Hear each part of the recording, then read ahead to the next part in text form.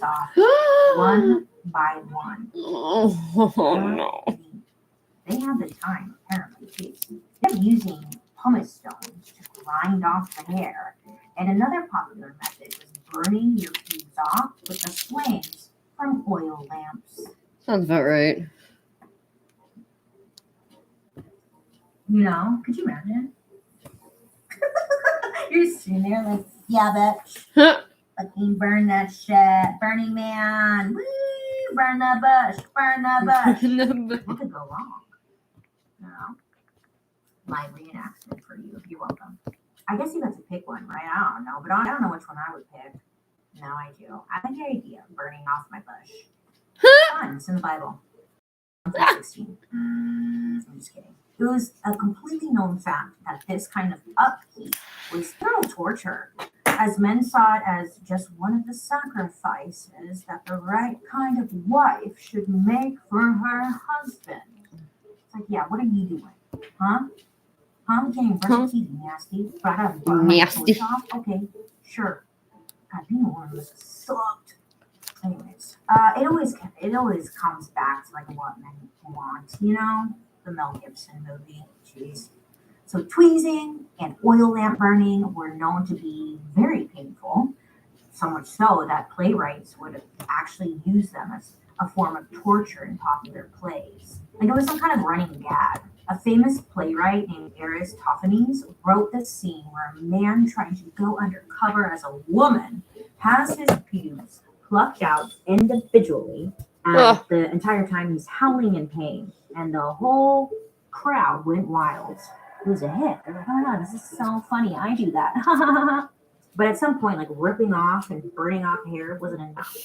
Someone got the bright idea to start messing with our God-given genes and try to like change our hair color. And in those early days, how they did it was pretty toxic. Literally, it still freaking is. Now, have you ever bleached your hair, Joan? Oh, Paul. I know Paul has. He died. Le bouillon concentré Campbell's a plus de saveur. Vous pouvez augmenter l'intensité de la saveur, la diminuer et modifier le mix jusqu'à ce que tout soit parfait. Le bouillon concentré Campbell's. Trouvez votre idéal de saveur. Sweet. I think from hair bleach. And so, sometimes it burns, and you're just sitting there like 2 more minutes, but it's like burning your scalp off, and you're like. Most Yeah, things I sometimes. fucking sit through it. They Most start of the fucking time, like cheering I was like, rhymes. the pain, I could take it. Anyways, ever wonder where that came from? Bleaching your hair, not the pain. It's a shocker. It was actually Queen Elizabeth the First. Fun fact for you there. She brought it to the upper class masses. Now, Queen Elizabeth, super popular. Okay, everyone loved her. Everyone wanted to be her. And I guess she had some strawberry hair that everyone was like, I want that hair color. I want to be like her. They just want So a lot of money. times it would mix together in a little potion of rhubarb juice and oil and vitriol. Rumor has it, this shit was a painful mixture. So they would paint it onto their heads. I'm painting my head right now, if you don't know. Great. And it was said that this was an excruciating process that was extremely corrosive to the hair and also the skin. Well, that's because, turns out, rhubarb juice and oil of vitriol is better known today as sulfuric acid. Really? You know her? Yeah, so they were dumping sulfuric acid on their heads, and I guess whatever hair didn't fall off when they were done would be blonde. Gorge, love that for you. Okay, got the new haircut. It's all burned off. You got a couple. It's all burned off. Over here. It's cute. Love that. Yeah. Between Cleopatra, those Greek goddesses, and the Queen Elizabeth, the expectations are pretty set for women to do whatever it takes to keep their hair off of their bodies and maybe even changing its color. Okay, just be pretty. We don't want you ugly. No, Now, when we get to uggos. America in the early 1900s, there's another big surge in hair removal for women. Isn't it nuts that our skin is our largest organ? So, with that being said, Apostrophe is here to help us give it the love it deserves. Apostrophe is an easy-to-use online platform that connects you with an expert dermatologist. Process be the same, and this code is only a few up. never showing skin, very modest, you know? It was like standard to wear tights, long skirts, dresses, covered, bitch. But then again, during World War One, there was a huge shortage in nylon. I guess these men were just out there fighting, wearing corsets, nylon. You know, it's wild. They were looking hot while doing it. But they were banned. Shortage, nylon. Nylon, if you don't know, was used to make tights or stockings. It's unclear what they needed the nylon for in a war, but that's a question for another day. Either way, this left women shit out of luck because now tights were ridiculously priced, or just like inaccessible, really. But hemlines at the same time were also starting to rise. People were showing a little bit of the knee, baby. Ooh, you know? And this was all taking place during the Roaring 20s. So that ankle was out and everyone was seeing it. And no one wanted to see a hairy ankle. Ugh, gross. So the problem was that the term shaving was associated with men and the practice of shaving their faces.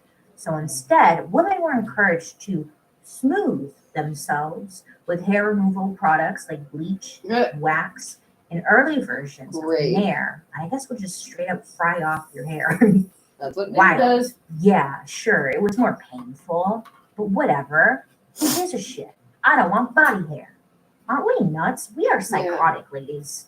Anyways, in 1915, the first ever female branded razor came out. And this was called super comfortable. Milady Like cobblestone Decollete. streets to walk down. Oh, milady.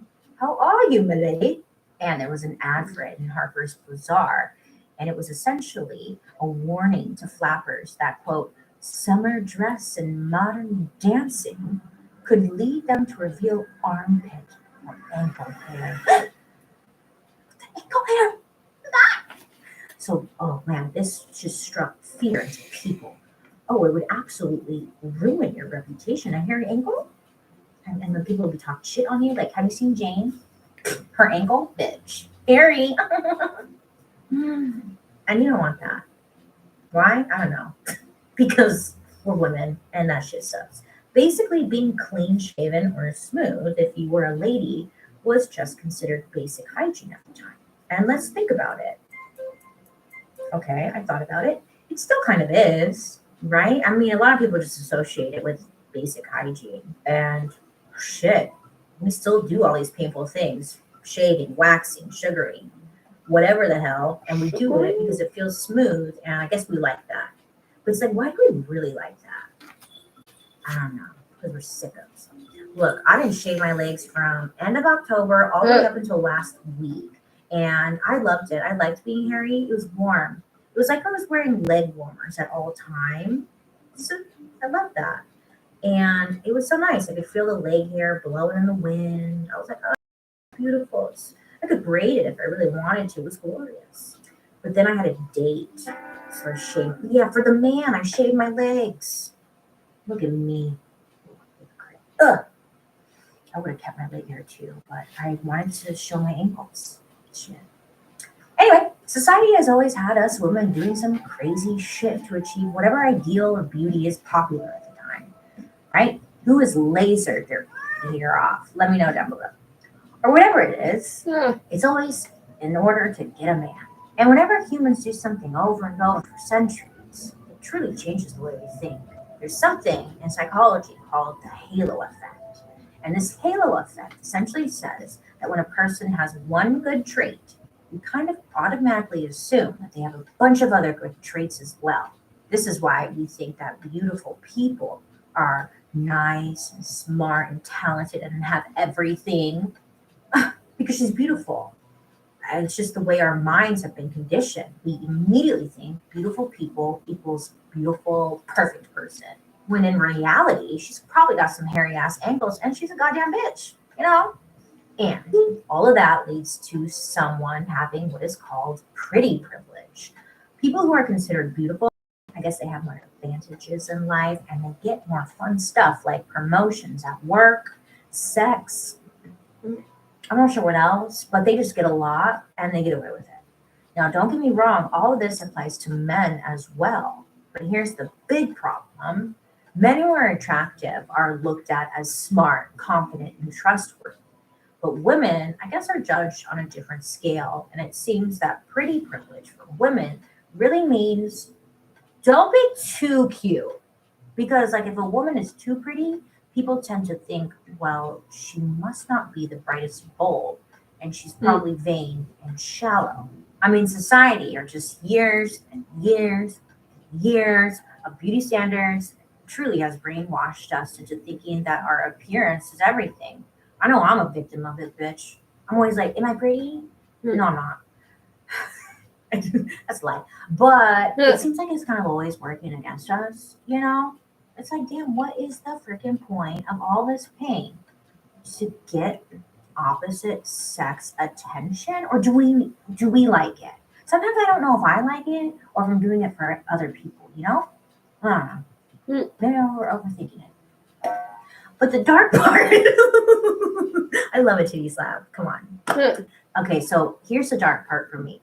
Is that I know, at least for me, I can only speak for myself here, is that this stuff is always in the back of our heads, just noodling around. It's like, put on that corset, put on that makeup, be smaller, your feet fucking suck, you know? And I'm like, geez, Louise, brain, like, where are you coming up with this?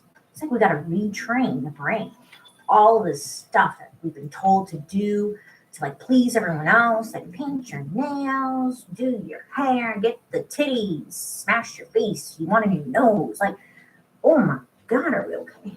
I guess the takeaway is that beauty standards, they keep on going, right? And they have a very shady past. And the question becomes, are you really doing this for you, or are you doing this for them?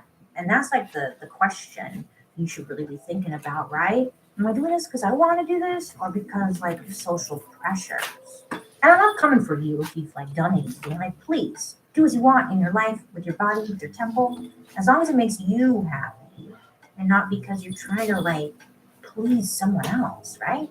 And the answer to that question should tell you everything you need to know, you know? It's like, sounds kind of Barney to be like, you know, do it for you, not anybody else. But really, it's like, challenge yourself to think about if you're noodling on something. Like, sometimes I get really, never mind, I won't go into all my, like, where I nitpick myself about, but it's like, why am I thinking this way? Because we've been taught, bitch. That's why. That's what I'm trying to tell you. Ugh. Anyways, speaking of beauty standards, I feel like it's a total crime how much I spend in nail salons. You know, I kind of live there sometimes. I always like to get my feet done. I'm a foot person. Anyways, but I always wondered, like, there's nail salons everywhere. It's like nails. The ideas of nails, nail art, nail. Where does that all come from? You know, it's for sure a luxury that we all tend to take for granted. But it's like an affordable luxury, really. But I wanted to know more. What's up with nail art? What's up with nail polish? Nails in general. I want to know more. So I decided to find out. And this rabbit hole quickly became one of my favorites I've ever gone down. With each new thing I learned, my mind was completely blown. The history of nail salons is juicy, and it's got everything. A horrible dictator, an A-lister from the golden age of Hollywood, and the inspiring story of some refugees who built a life for themselves in America out of nothing. So come back next week for the dark history of nail salons. Random, but let me tell you, it's a journey.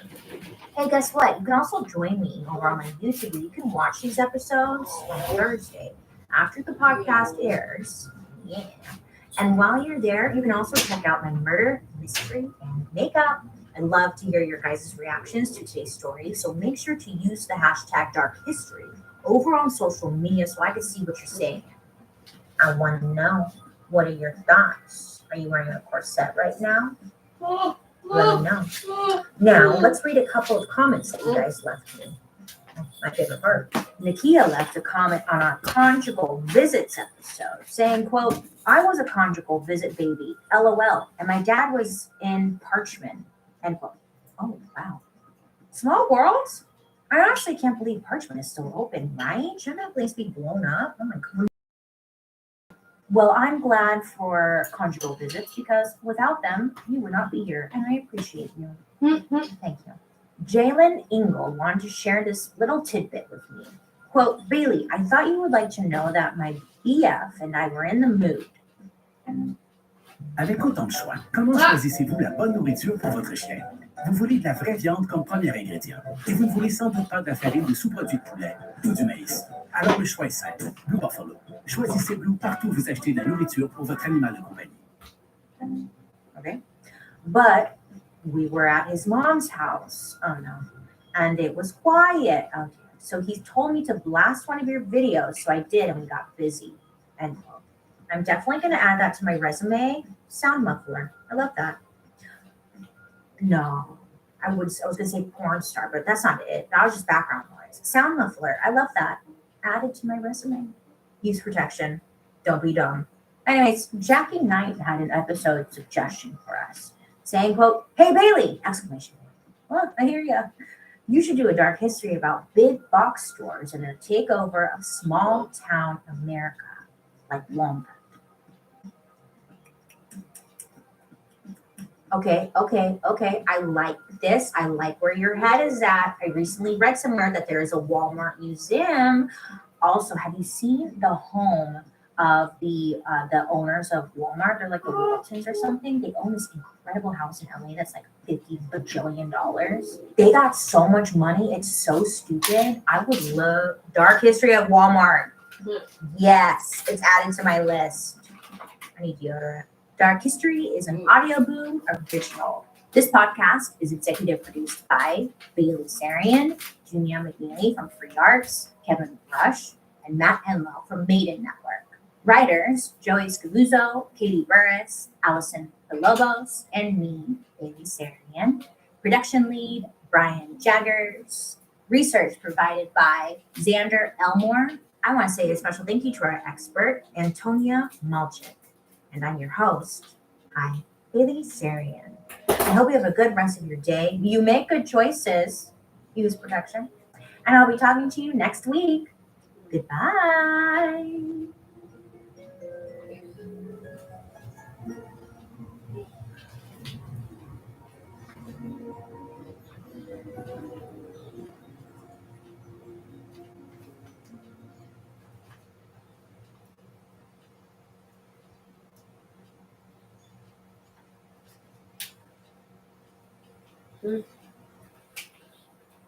Oh, c'est tellement simple d'imprimer chez Bureau en gros.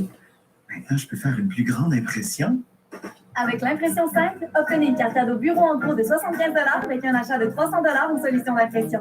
L'impression maintenant tout ça? Découvrons ensemble. Enough attention to what would be good for us, separate from what other people think we should be doing. But I also don't even think many of us know the answers to those questions. Not all the time, but about a lot of things. Like I know deep somewhere, I know that I love to draw, that I'm at peace when I'm drawing and painting. I haven't done that for a really long time. I'm too busy, to your point, of being too focused. But I know that that's something that preference-wise I love doing. But then the question, should I make my career and my life about that? The only way I knew how to answer that was by speaking to lots of people who said it's very difficult to become an artist. Here's the path. It's probably going to be hard to make any money. So keep it as a hobby. But knowing just based on my feelings what to do, I wouldn't have known what to do as a young person. And so I think that's part of the problem, is that it's not just that we're silly for kind of paying attention to others. It's also that I don't even know if we know in isolation without those inputs what the right kinds of paths are. You said about putting me in a room and leaving me with my thoughts. That sounded like hell. It does, yeah. And I remember reading about the studies where people would rather take an electric shock than to sit idly on their own. Yeah. And they tested people and they said, would you rather take an electric shock or sit here for a couple of minutes on your own? And people took the... It's a brilliant study. I mean, the way they set it up is brilliant because they get you to sit in this room, and they do it with men and women, they're mostly college undergrads. And they say to them, you're just going to be sitting here for half an hour. There's a little machine in the corner. It delivers electric shocks. They've tried it already, so they know it hurts. It doesn't feel good. And they're told, you can sit with your thoughts, or, the machine's there if you want to go and use it. Which is a bizarre thing to say to people. And they sit there for a while, and time passes. And the vast majority of them go, I think it's 2/3 of them go and start playing with this machine. It's so aversive to just sit with our own thoughts for even half an hour that we need stimulation, even if it's negative stimulation. And you wrote a book about this subject matter about addiction and screens and all of these things. This sort of incessant need for distraction that we seem to have developed. What was your biggest sort of takeaway and learning from that process of putting that book together? I think the biggest thing for me was I'd always imagined that addiction and the need for this kind of stimulation was a sort of personality thing. Like you either have that personality or you don't. But I became absolutely convinced by not only by the book and what I was researching, but by understanding how many of us fall prey to these devices, that this is universal. It's just about being human. That if you know how to push the right buttons in a human, you can turn that human, as you can with rats and monkeys and other animals, into a bit of a fiend for whatever the thing is that it needs. And the people who design the platforms that we use are so good at that job, and they have so much data to perfect what they've done, that ultimately the platforms they design for us are like crack. They're very, very difficult for us to resist. You talk about in Drunk Tank Pink how people behave differently when they're in the presence of others. And I found that really, really curious. Could you just give me a flavor of some of the studies and insights you gained from that? Because that kind of links to what you were saying there about how living behind screens might decay our humanity a little bit. Yeah, well, I think part of it is just that the best versions of ourselves come out when we're around other people. We are much more likely to be civil and decent to other people when they're around, when we see them, when we spend time around them. That kind of shared social space is really important. It's also really interesting when we're around other people. We tend to default to the thing that we are most likely to do in any moment. So there's a lot of good evidence with this. Like if you take a champion cyclist, you put him or her on a bike, a stationary bike, that person will go faster in the presence of other people than alone. And there's something about this kind of, they call it latent energy. This is a very old psychological study. It talks about latent energy that is liberated from us when we're in the presence of other people. So if you're trying to learn something new, you imagine you're in class at school and there's a teacher who's staring over your shoulder. That's terrible because we don't really know how to take on board new information. We're just overwhelmed by the cognitive load of that experience. But if it's something you're good at, you will be extra good at it in front of other people. It's something about being energized by others. So if I work out with someone, I'm more likely to... You'll lift more, you'll run faster, and so on. Ah, Pretty reliably. In that book as well, before we get on to being unstuck, there were some other things that I found really curious that I was keen to ask you about. That was your first book, Drunk Tank Pink. You say how our names have a huge bearing on our outcomes across various facets of our life. Yeah. It's quite shocking to me because our name is something that we don't choose, and it seems to be so simple and slightly irrelevant. Yeah. It's true. I mean, there are lots of different ways names influence us. One of these little demonstrations that I do when I give talks on this subject is I'll present the letters of the Roman alphabet, the 26 letters that we understand to be the letters in the English language, and I'll ask people to think about their 3 favorite letters. And then I say, now put your hand up in the room if one of those at least was the first letter of your first name, middle name, or last name. Almost every hand goes up.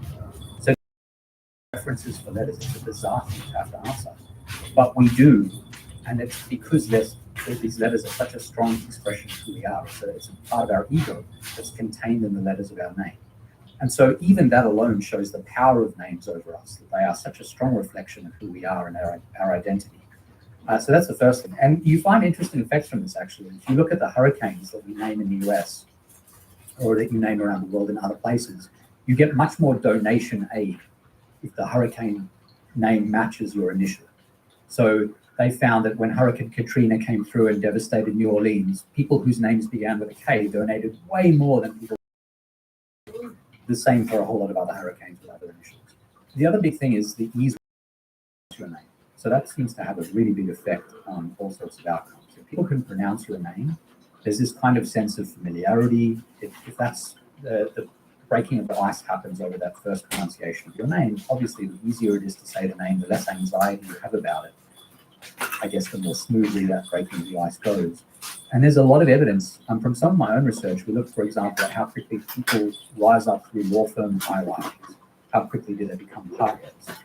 And there's a period in the middle of careers, like about the 10th to the 20th year of a career for a lawyer, where there's a premium. You're much more likely to become a partner, several % more likely to become a partner earlier if your name is pronounceable. And I think what's happening there is if I'm a partner at a firm and there are a whole lot of young associates, and I'm trying to put together a team, if there's someone with a name that's easy to pronounce and someone whose name I'm anxious about pronouncing, I don't know how to pronounce it, I will default to the one who's easy to pronounce. Damn it. I'm not trying to be rude about it, but in that moment, it just seems easier. It's the path of least resistance. And that's Is there not an element of discrimination and prejudice associated? The name was easier to pronounce. It's probably familiar. It's therefore probably culturally. What?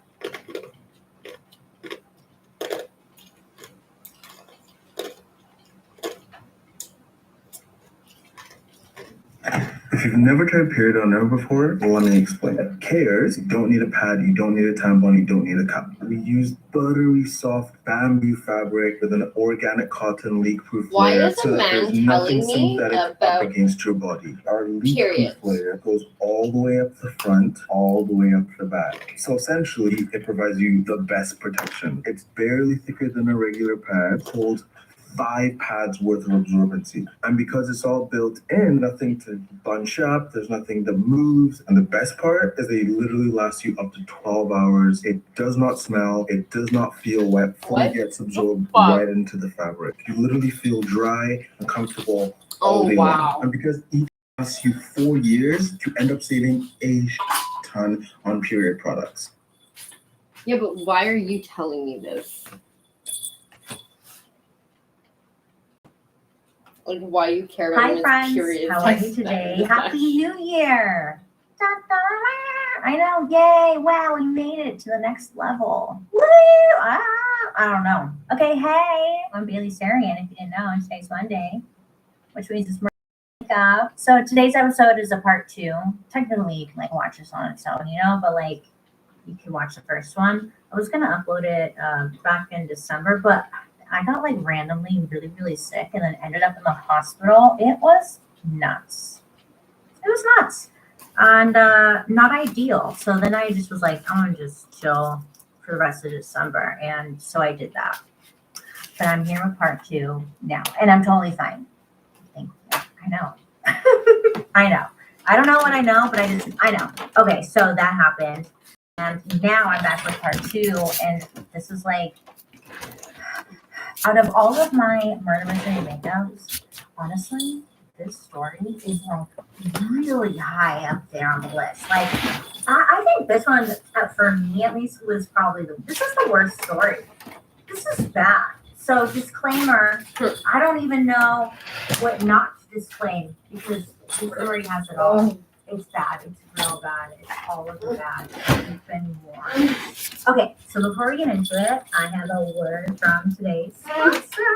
Hi guys, just popping in here really quick to mention our sponsor, Melt Cosmetics. Melt Cosmetics has been a really good team of working with, and they reached out with the opportunity that I thought would never come. Oh my gosh, I was like, what? And I am so excited to introduce the collection that I got to do with Melt Cosmetics. Now this, first of all, is available right now, okay? I've been working on this for quite some time, and I just wanted to create like a palette and a collection that I wanted to use, okay? I wanted all matte, like I knew what I wanted. I was like, here's what I want, all matte, okay? All these creamy, rich colors, something different, like give me that like grunge, baby poop looking colors, okay? Like that was what I wanted. And Melt Cosmetics gave that to me. So we have the Fatally Yours collection, and the Fatally Yours eyeshadow palette comes with all these beautiful shades. There is this really fun, all of the shadows are named after a poison because I was kind of feeling the whole or the something being so beautiful but so poisonous. Like that was kind of the I was going for with this. Sounds silly, but let me live. Also, we have individual items. There are 4 different lipsticks, vegan, cruelty-free, creamy, beautiful color payoff. I love the lighter shade because I use it as like a mixing medium. I want to tap it on the center of my lips with the darker shades. Plus, the cute part is that the bullet on the lipstick, it features my lips with my piercing on the teardrop, and then it has the signature like plaid all over. I didn't even want to use it. I was like, this is so cute. I love this. So then there's the Deadly Kiss Liquid Set Lipstick Minis. Now these are liquid lipsticks, and they're the minis, which I like because, you know, you don't have to commit to like a full size. I really love the lighter shade because, again, like I use that as a mixing medium to tap onto the center of my lip. So like for today's lip, I used Weeping Fig all over, and then I tapped Foxglove like on the center, and it gives you just this little like, ooh, it's fun, like play with it. It's just washes off, so like live a little bit, but you're gonna love them. Also in this collection, there are 2 gel liners, the Onyx gel liner and Nightshade gel liner. Both are vegan and cruelty-free plus mouth-free. The Nightshade gel liner specifically, it looks purple in the pot, but I promise when you start playing with it and it dries, it turns almost indigo. Also, there are 2 glitter gels available. We have Wisteria glitter gel and Boomslang glitter gel. Wisteria looks like a disco party on your eye, and then Boomslang is like snake vibes or like leaves, but I was going for garden snake. And also on top of that, there is a Fatally Yours bag. Come on, it's so cute. It also comes with a long hook if you want to wear it as a side bag. It's perfect to put all your products in. It's cute. Wear it out. I've been wearing it like just wherever. You know, it makes like a little bag. It's cute. Plus, I love carrying it. It's a little heart. It's available on meltcosmetics.com right now. And I really just hope that you guys love it as much as I do. I am forever grateful for this opportunity. I can't say thank you enough to you guys for being here and in my life throughout these years. It was really, I hope you really like this collection. And again, a big thank you to Melt for wanting to partner. I'm so thankful. So I'll link down below where you can get this, meltcosmetics.com. But other than that, I'm gonna do a look using the products. Okay, so let's go. Snowtown Market. So in today's video, I'm gonna use the Melt products and create a fight. I wanna do something like fire is what I'm trying to say. Fire. Okay, great. If you're ever curious to know what products I'm using, I'm going to list them down below, okay? Great. So here we go. Welcome. We're in the year 1997, and we're in the town of Adelaide, Australia, where John Bunting had already murdered 5 people. So John had 2 sidekicks to do the murders with him. His BFF, Robert Wagner, and his stepson, Jamie Vlasakis. That's John's stepson. John had brought them in to like help him kill anyone he considered a quote unquote pedophile. But then John got bored of that. And then he decided to like widen his demographic, going from just killing pedos. And now he was like, well, anyone who's gay, trans, overweight, disabled, or someone he determined was quote unquote ugly, this was now his target. As you can imagine, the rest of the story is a shit show. So 5 murders had already happened, and there was a common thread between all 5 victims. They were all linked to a woman named Vanessa Lane. Now, Vanessa was, to be honest, like, she was not a good person, okay? Actually, you could probably say she was terrible, a demon, depending on how you look at it. She, and I'm not making this up, she was pretty high up in an underground pedophile ring. Yeah, and it was like in Adelaide. When needed, Vanessa would like go out in her town and look for teenage boys who appeared vulnerable, you know? She would go up to them, befriend them somehow. I don't know how, you know, she would make some big promises to these kids. Look, in the end, these kids would be auctioned off to the highest bidder in this pedophile ring.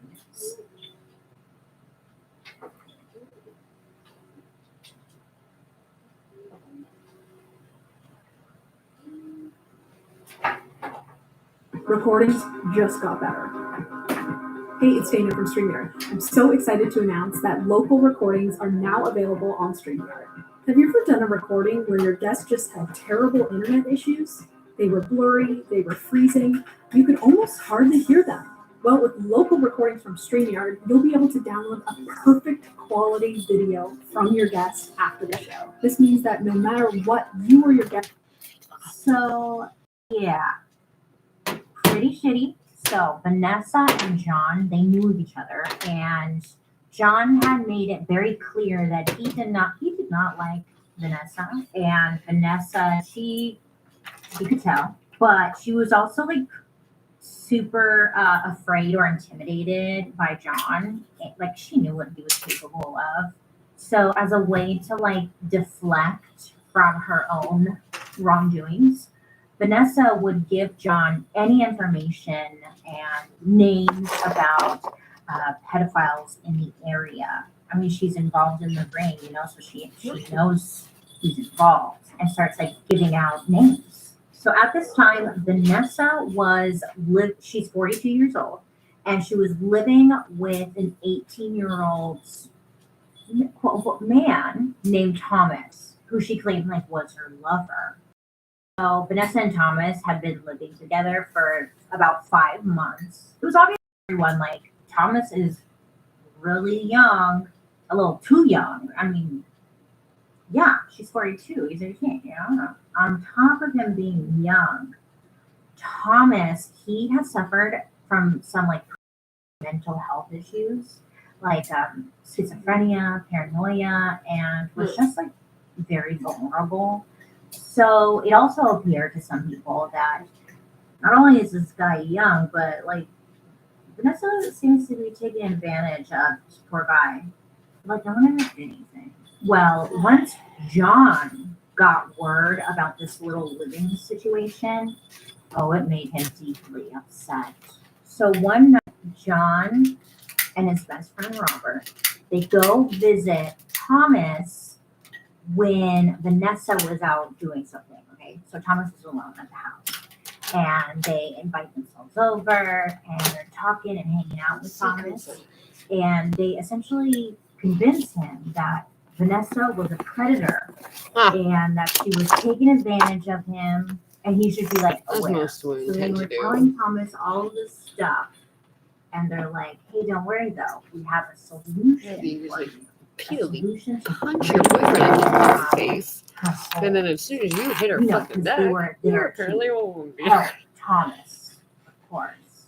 With some convincing, they get this poor young man to participate in their plot to murder Vanessa. They're going to murder her. On October 17th, 1997, John and his best friend Robert arrived over at Vanessa's house where Thomas was at, right? So the guys, they get right into the house, and when they're inside, they just like completely ambush Vanessa. They got her in like a chokehold. They like are holding her down and just start beating her. Then at one point, someone grabs a roll of like the gauze bandage, you know, like the roll. It gets shoved into her mouth, so she's like gagging and choking. This is when Vanessa like is looking around for Thomas, and she realizes that he was in on it. Like he was helping the guys.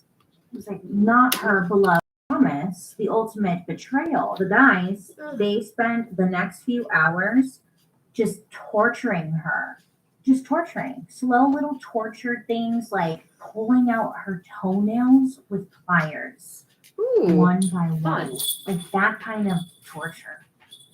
They were into this. So the guys forced Vanessa to call up her mother, okay? During the phone call, it was said that her mom could tell something was wrong just based off of how Vanessa sounded. She just didn't sound right. Vanessa like wasn't saying, and she could also hear Thomas in the background. So it was like, maybe I'm just overreacting. It's probably nothing.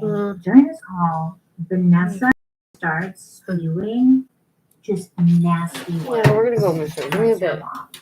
Just being nasty, like saying F off, never speak to me again. This beauty blender is my phone, I guess. Never talk to me again. Not only that, she was moving to Queensland and that she should never come looking for her. And then bam, like hangs up the phone. So after the phone call, the three guys then continued to torture Vanessa until she eventually gave up all of her bank account information. So once they got this info, they felt that No house. she was No having really no use to them any longer. So John, who was the leader of the pack, ended up strangling her to death. Then afterwards, they end up taking her body and they laid it down on like the area rug, and they ended up rolling up the rug and just like leaving it rolled up in the living room. And then the guys just took off. So here's another super messed up part. So around the time Vanessa made the phone call to her mom, you know, like cussing her out stuff, the guys also made her make another phone call to her ex, who Vanessa was still very close with. And on this call, Vanessa asked her friend to come to her house a couple times a week, pick up her mail, and then feed her dogs. She was going out for on holiday. And she would be gone for a while. Like I said, she's super close with her ex, so it wasn't like. It's called anti-pollution serum. It's fucking black. Like, not for black people, like black.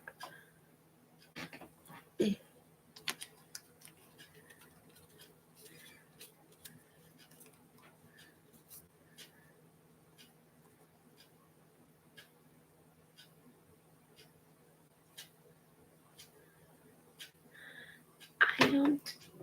It is Avon, so that's also not great.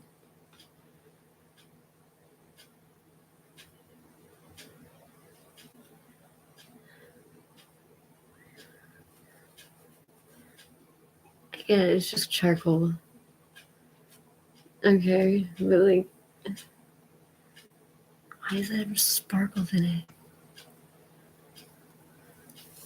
Okay, whatever. Let's go for it. A weird, it was normal, you know? So the friend totally agrees, and she's like, yeah, whatever. And as the weeks go by, this friend would go to her house, get her mail, Vanessa's mail, let herself into Vanessa's house because she had a spare key, feed the dogs, put the mail down, you know, and then head out. But listen, because for this friend to walk from like the front door to the kitchen area, they had to step over that rolled up rug. The rolled up rug that Vanessa's body was in. Literally, this friend was stepping over her for weeks. I was like, what? Oh, for fuck's sake. Okay, now we fucked it all up. Good job. Okay. They're going to murder her. On October 17th, 1997, John and his best up a missing persons case and then head out. But listen, because for this friend, her beloved, the ultimate, yeah, she's 42, he's 18, you know. On top of him being young, Thomas, he has suffered from some like pretty severe mental health issues, little torture things like pulling out her toenails with pliers. Okay, yeah. This. So the guys forced Vanessa to call up her mother, okay? During, like, wasn't the background. So it was like, maybe I'm just overreacting, doing just nasty words towards her mom. Just being nasty, like saying, F off, never speak to me again. This Weed Blender is my film, I guess. Never talk to me again. Not only that, she was moving to Queensland and that she should never come looking for her. And then bam, like, you know what? There are people. So after the phone call, the three guys then truly genuinely believing torture Vanessa UFOs and she aliens. Eventually gave up all super of her cute at account first. See a information. bunch of old So retired guys. once Who they are just like, got this info, this is they the felt moment. that she was I told you I'm not no use to crazy. them any longer. It was very So cute John, at first. Now fucking who was the leader of the pack, fucking annoying. ended up strangling her to Ridiculous. death. Then afterwards, they end up taking her body and they laid it down on like the area rug, and they ended up rolling up the rug and just like leaving it rolled up in the living room. And then the guy just You know what? Just out of took off. curiosity. So here's another super messed up part. Like, just out of curiosity. Let's see. That stupid, shitty nonsense is on the radio. Oh, kitchen hasn't started yet. I think it starts at 10. US. So I don't know that each of these cryptocurrencies really is going to survive the long haul. So one of the risks inherent within the fund is that some of the funds within the funds are going to go down as they compete with each other. This isn't necessarily the same sort of ETF that could exist if you wanted to watch, say, the banking industry, where while they compete with each other for customers, they're not really in the business of knocking the others out of business. So is this the first step towards something, or is this still Bitcoin A and big these nothing burger. cryptocurrencies still a bit of the Wild West, but a little more, as you said, respectability? Yeah, it's still the Wild West right there. The Wilder West, but you know, I'm trying to figure out what exactly the killer app is for this, right? So, you know, it's obvious what the value of money is. It's how we get paid. It's how we pay for goods and services. It's how we denominate our entire lives. I don't see cryptocurrency at that point yet. So Yeah, you no, know, I if don't it's even going want to to come put along bank and replace account. money, you have to convince people why this thing is better than money. It's, you know, except for maybe carrying a little bit of Canadian Tire money in your pocket, you just don't carry multiple currencies. I think it's in crazy this that people country. bought into it You not carry once a but different twice. currency if you're traveling, but Because then you only carry the market that crashed the currency. first time, and then You the know, second time it really people has to come up rebought with into something it. better than just, hey, it's anonymous or it's got the blockchain technology built into it. They're And the I smartest think that's people in the still years world. off. Bill Gates and So Elon Musk. today's Thank announcement, you. I mean, it's a step in that direction, but it's not Guys are something that is ridiculous. monumental, you think, in the days that we're going to trace the progress of Bitcoin and cryptocurrencies. I think that we'll maybe look back and say, hey, that was a turning point. But, you know, that's the thing with turning points. It's the same thing when you and I talked about recessions and things like that. You don't necessarily realize it when it's happening. You only realize it after you've gone past that point. So if you want a bad analogy, it's kind of like you don't realize that you've reached the peak of the mountain. Why would I want a bad analogy? All right, I understand that. And is there any more information on this recession that people have said is going to happen? For 5 years, I've been hearing about recession. We might be in a small R recession right now and not know it. Stagnation. Well, Quebec is, but that's because they have some really bad policies being put in place by their government. But I don't think Canada is right now. And again, even if we're on that fear for his precipice, life. it would be so mild as to be almost imperceptible. People that are losing their jobs are going to say recession for sure. But you know, the rest of us, we've just been Stagnation. affected I by think he's inflation printing and money. We're in interest rates stagnation. more than we've been affected by an economic Year and a slowdown. half. I They've been like recession. afraid Recession to coming. ask, but Recession you will said be it would here. be available if the Recession would be Buffalo Bill game terrible. is No, over. recession Clearly, would it is mean that over. we go Buffalo back to has normal. won.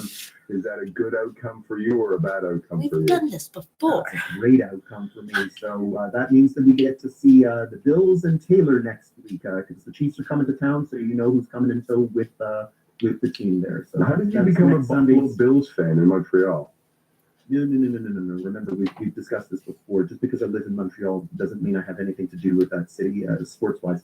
I grew up in London, Ontario. So Okay. you know, half that city are Lions My fans. The other half are apologies. Bills. Montrealers are listening right now, and let's give out your email address.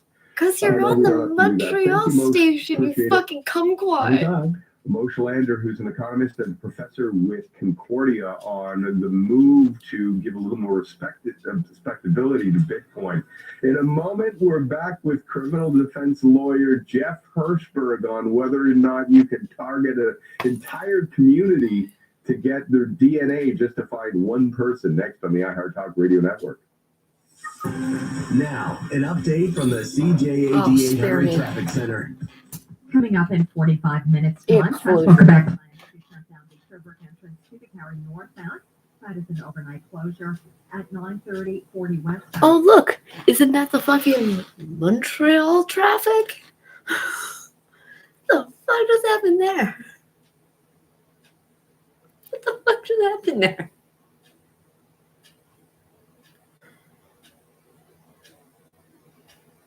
They even said Quebec. They never talk about Saskatchewan.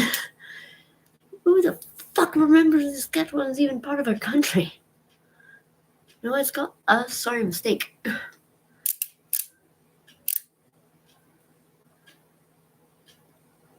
Miss Brisol taught me that. I thought she hated me, but turns out she's a bitch to everybody.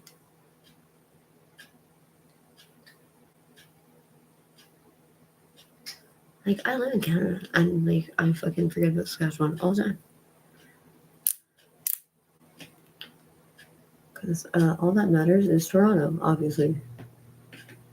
And all their Toronto problems. Everybody stop, because Toronto is upset again. First they get upset for taking down the trees. And now they're upset because there's too many trees.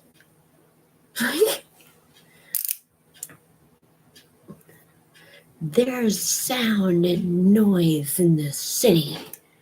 I don't like the noise. Fucking don't move to the city. Not like it's cheaper. Like, fucking dipshits. Is there like a raving party going on? No. I can't get mad at someone for walking in their apartment in the city after 11. And go to their fucking landlord because your fucking lesbian girlfriend's upset.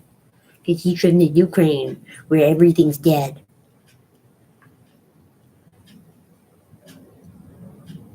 Fucking wasteland of frozen tundra.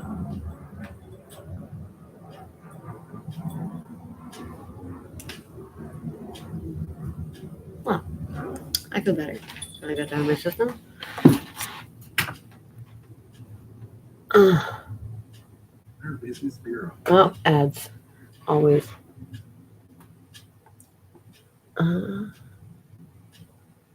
BlackRock. Tights. Bank of Canada. Why Ontario residents buy property in Quebec. Broker on why mortgage troubles in Canada are just starting. There we go. So around the time Vanessa made the phone call to her mom, you know, like cussing her out stuff, the guys also made her make another phone call to her ex, who Vanessa was still very close with.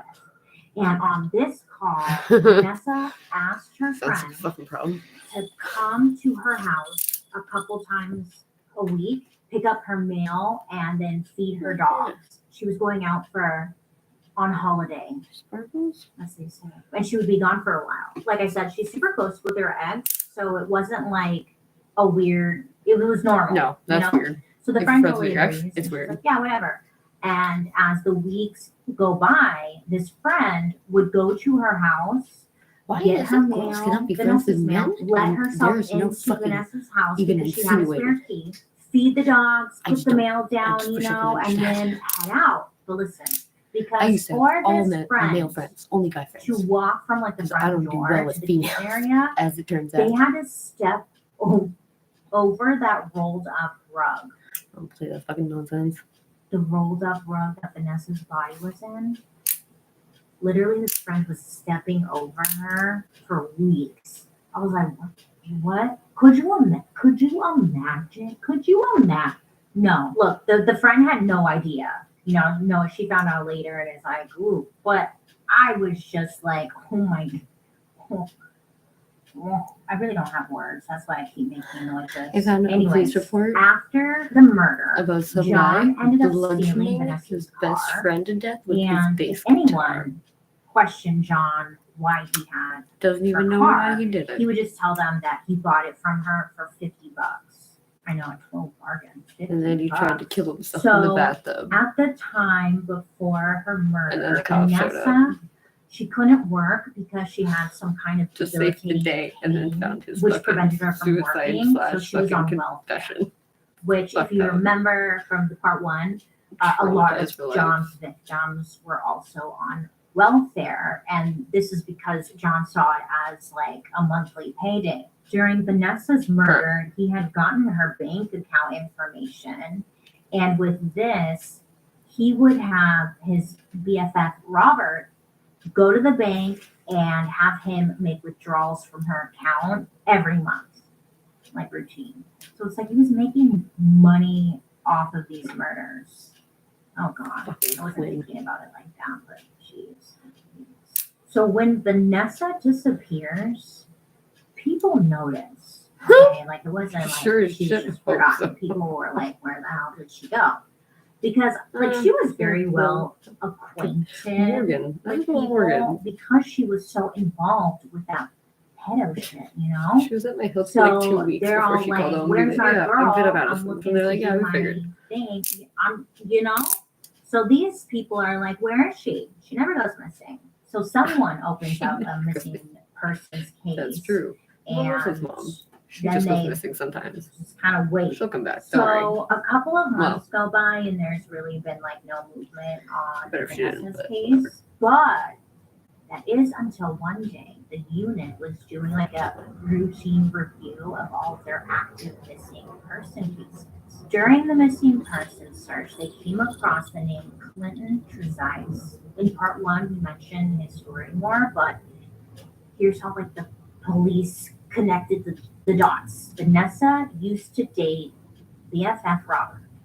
During their relationship, Vanessa also dated Clinton Trezise. So police are like, okay, let's look more into this Vanessa person. You know, maybe she knows where Clinton is. And that's when they realized that she too seemed to be missing. Okay, so this was interesting, right? So the missing persons people, they do some more digging, like snooping around. And they end up looking into Vanessa's bank records. What they find was that money was still coming Why didn't out they already of do that her if she was like account already known to be every missing? single month. And it was happening at the very same ATM machine every single time. So they're like, Fucking okay, if we're idiot. looking for Vanessa, then they're most likely, you know, gonna find her here. And it's like, yeah, makes sense. So the police, they end up setting up a video surveillance situation at that ATM and they wait. So some time goes by and they end up collecting the surveillance footage that was set up and they get a hit.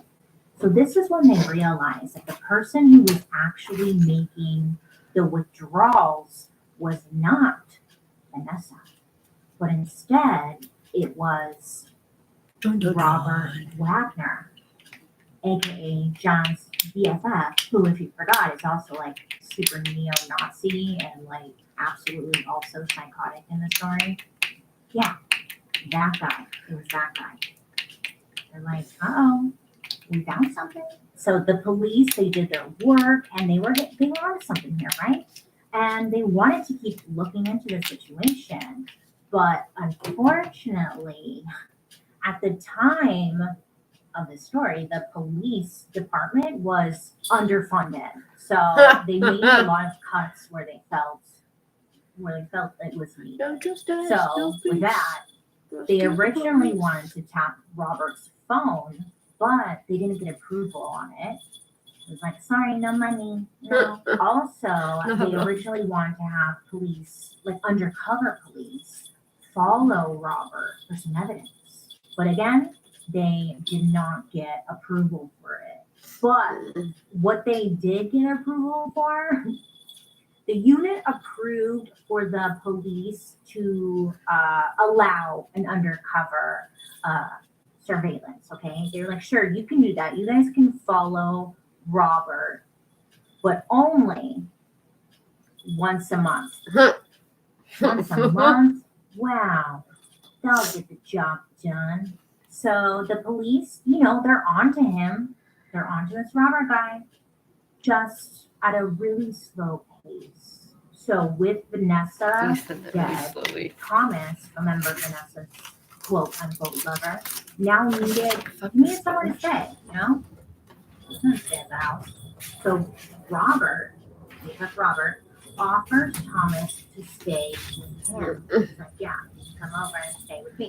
Some say Robert had taken him in because he really saw himself in Thomas.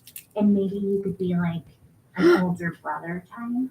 But Robert's actions say otherwise. So who knows if that's true? I mean, he may have also seen Thomas as like collateral damage for all we know.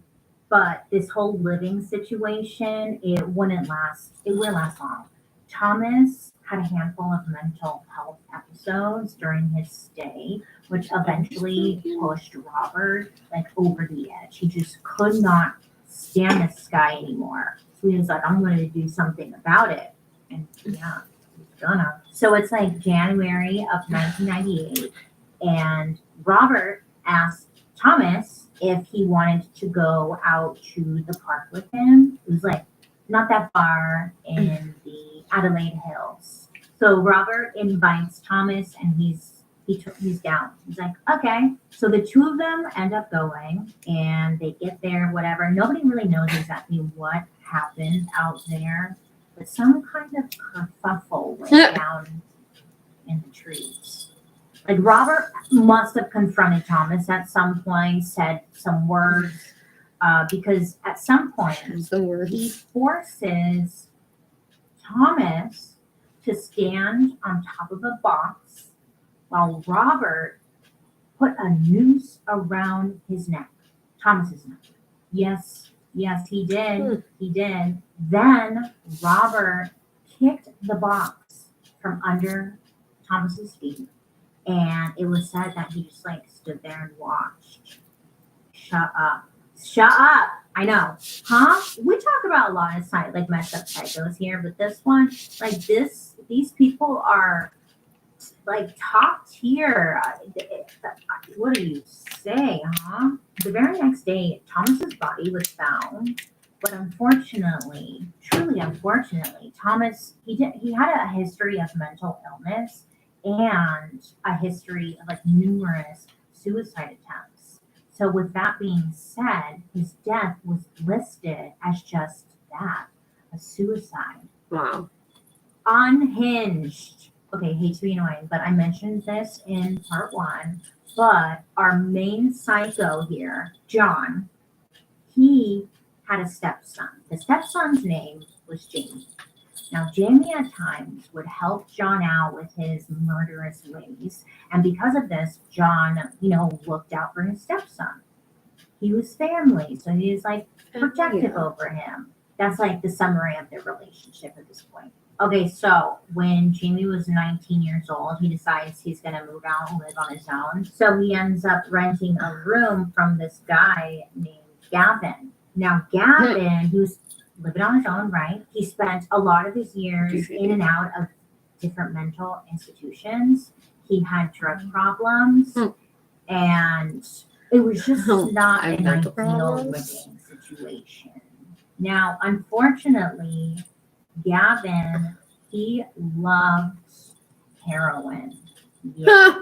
It was his thing, and of course, when he does it, or when he did it, he would do it like within his own home. With Jamie now living like a there, normal he fucking was person, like really junkies introduced have decency. It all. Dude, And it didn't take long before the two of them were shooting Pokemon drugs fucking together, like all the time. traumatized a bunch of fucking John people. kind of knew what was like Fucking really pass going out with fucking on needle in in your the fucking arm. house, and he absolutely despised this Gavin guy.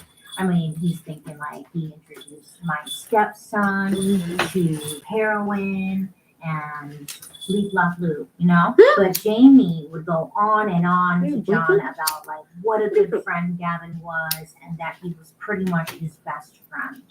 So because his stepson liked him so much, John said that he tolerated Gavin for as long as he could, but that really doesn't last long. So I guess there was this one day when John had gone over to the house to visit, his stepson, Jamie. So he goes over, and while he was there, John goes to sit on the sofa. But when his butt had hit the seat, he realized that he had just been stabbed by what seemed to be a used needle. I think any of us would be fucking pissed, right? John said this was the very moment he knew that Gavin needed to go. He had had enough. So here they go again. So on a night in April of 1997, Gavin, he drove home from somewhere. He drives home, he parks his car outside, and he falls asleep in the car. This was perfect though, because John and Robert were like right there waiting to ambush him. So when they see that he's sleeping, they're like, great, perfect, and they attack. The two of them, they jump on him, they are beating him up, and then they end up like driving off with him still in the car. Oh, side note, I know I like keep calling like BFF Robert and stepson Jamie, and like, but look, these nicknames, they help me. They help me because there's so many names in this story. So they drive off in the car. Look, I don't know whose car it was, but either way, it's John, BFF Robert, and Gavin all in the car. And John's driving, and he drives them right to John's house. In John's backyard, he had this pretty good-sized shed where they decided, okay, we'll hold Gavin captive in the shed. Yeah. So that's what they do. While in the shed, they just go off.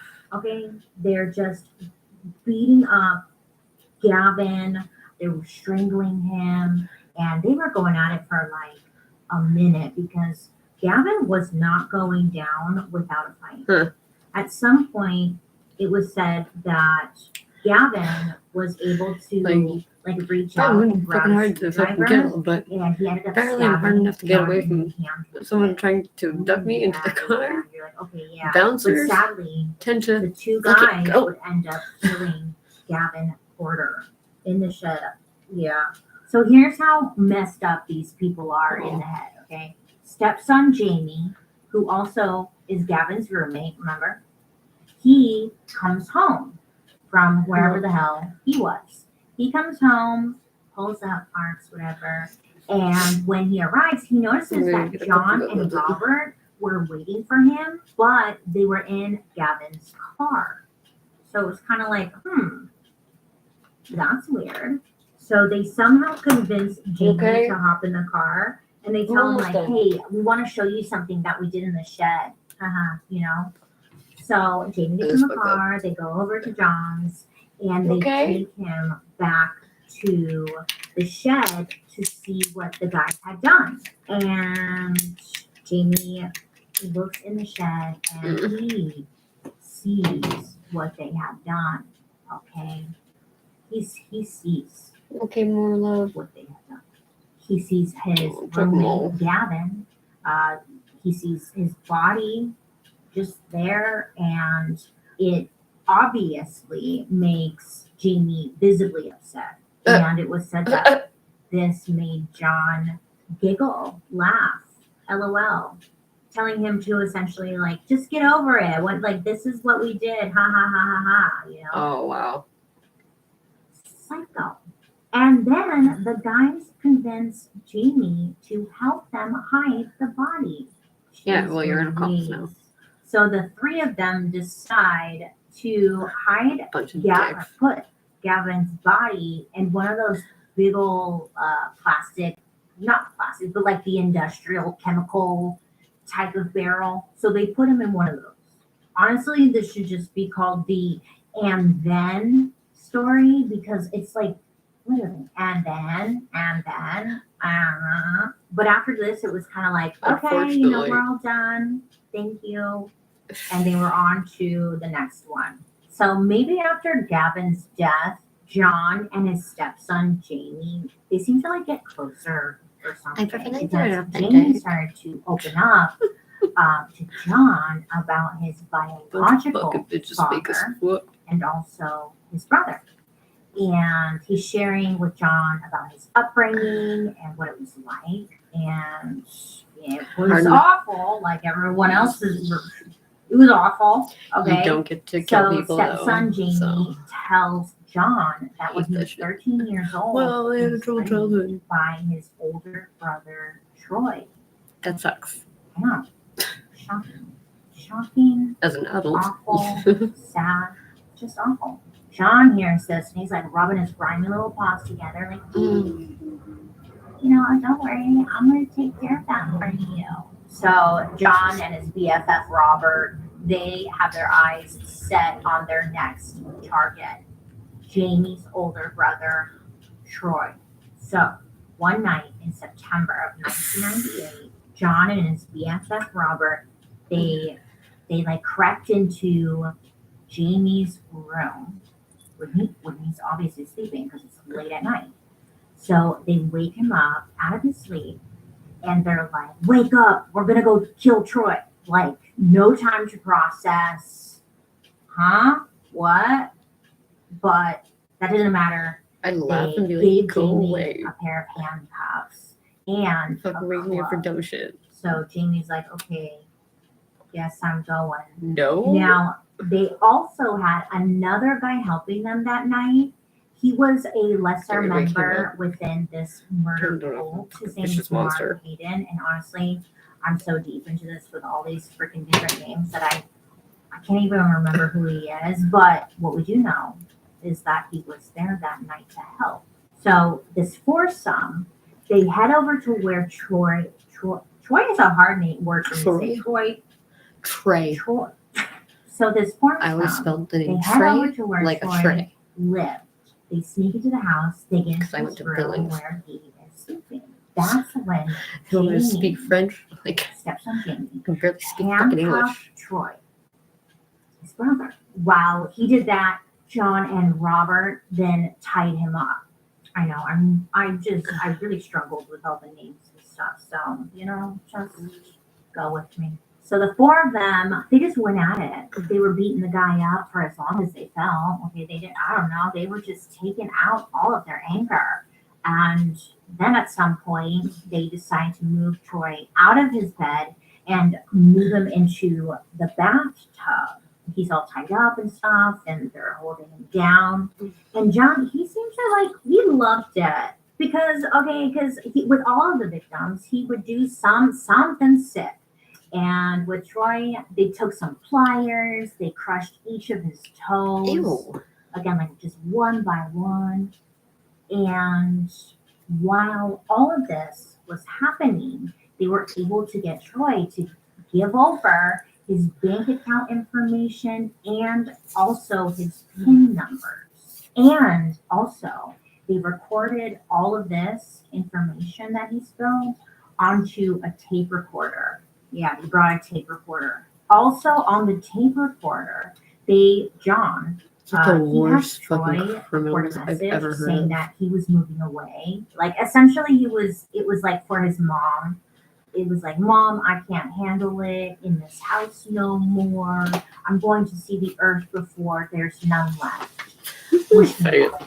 But into a recorder. So they get his bank info and the recording they need to send his mom if she's wondering where he's at.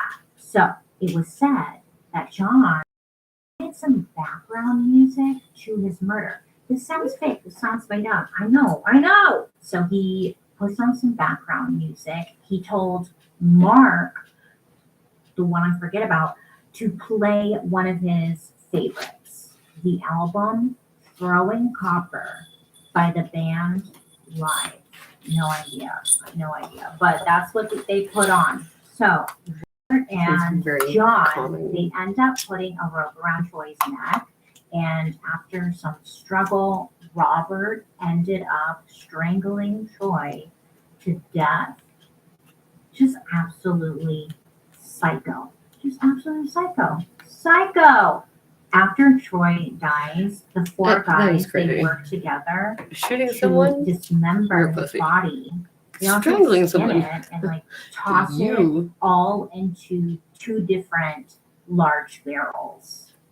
I just had the biggest brain fart. I'm just now realizing that Troy was technically John's other stepson.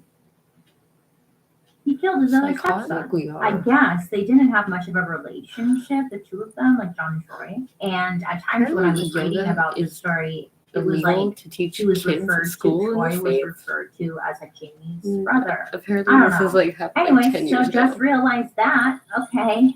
Alrighty. Sure. Great. I mean, out of all of the deaths, his was like the most dramatic. And listen, it continues. So one day, Forgettable Mark is having people over at his house. So the family's there. His 18-year-old nephew Fred is there. John comes over with his stepson Jamie. You know, they're all there, hanging out, chatting, people at the party, whatever. So at some point, Fred was walking across the room. Okay, he's walking, and Fred accidentally like lost his step, and he started to fall. So you know, what do you do when you start to fall? You reach out and try to grab something. At least I do. Whatever. But that's what Fred does. He reaches out, he's falling, he reaches out and he grabs something near him. And it turns out it was Jamie's leg/knee. Like Fred had rested his hand on it.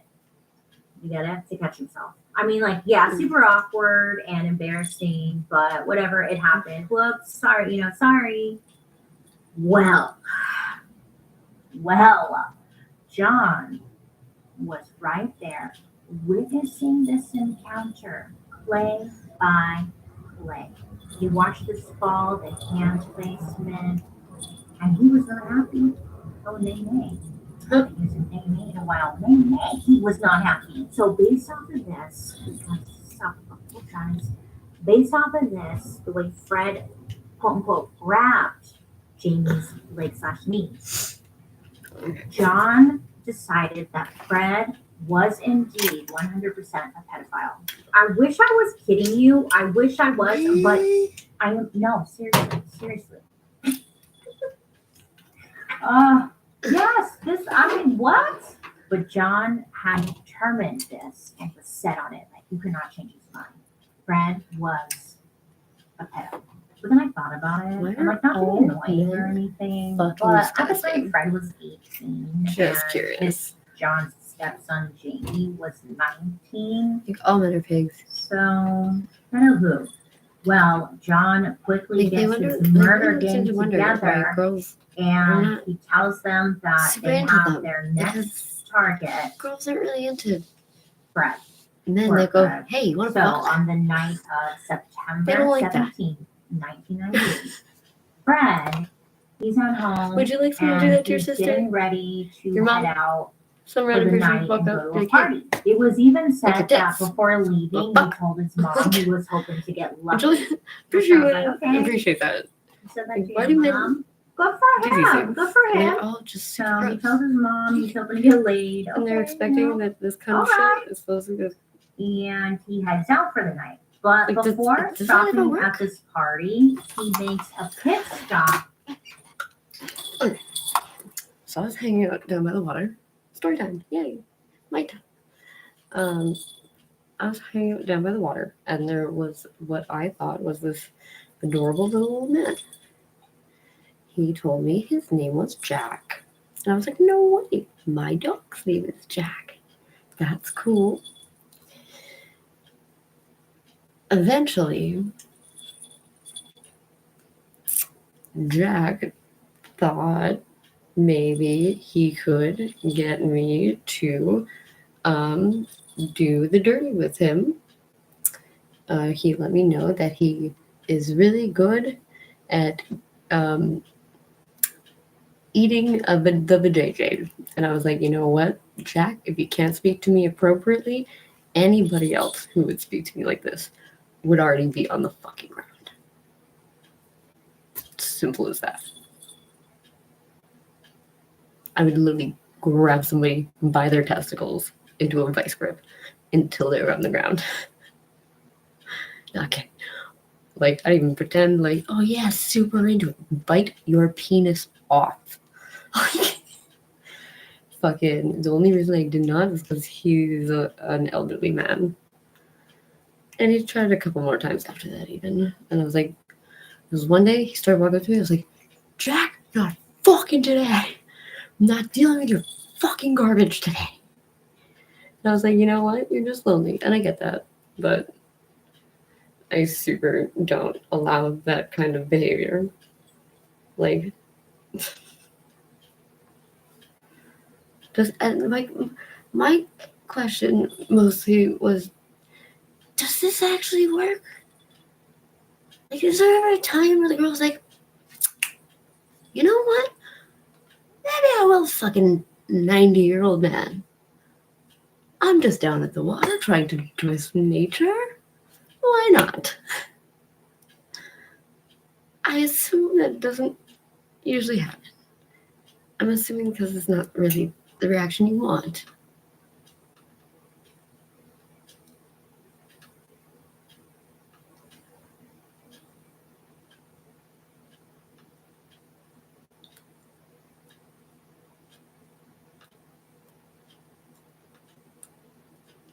It sucks though, only because all my friends are guys. I can do one. I can be friends with a female.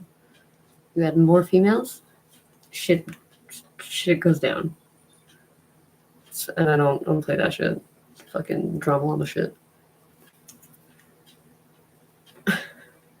But like, girls don't want to have this conversation with men. Being like, hey, listen, I'm in a relationship. I'm really happy. I'm not interested in cheating on my boyfriend anytime soon. So I'm down to hang out. But if you're looking for a hookup, I'm really not interested.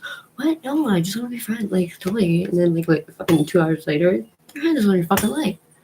What the fuck did I say? Did I want to have that conversation with you? No. Do I want to have this conversation with you? Not really. It's awkward for you. It's awkward for me. But I cannot correct men's bad behavior. The only people who can do that are other men.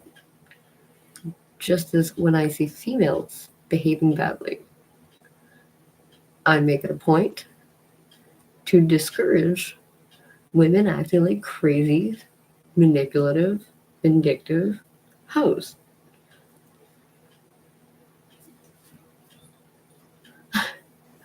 Because if the men corrects a female for that, they're going to be sexist pieces of shit, apparently. And they fucking start to cry, and then you look like a jerk. So,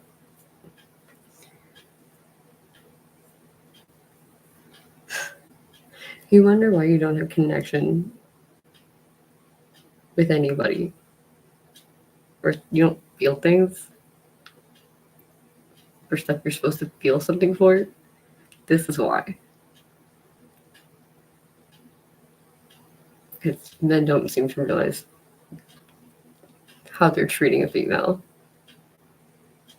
Or they don't care. Because all they care about is like fucking your mom's opinion about them. Like, I don't know. Stop taking your sons shopping for you. It's fucking weird. If you go clothes shopping, do not bring your teenage boy. Do not bring your little boy. If they're with you, wait till the time where they're not with you to go shopping for yourself and you. Because it's fucking weird. You get jealous of your girlfriend or your son's girlfriend. Also, fucking weird. And then men grow up being confused about the difference between intimacy and love or affection, intimacy, family, relationship. Like, it's a different kind of affection.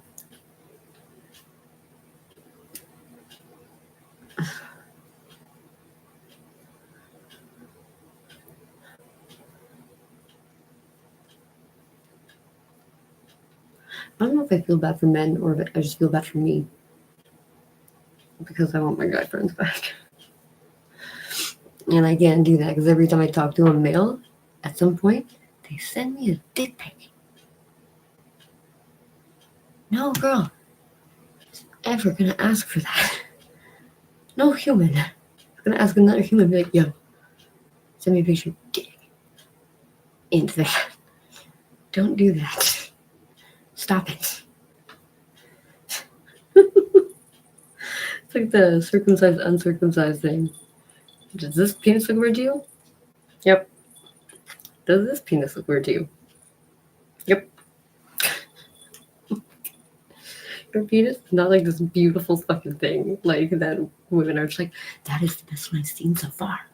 Like, it's really, really uncomfortable. There's a reason they call them your private parts. Because it's fucking private. No one wants to see that shit. Like, the whole gender thing. Like, the only people who care are the people with that problem. Everyone else doesn't fucking care.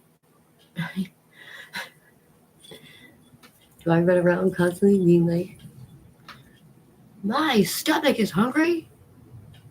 I feel like everyone should be involved in what the solutions and the debate to what I'm gonna eat. Because no one fucking cares. I don't care what you do with your private parts, because you know what? It's private. And if it's not, that's a problem. Because you're making everybody else uncomfortable. Also, you spread diseases this way.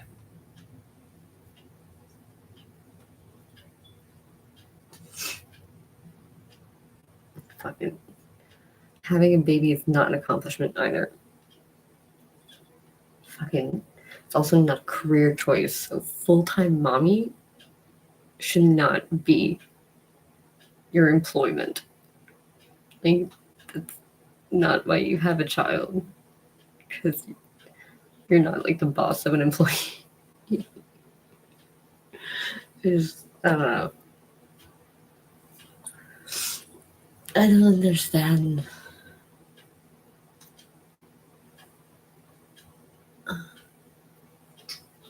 Just a native.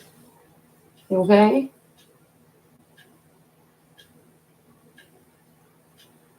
Okay?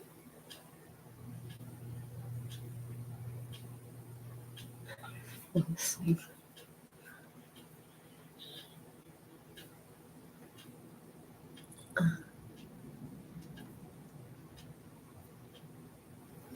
I should listen to the weather actually.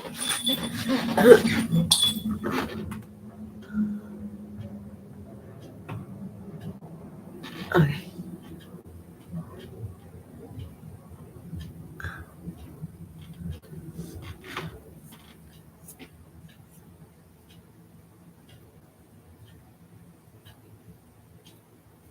World, but I've been imploring America to wake the hell up, and he can only be stopped in the general election.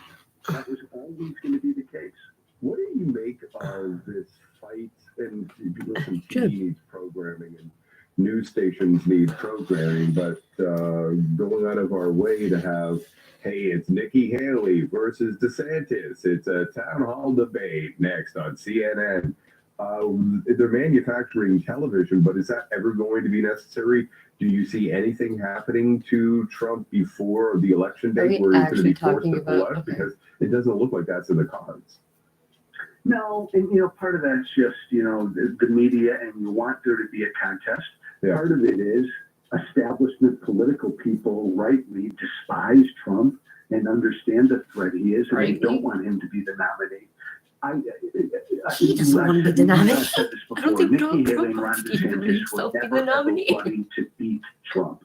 They wanted to be the one person standing there if Trump had a heart attack or he ended up in jail. We've had those. He's been indicted 4 times, 91 times, and then all that fucking won. So he was impeached twice. This year is going to be tough outside of the court. Too. Claiming to be the most persecuted person in the world, and that's going to work with a lot of voters. Yeah. And so all of this stuff, all of the primaries, everything that is a part of the American process for the next year. Pardon me? It's just noise, Jim. On the Republican side, this is just absolute meaningless noise. Okay, put your headphones This on. is Donald Go ahead, Trump's listen to your party. noise. We're 3 years removed from him Do I like agreeing with trying to Donald Trump? violently Fuck no. overthrow an American election, and he's still the leader of the party. So to think anything would take this guy out is just crazy. Yeah. When you start What do you agreeing with think Ted of, Cruz, as an aside, what do you think of people using the people who are in jail now for January the 6th crimes, calling them the hostages, January 6th hostages? what? It makes sense if you're a Republican elected official to say that because that's what the base believes. Jim, again, yeah, full disclosure, you know, I come from the base. I come from MAGA world. I engage with these folks still all the time.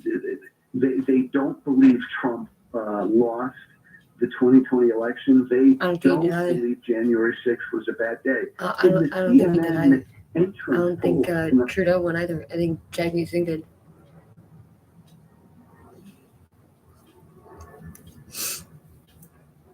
I think Jagmeet Singh was going to try to have it proven. 70% of Republican voters said they don't believe Joe Biden won the 2020 election legitimately.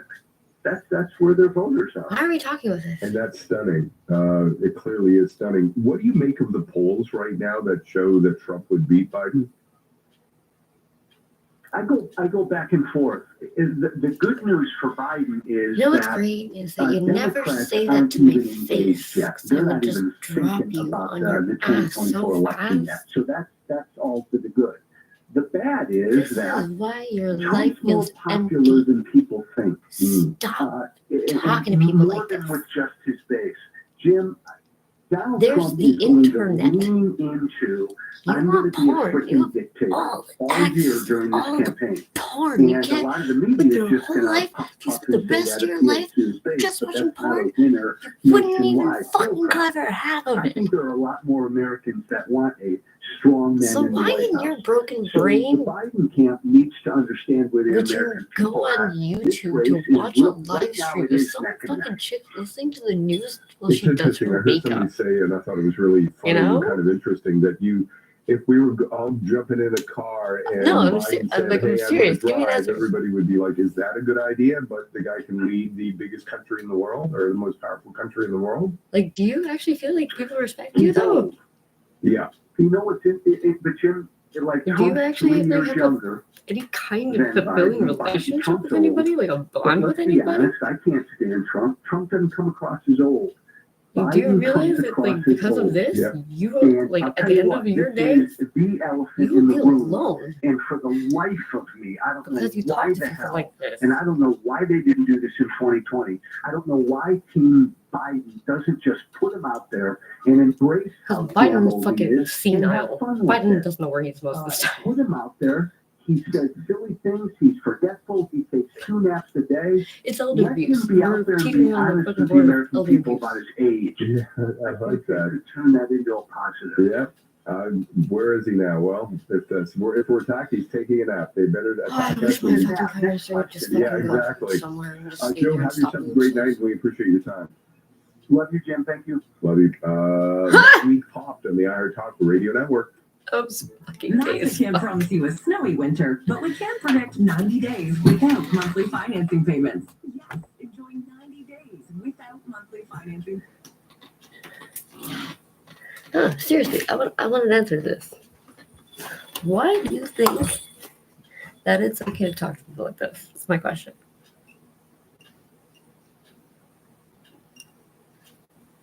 That's what I thought.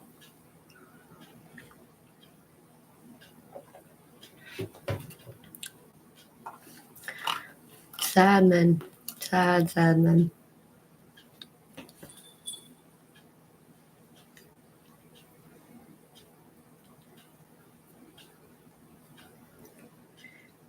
It sucks too because there are guys that are actually genuinely really nice.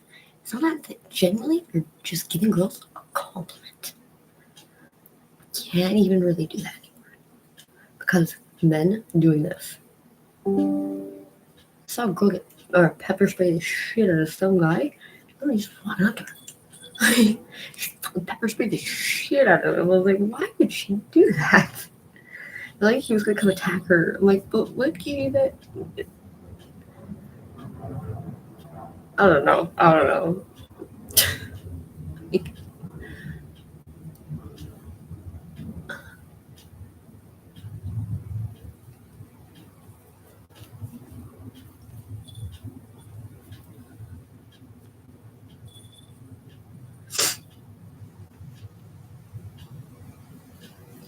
That's honestly, I could say there is not one. What do you call them? Fucking. I have no naked pictures, not even once. If someone came up to me and was like, "Oh, I saw a picture of you," or I had some guy who sent me a message being like, "I tapped into your webcam. I have pictures of you naked. I'm gonna ruin your career. I'm gonna tell your family and friends and show them, expose you unless you give me money." I was like, "Oh no, not my stunning reputation." I think my family would just be like, "Did you get paid for it at least?" You gonna go steal all my debt? Good luck. Fucking all the best. Honestly, truly. Let me know if you find anything. Why are you doing that? Yeah. Received by CJD 800. Salary increase for teachers will be 24% over the next 5 years. However, a majority of the teachers will see the latter increase of 17.4%. The union, which represents 60% of the teachers in the province, will also have $74 million per year in funds to add resources and reduce classroom sizes. Every union inside the Common Front started gathering today and will continue to do so over the next 5 weeks to determine whether or not the deal in place is something they're willing to accept. Longueuil has revealed its plan to fight homelessness. They'll spend nearly $1 million this year, but the mayor says Quebec and Ottawa need to step up too. TV's Angela McKenzie reports. The city estimates as many as 1,000 people are currently homeless in Longueuil. Around 15 are living in tents. So the city has earmarked nearly $1 million to address homelessness 5 years. in 2024, mostly for pilot 5 years projects homeless. and expanding That's space before in COVID. I shelters. was homeless. It's an issue Mayor Catherine Fournier says the city can't tackle on its own. I think Quebec and the Canadian government can do better. Fournier says homelessness quickly rose at the start of the pandemic and continues amid a housing, mental health, and opioid crisis. Oh, Angela wow. McKenzie, There is no CTV opioid News. crisis anymore because everyone's on Tina. Good thing about Tina is you don't die. Shitty thing about Tina is you die inside and you will just want to kill yourself because you were so paranoid. News now projecting that There's something crazy in that. will win. There's also no housing crisis because there's empty houses everywhere. You don't need to keep tearing down houses to build more condos that never end up getting finished so you can tear them down again. Not a housing crisis. We have a corruption crisis. What's going on with the sound, Cook? New guy, apparently. Your Dormant Again. Weather Center forecast. Mainly cloudy with chance of flurries this evening. A low of -9. Wind chill -15. Cloudy tomorrow. Snow starting in the morning. 5 -7. Wind chill near -14. And then on Wednesday, sunny skies and hot of -7. Right now we have a light snow shower and -6 degrees downtown. But feels like -14. For a complete recap of today's top stories in Montreal, join us tonight after the final NFL wildcard game on CTV or here on News Talk Radio, CJD 800.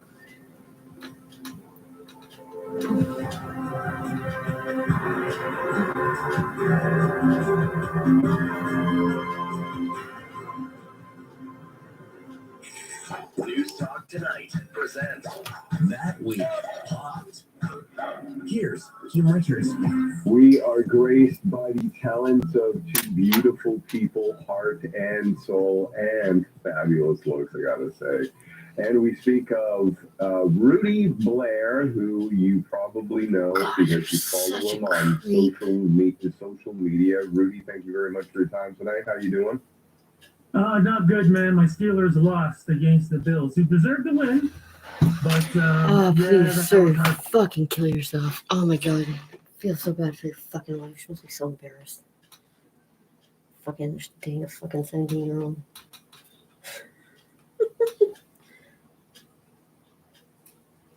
Oh, mister. Hey, you okay?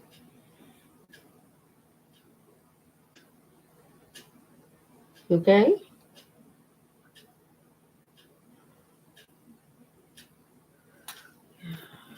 Making like this.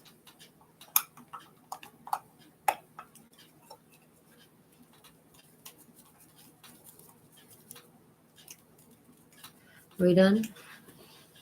Because we have TSN for that.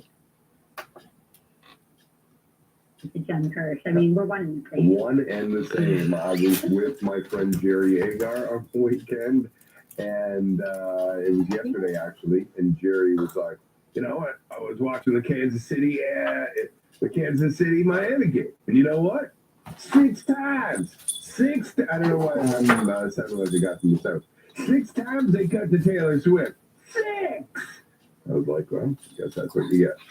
Okay, guys, thank you very much for your time. Where do we want to start? How about a callback to last week? Robert De Niro and Harrison Ford are here. I don't know which one of you is hotter. I mean, both of you are total smoke shows. What? And you guys have both been so hot for so many decades, and you just keep getting hotter. It's enough already. And I know you're both spoken for, okay? So I'm not hitting on you, but I am hitting on you.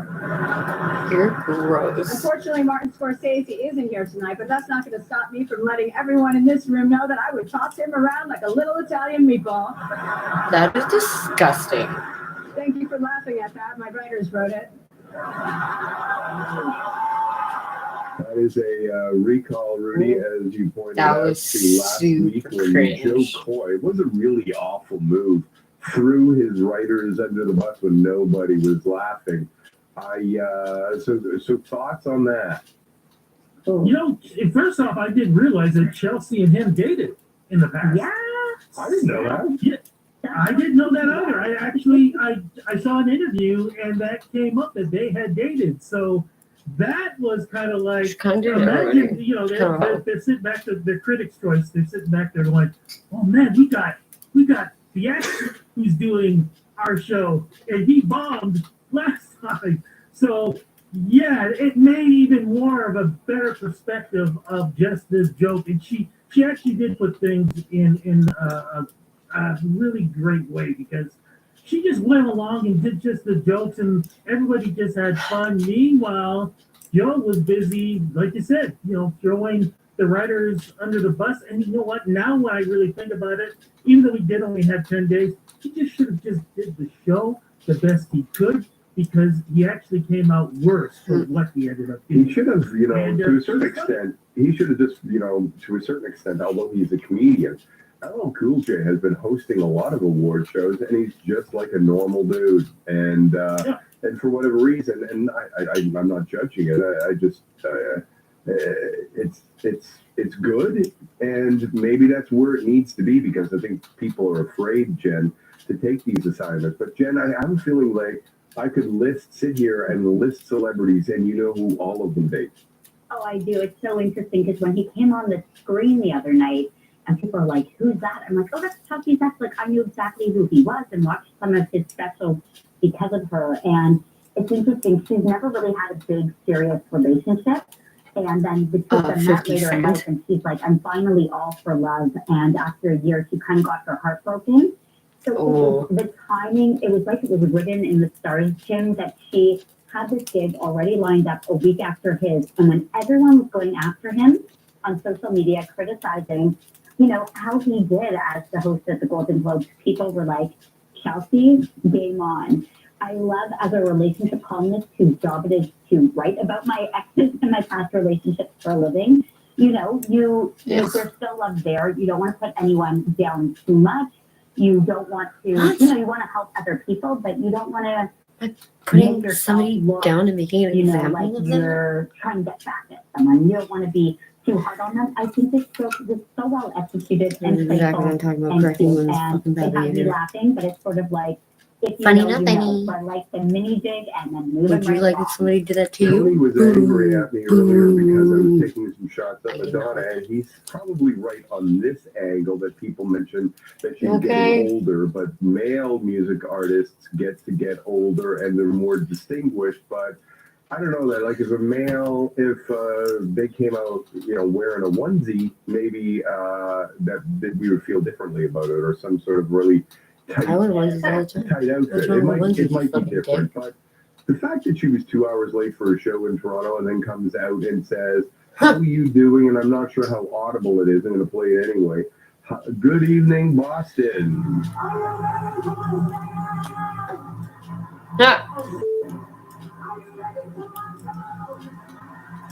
Kind of funny. I don't know. I would have wanted my money back after funny. waiting around for 2 hours. Oh, I mean, you the show fucking was little baby probably bitch. under Fuck 2 off. hours. And you had to wait 2 hours, Jen? Oh Were my you there? god, no, waiting. I wasn't I'm sorry, there, you guys. other things to do that was day. scrolling social media and saw that Rudy had some comments, and then I got really involved in what he had to say. What about it, Rudy? What was it like being there? Well, no, I wasn't there for the show. okay, I I'm was sorry. actually checking with other people. But here's the thing. I was Number somewhere one, where it wasn't fucking I below don't fucking care. 30. She can dress the way she wants to dress. Good for her for being the age that she is and still tearing up the stage and still being able to move. I was a Madonna fan before people even knew who Madonna was. My problem is two hours, 15 minutes, and you're waiting that long for that show.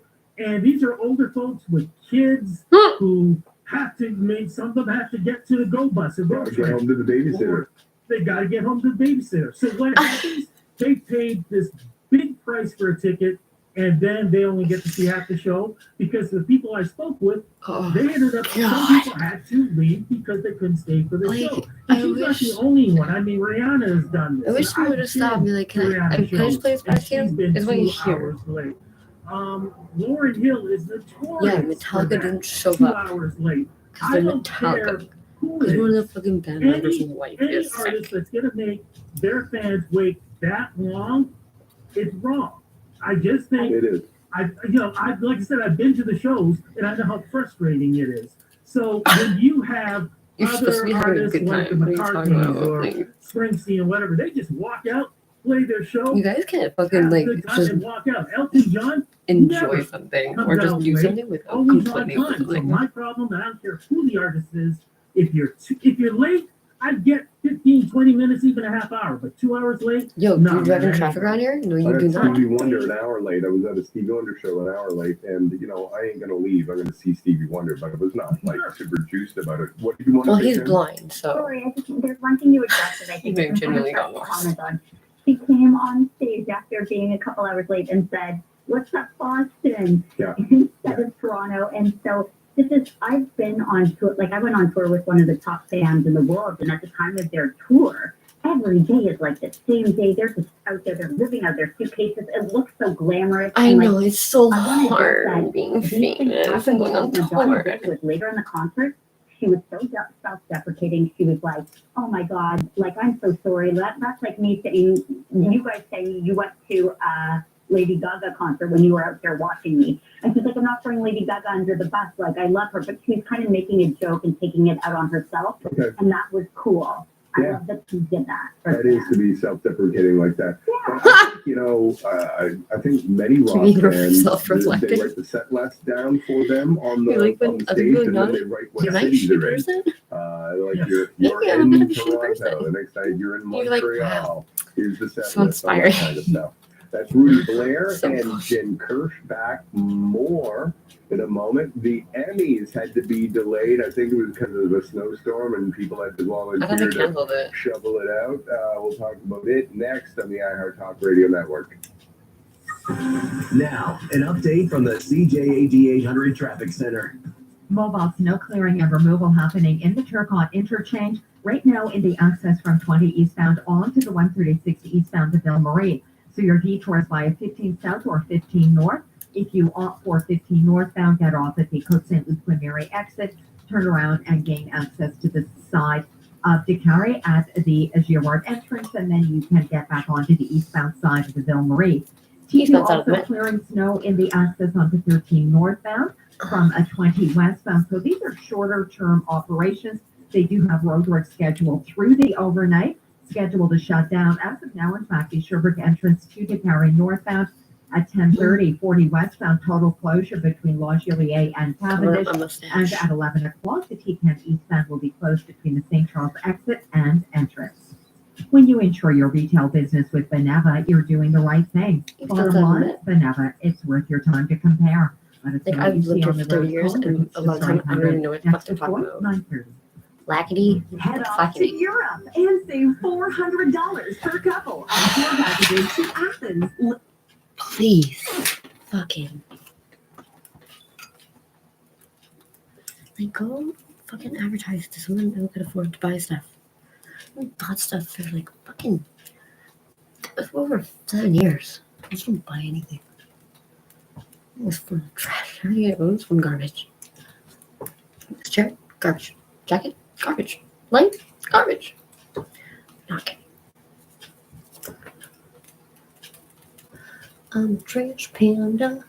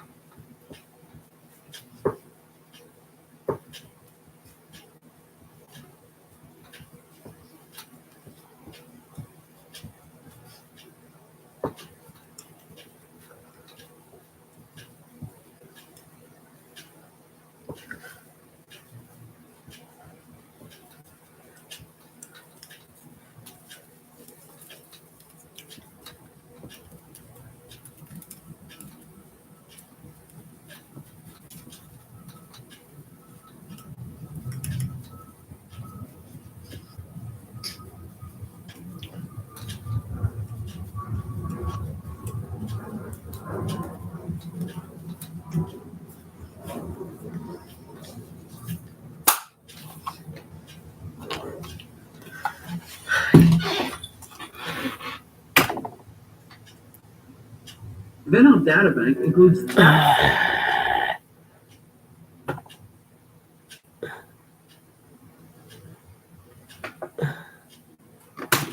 to meet up with John, his BFF Robert,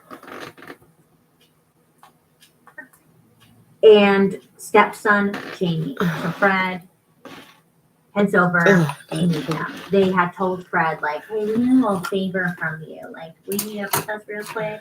So Fred does, and he tells them real quick. John tells Fred to hop in the car with them and go It's not real quick. and go somewhere really quick. And John ends up driving them straight to his house. Once Fred was inside of the house, John and BFF Robert, they're like, oh, hey, we'll be right back real quick. Hold on. So Fred was just like hanging out with stepson Jamie, you know, just shooting the shit. So while the two of them are just like, you know, doing their thing, chit-chatting, at some point, stepson Jamie pulls out cups he had just laying around in his pocket, and he's like, look what I got. And he shows Fred. And Jamie is like, look how cool these are. Yeah, I have them. TV. Wow. Remember, they're young. They're 18 and 19. So it's like, wow. They're impressionable. So Jamie is showing him like, oh, look, ooh. And then he tells Fred, oh, I bet you wouldn't put these on. Like, I bet you won't do it. Try. He's I bet gay. you won't. Peer pressure, you know? Oh, he's gay. So Fred, being the youngin' he is, he's like, oh, I'll do it. And he like takes Very common thumb with cuffs the and he they call puts it them Catholicism. on. I know this might be the dumbest thing you've heard all day, but I really didn't know what. I've never seen thumb cuffs before. I missed that one. What? So I looked it up and I was like, oh, they're literally thumb cuffs. No shit. Blew my mind. The more you know. Is that like Chinese Great. torture? So Fred has his thumb cuffs on. Unfortunately, this was actually a trap. You see, I don't know once what the fuck that those is. cuffs were on, that's when John and Robert, they jump in and they Not a clue what the fuck ambush you're talking Fred. about. Poor Fred. Oh, he's just a young kid, you know? Jeez. So they drag him into the bathtub. they got Fred all I'm assuming tied it's up something gross. in the tub. They cut off his clothing. They then pull out the tape recorder and press play. Now on the tape was a recording of Troy, who was crying and like pleading for his life. So they're making Fred now listen to this. Do you remember the toy box killer? It was an episode I did a really long time ago, but do you remember that story? If you remember, it's giving very bad, right? Like Saint Family. That's not a good thing. Okay. Anyways, as they did with like all of their victims, they would take turns torturing Fred. This time they got Something like gross. I bet something really gross. extreme. Someone had brought in some electric nodes, like mini jumper cables, essentially. So someone brings this to the party, and what they do, you see, they end up attaching the cables to Fred's lower region, and they would shock him over and over and over again. Things were just said to be sizzling, like not even lying. Sizzling was a word that was used. I thought that's like a unspoken man thing. So that other then men don't do John stuff to puts men's the men tape parts. recorder in Fred's face and tells him, like, Like, you he'll need cut to off all admit their that toes, you but touched leave their little kids. testicles. And Fred refuses. He's like, no, I'm not saying that. Unless you're a Plus, like, rapist or you're I'm fucking not, like whatever. three But he legitimate children refuses. from 3 different baby And what mamas, they and you do think is it's every funny. time he would refuse, Then you should have your balls they cut would off. shock him. And John would turn the machine, whatever, higher and higher every time Fred said no.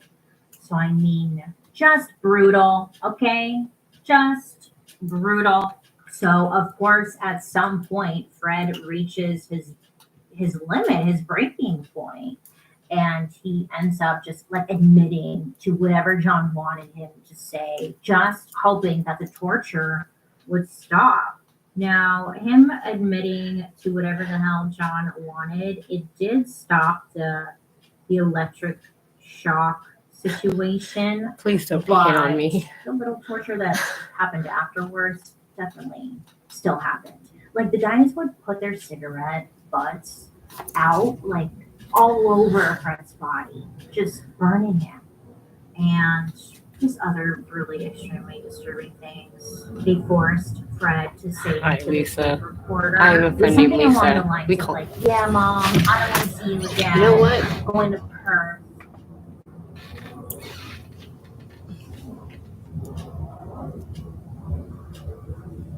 Yeah, but if it's for a gross thing, because men are gross.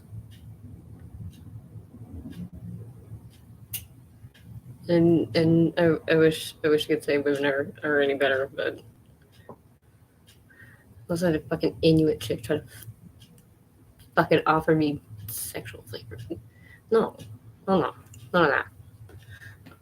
It's not why this is happening. All this is only happening because of like an abusive relationship that was like 6 years ago. Just to prove that I'm just like outside jogging as a grown adult because I was accused of partying, being alcoholic, druggy, little druggaroonie I am. I'm literally outside. Ah. You can never afford it.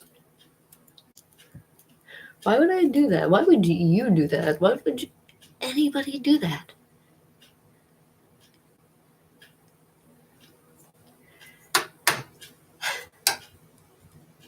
Are you real or fake? Seem pretty fake to me.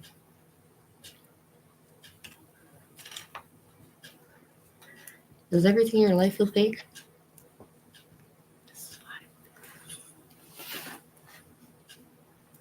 You know what? Girls can be pretty and not be whores. Just saying. There's not one person that can accuse me of having like some kind of fucking naked picture of me because it has literally never happened. So I did a stick and poke with a stick man on my wrist that I have to redo. That's about it. I did my lip myself when I was 16.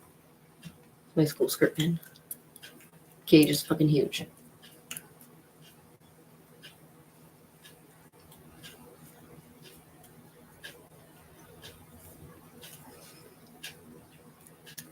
You realize you're on the internet.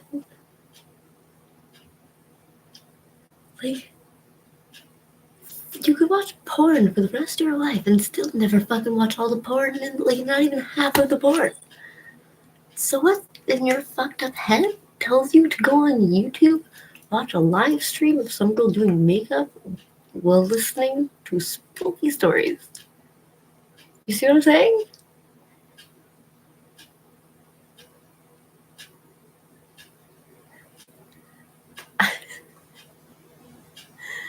Listen, you can keep making demands as much as you want, but just born with that natural rebellion, I guess.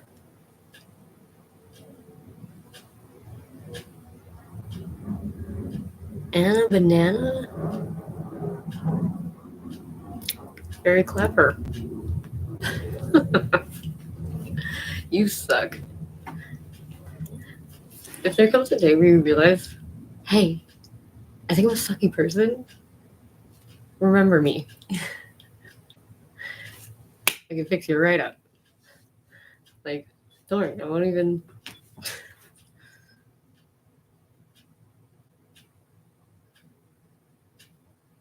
Yeah, apparently YouTube's doing something like boosting small time creators. Yeah, definitely. For sure. But fucking Google Lens, man. Fucking shit's pissing me right the fuck off. Shit's fucking useless now. Absolutely not.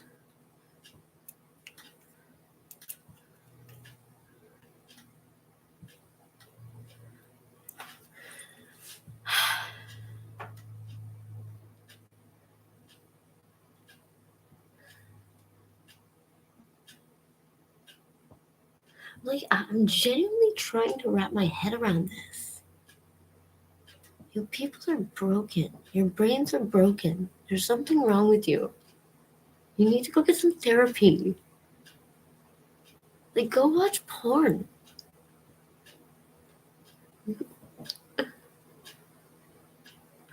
You go, what about any of it? I literally try now to be as unattractive as humanly fucking possible.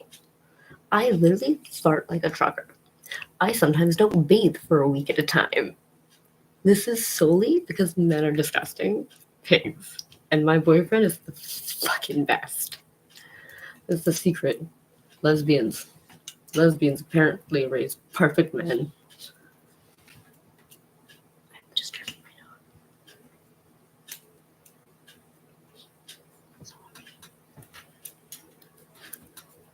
My dog. He is sleeping. I have disturbed him. Thank you for actually not being a fucking gross pervert.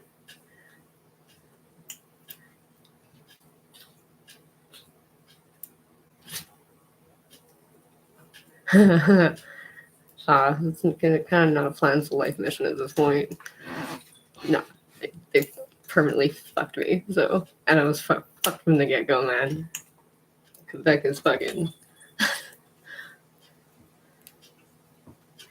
Thought I was just fucking not able to speak French. As it turns out, nope.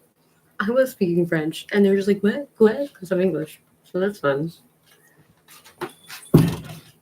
They literally see my name on a CV and they think I'm English, and they literally throw it in the garbage.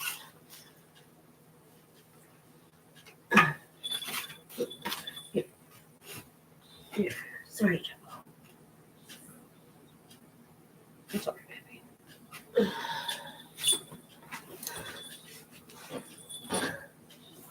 See, but then you go and ask a regular question.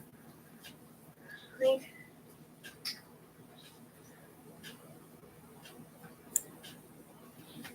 you realize that something's like that's not normal for your brain to just like that. Like you can say something normal and you go tits every like 2 minutes or so. Really fucked.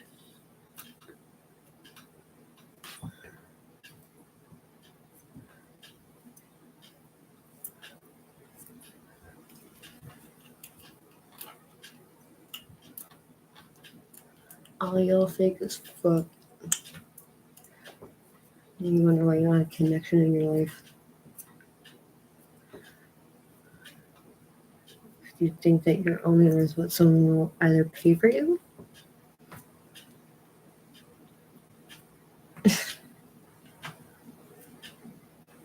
or you think that's the amount that you deserve because everybody else has accepted it because it's easier for them. So that's stupid.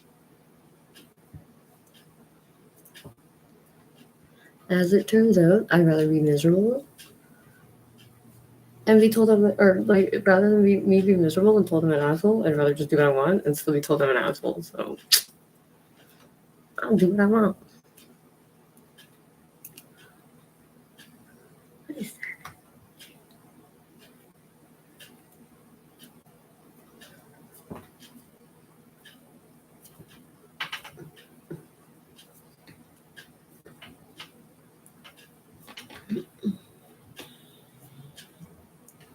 Oh, boy.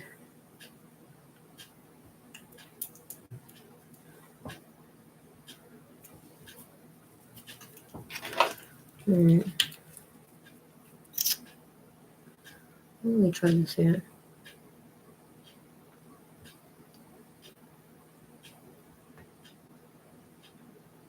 All this makeup? Dumpster.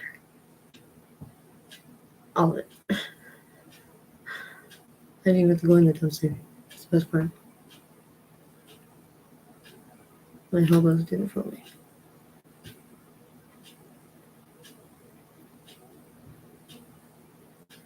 So I'm a little Bobby. You don't like the smell of garbage.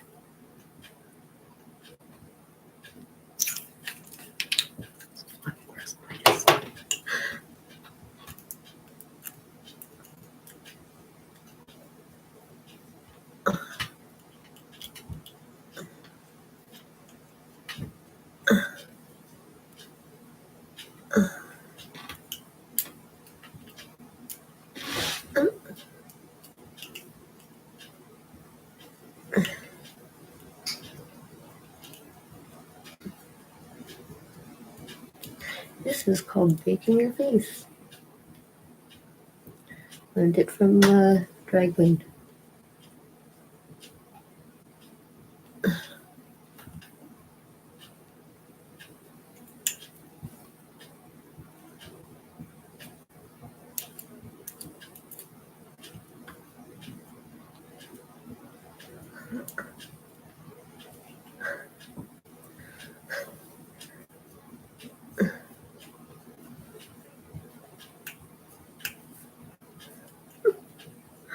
I still have plans to overthrow the government. Yeah. Really fucking frontline the protest. Oh, okay. You know how I protest? To overthrow the government? I don't pay my fucking taxes. And I go shop at the natives. Because they don't charge me tax. And they hire me for jobs on top of that. When I'm probably the last person a native person should be hired. I'm just saying.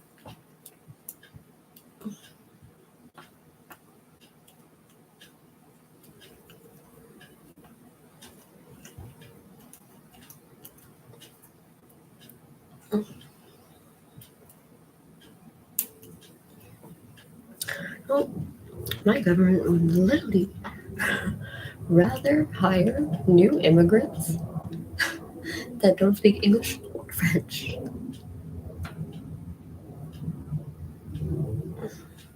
Because they need the jobs more, obviously. If only all Canadians could be born into upper class fucking Toronto suburbia.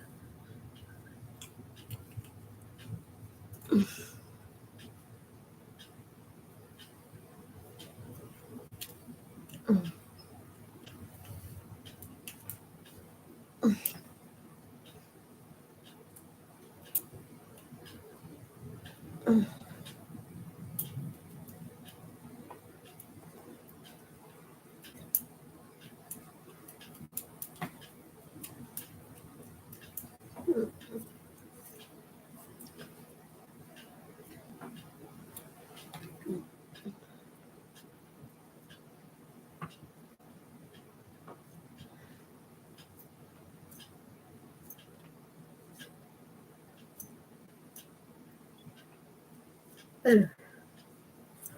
Much better.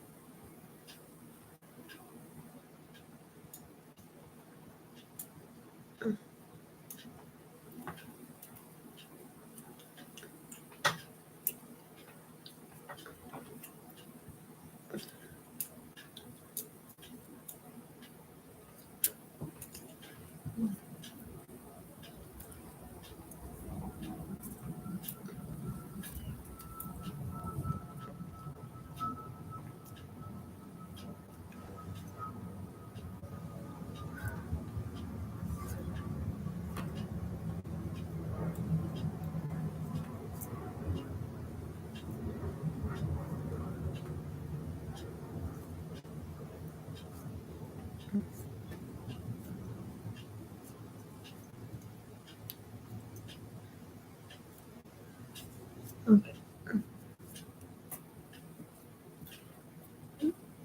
Mm.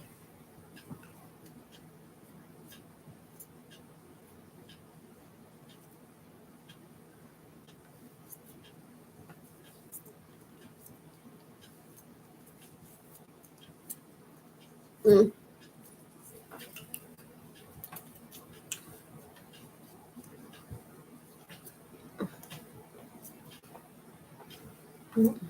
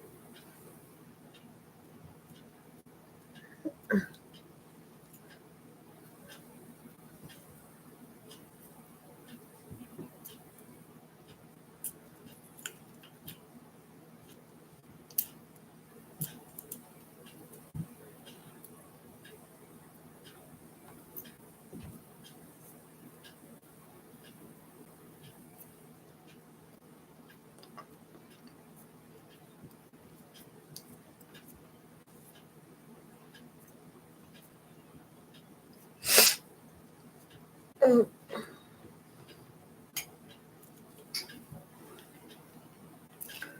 Okay.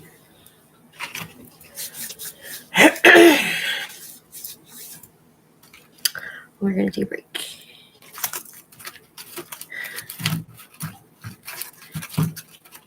What does that mean? Break. He's like, I want to go our separate ways. Well, you're an adult. You choose which way you go. So, I guess you're going your way, which is different.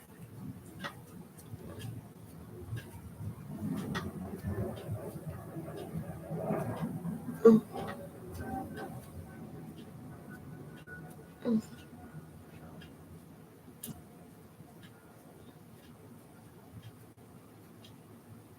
Mm.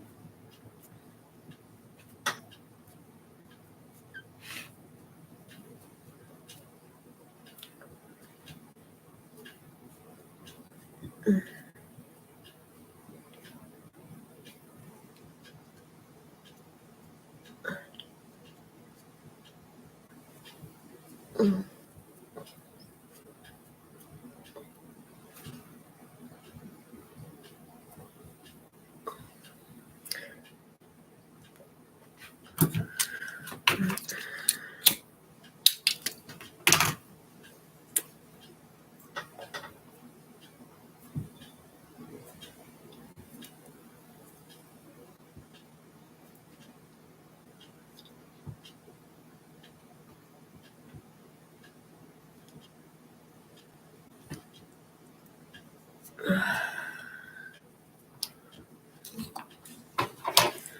Hmm.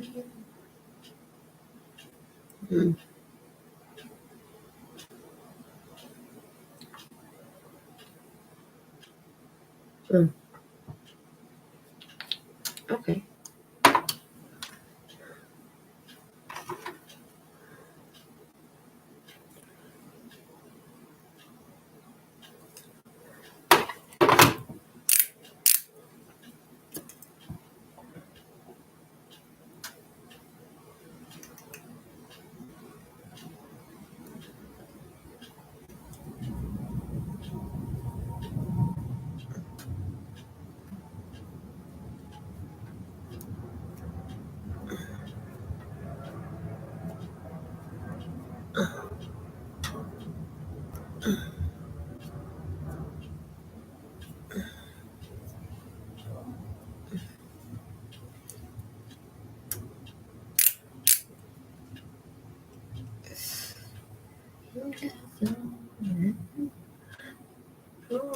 Controlling Gotham.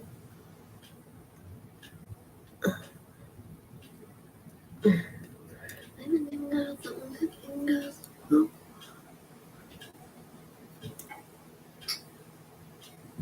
Mm.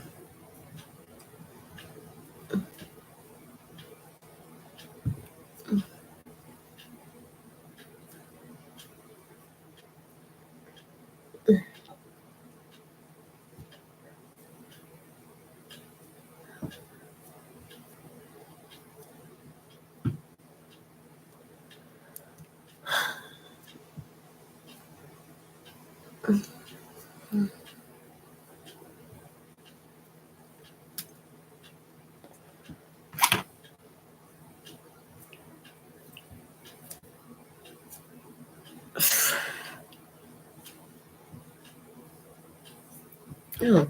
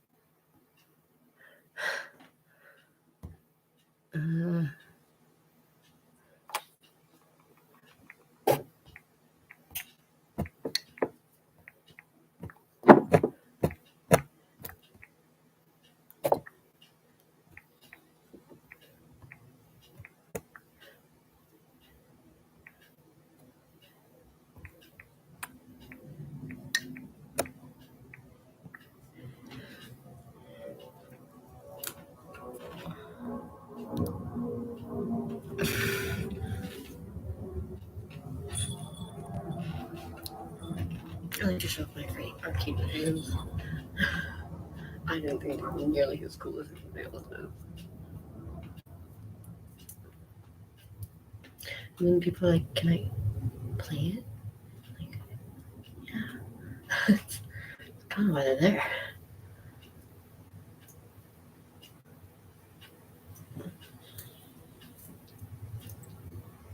Mm.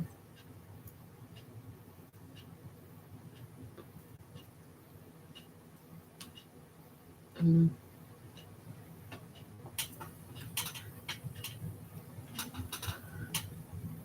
Okay.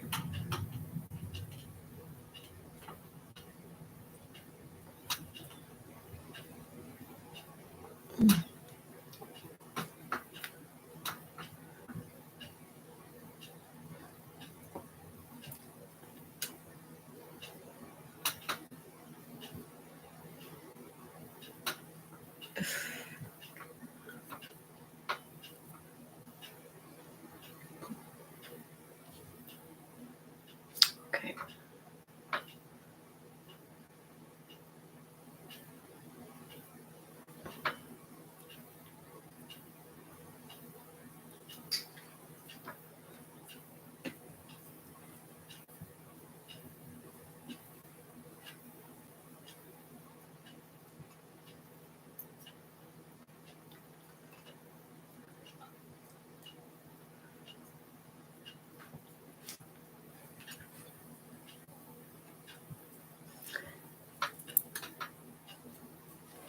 Okay, so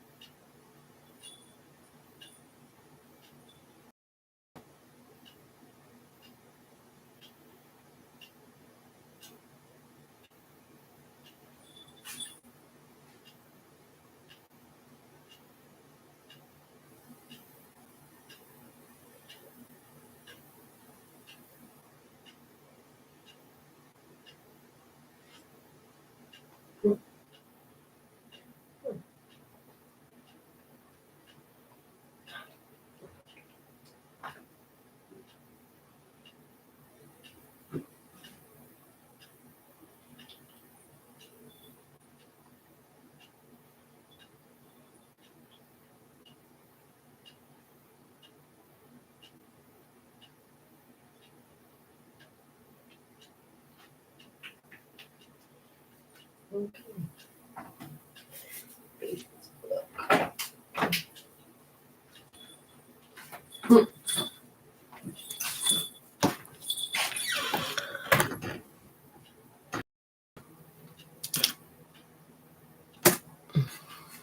me the F alone. But so once they're pliers tied with the tape recording, then John picks up a pair of pliers, Fred's toes slowly. Then he takes a jack handle, like a heavy piece of metal, and hits him over the head, which crushes it and kills Fred Brooks. I'm speechless. Just brutal. Oh my God. Now, with Fred's disappearance, it doesn't go unnoticed. He was only 17 years old. His mother got very worried when he didn't come home for dinner that night. So his mom had called his cell phone numerous times and was getting no response. So she decides to head down to the police and file a missing persons case. Just report it and wait. Which, geez, you know, that's got to be the hardest part, to just sit and wait and hope something happens. Anyways, so she calls Fred's phone a handful of times, and then eventually she gets a phone call. And this phone call was coming from Fred's phone. She's like, oh shit. So she answers, and John was on the other end, ready with his tape recorder. So, hello?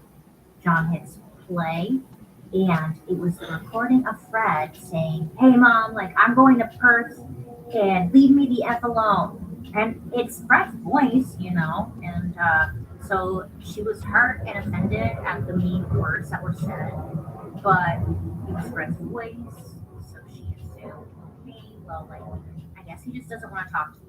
So she ends up going down to the police and closes the missing persons report. Grooming your pet regularly is very important, not only to give them a neater appearance, but also to promote healthy hair growth. This pet comb can bring a comfortable care experience to your pet. The soft yet durable bristles can gently comb your pet's hair without pulling or damaging their skin. So her mom just decides, you know what, she needs to stop worrying, stop looking for him, and just wait for him to maybe return one day. I know. These guys are getting away with everything. So Fred, he was on a welfare system where he got some money while living with his mom. But John did some math, and he realized that if Fred were declared unhoused, then they could get double the money. Payouts at the time in 1998 for unhoused youth was 265 Australian dollars, which would be paid every 2 weeks. So, you know, like 530 Australian dollars, that's a lot every month. But the gang didn't have access to Fred's funds that easily.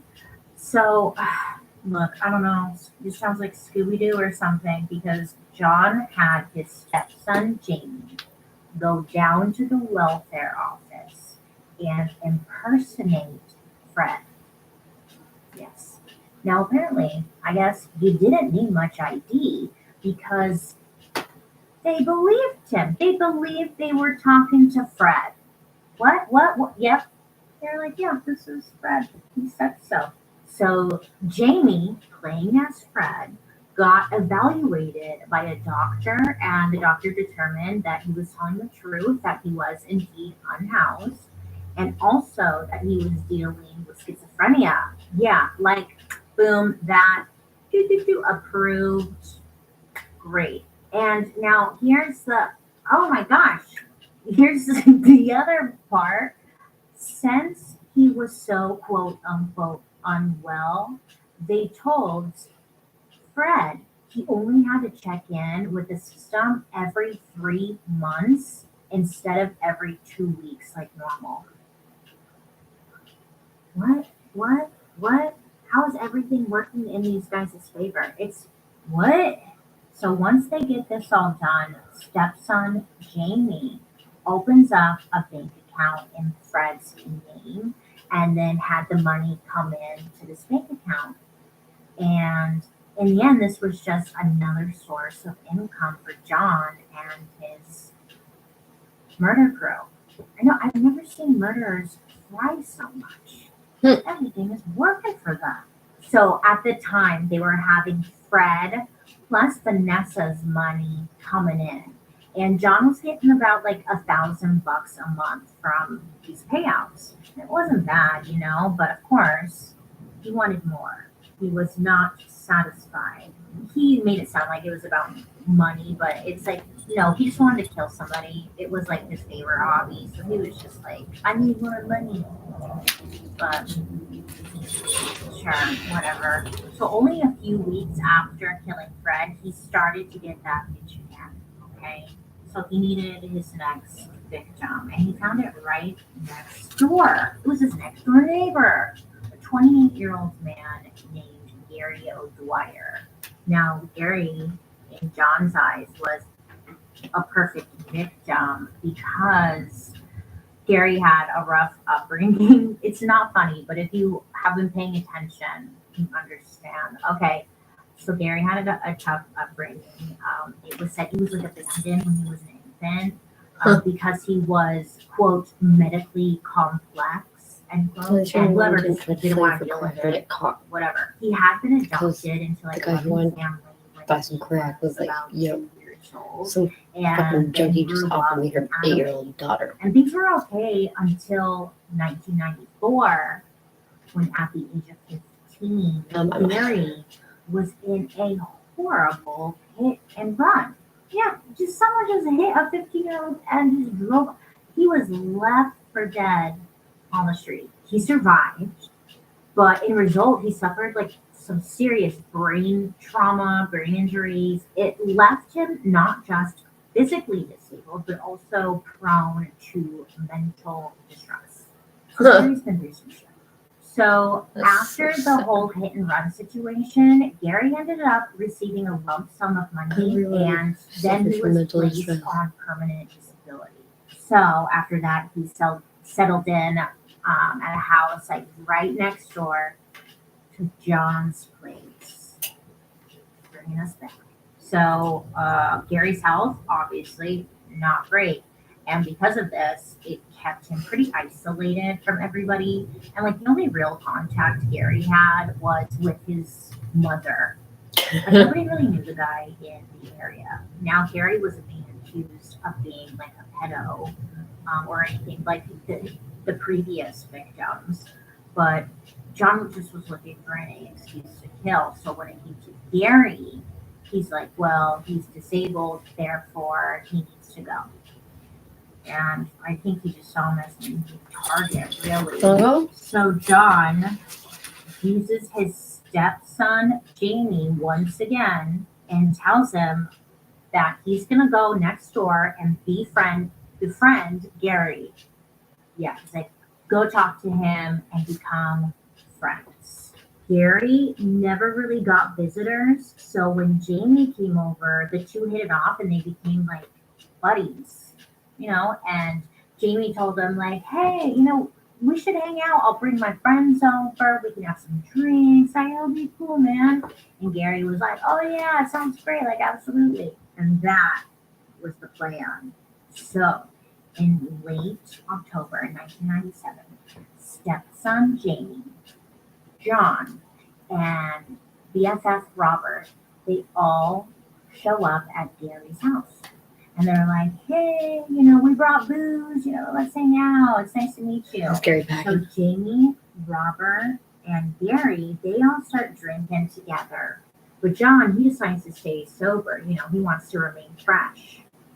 He's on the clock. So the guys, they're drinking and they keep offering Gary, you know, drink after drink. And it didn't take much. I mean, it was like 20 minutes later, Gary was like sauced up. Okay, he is drunk.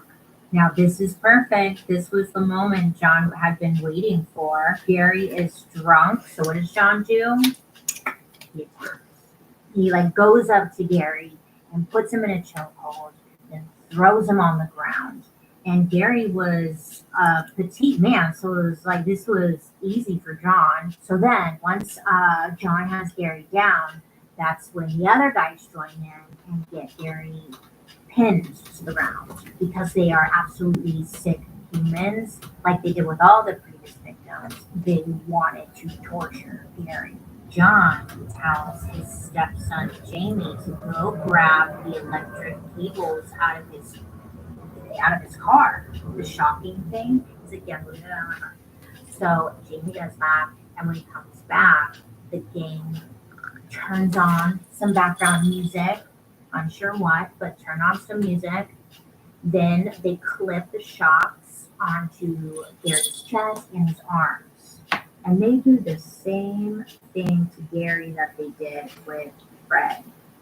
They shock him to get the answers they want. They put their cigarette butts out all over the body and also did some mutilation of the lower region.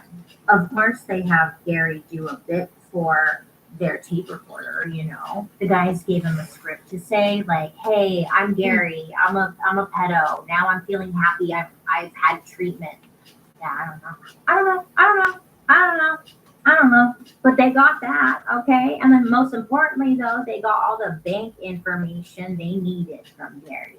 Mark, again, the guy I keep forgetting about, Mark, he shows up to the house at some point and decides to participate. So this would go on for hours until finally Gary's body just gives up and he dies.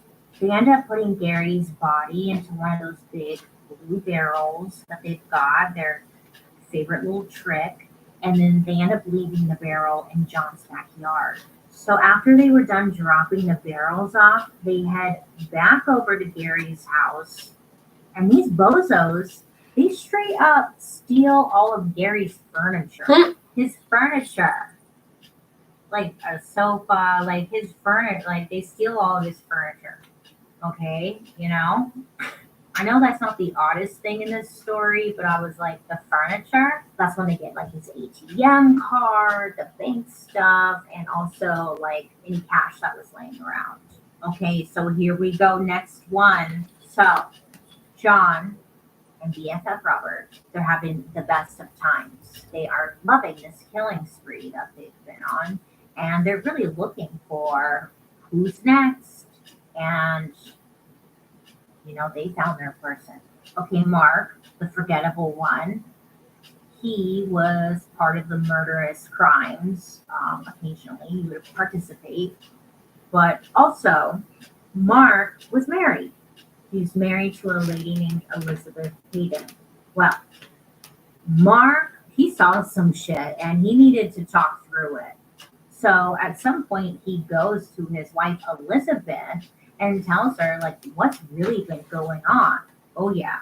He gives her all of the details on how John and Robert had killed a guy and buried him in a salt flat area. And he's just telling her everything that went down. Now, I'm not sure what Elizabeth's reaction was. I don't know. Like if you heard that, well, I don't know what you would do. If I heard that, God, what would be step one? I just pull out the tape recorder and be like, babe, what'd you say? That's crazy. Can you repeat that? Anywho, so Mark really just tells his wife everything. And then for some dumb reason, I don't know, Mark then goes to John and he's like, look, I told my wife. Oh, this is for a fucking joke. I'm not even kidding. I'm sorry, but I just needed to tell her. You again. I'm gonna fucking. He was now like, whoop. Must get rid of Elizabeth. Fucking. To be fair, on top of that, he was looking for a good excuse to get rid of her. It was said that John hated Elizabeth with a passion. He thought she was trashy and extremely unattractive. He would refer to her as, quote, uggo, unquote. So this, this was upsetting to John. I mean, how dare she? So John is excited and he goes to Robert and tells him where All just for a joke. is. And that was that, baby. So on November I'm getting 21st, fucking super annoying fucking John asked 48 days Forgettable sober. Mark to do him a favor. If His favor would then be out now of town, someone who's fucking but off he drugs, I'm didn't like, oh yeah, all the So this filters, all the weekend, fucking makeup Mark piled at on. his house for a few hours. So Elizabeth There is an amount of home. makeup that'll So cover a Mark drug gets up, addict. Yeah. And Robert and John are just kind of waiting for their moment. When they felt ready, they go to Mark's house and they knock on the door. Elizabeth answers and she's like, "Oh, you guys can come in, but like Mark isn't here right now." And within seconds, bozos attack Elizabeth and drag her into the bathroom. Now, look, they had made this whole like background music part of their thing now.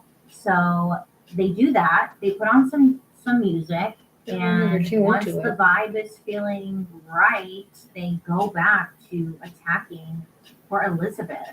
So they end up breaking her nose and just like beating her up real bad. Eventually, Robert again pulls out the tape recorder and has her record some lines. They have her say, "Leave me alone. I'm all right." And then also some like really things like, "You're a dirty slut. F you." Just a very term people use. So they get this recording, and then Robert shoves a sock into her mouth and so on it, and I asked this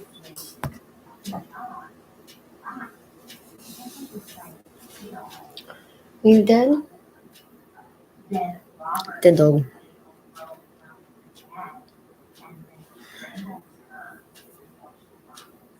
Okay, so after that, he then take her body and he put it in one of those huge ass garbage bags, you know, the ultra big ones, so they put her in there.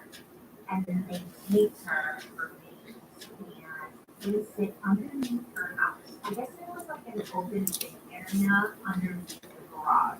So they put her in there. And You know what? they were like, oh, we're just gonna put her there and do the one of the barrel.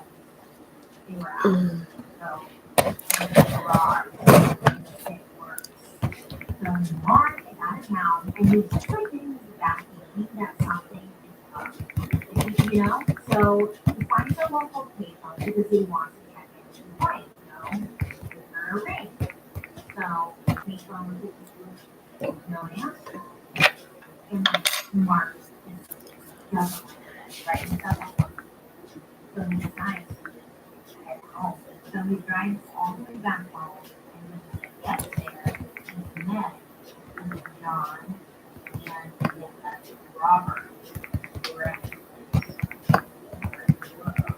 So these videos, they don't even wait long. They go right up to Mark and they share what they're like, this is what you did to your wife, ha ha ha. Then John meets Mark and shows him where their body comes out. Showing him, look, there she is. Ha ha ha ha. It was such a Mark's initial reaction was to laugh because he's uncomfortable. But after that, it's just like, okay, so what did Mark do? Like, what happened after that? I'll try to find out more. I guess like nothing really happened because Mark, you know, wanted nothing better, you know. Plus, he was technically involved in the murderous situation. So it was like, I don't know how myself, I don't want to do that. So it kind of seems like after they killed his wife and stabbed her body, he just kind of went on like everything was totally normal. These people are, what? Yeah, like I just can't believe. Okay. All right. But listen, as time was going on, people were checking in, like, hey, where's Elizabeth? I haven't seen Elizabeth in a while. Like, where's she? Like, yeah, she's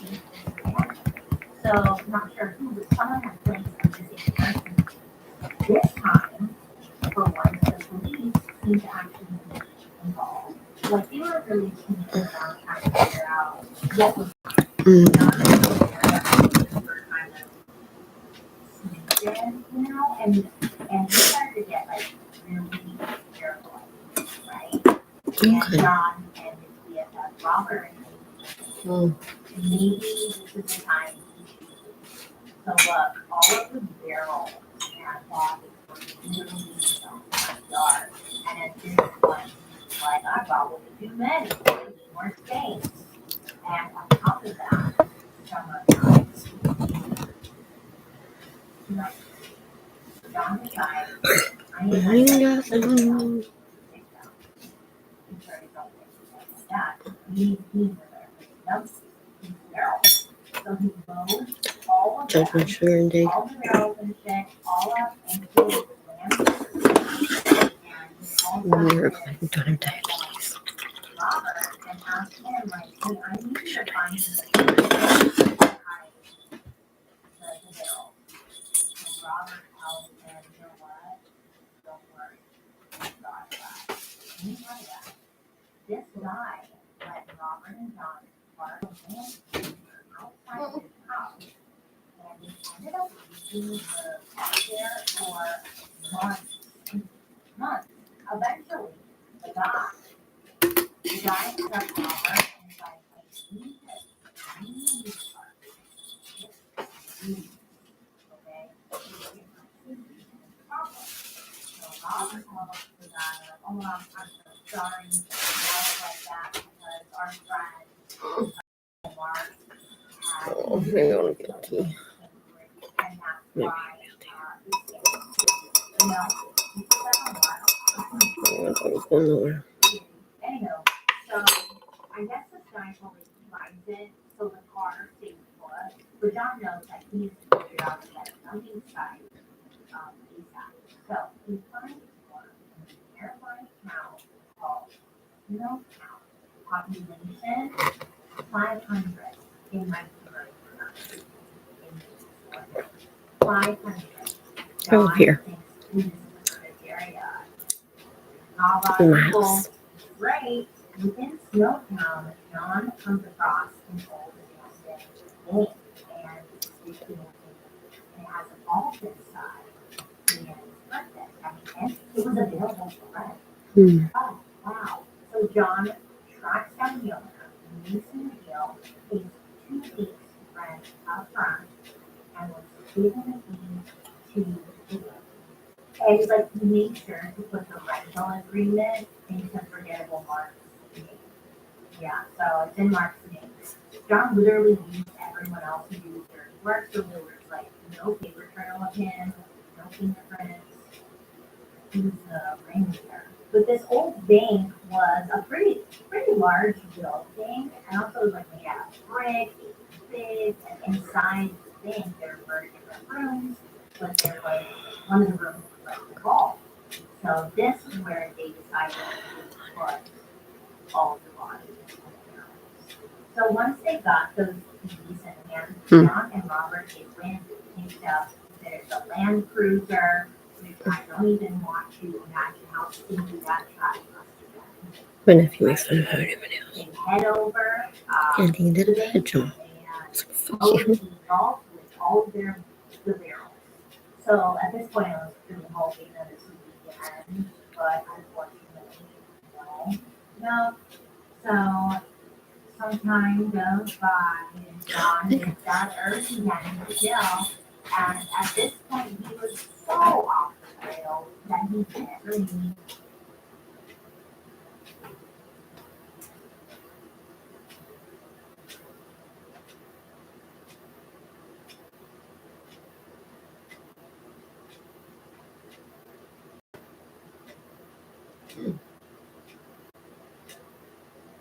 Ministered. You heard on our station. Contact us or the CBSC at Post Office Box 3261. Or the CBSC's website, cbsc.ca. This is the voice of Montreal. CJAD 800.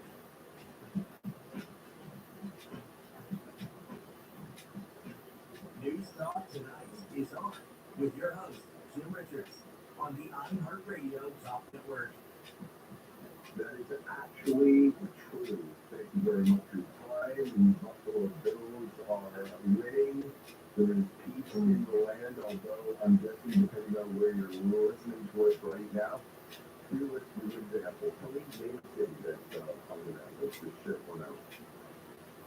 I'm going to say Windsor is on that. Detroit fans. What about you? You have a team you want to just shout it out?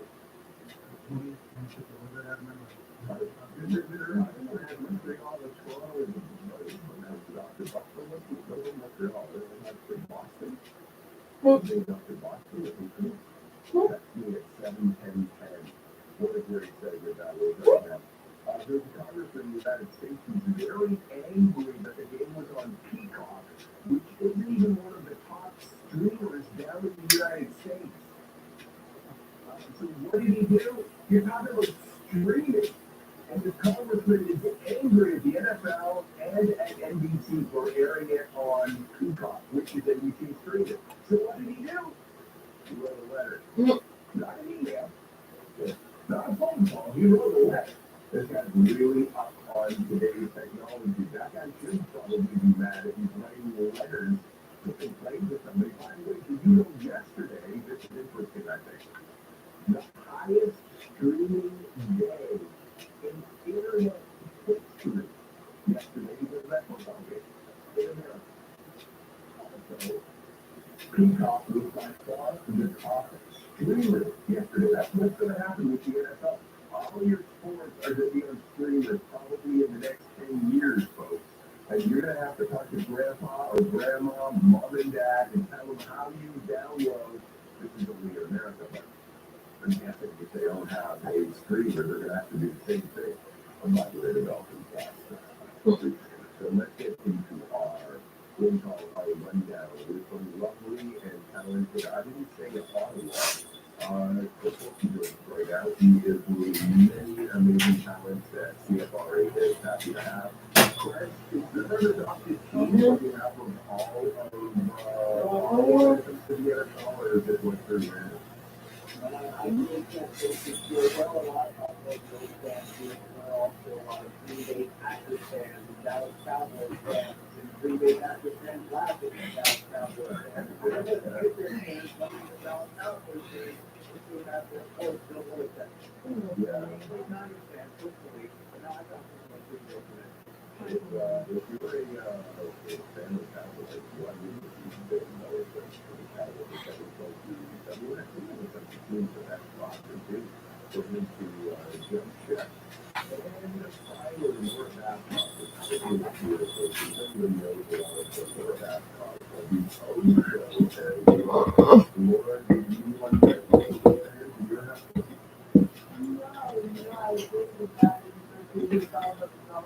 So, you know, quickly know that, and I tell you, I love the Cowboys. I've always loved the Cowboys. Here, lots of people, yeah, and I used to play math here at the video game, and it was always through the running place, and I was always really like it.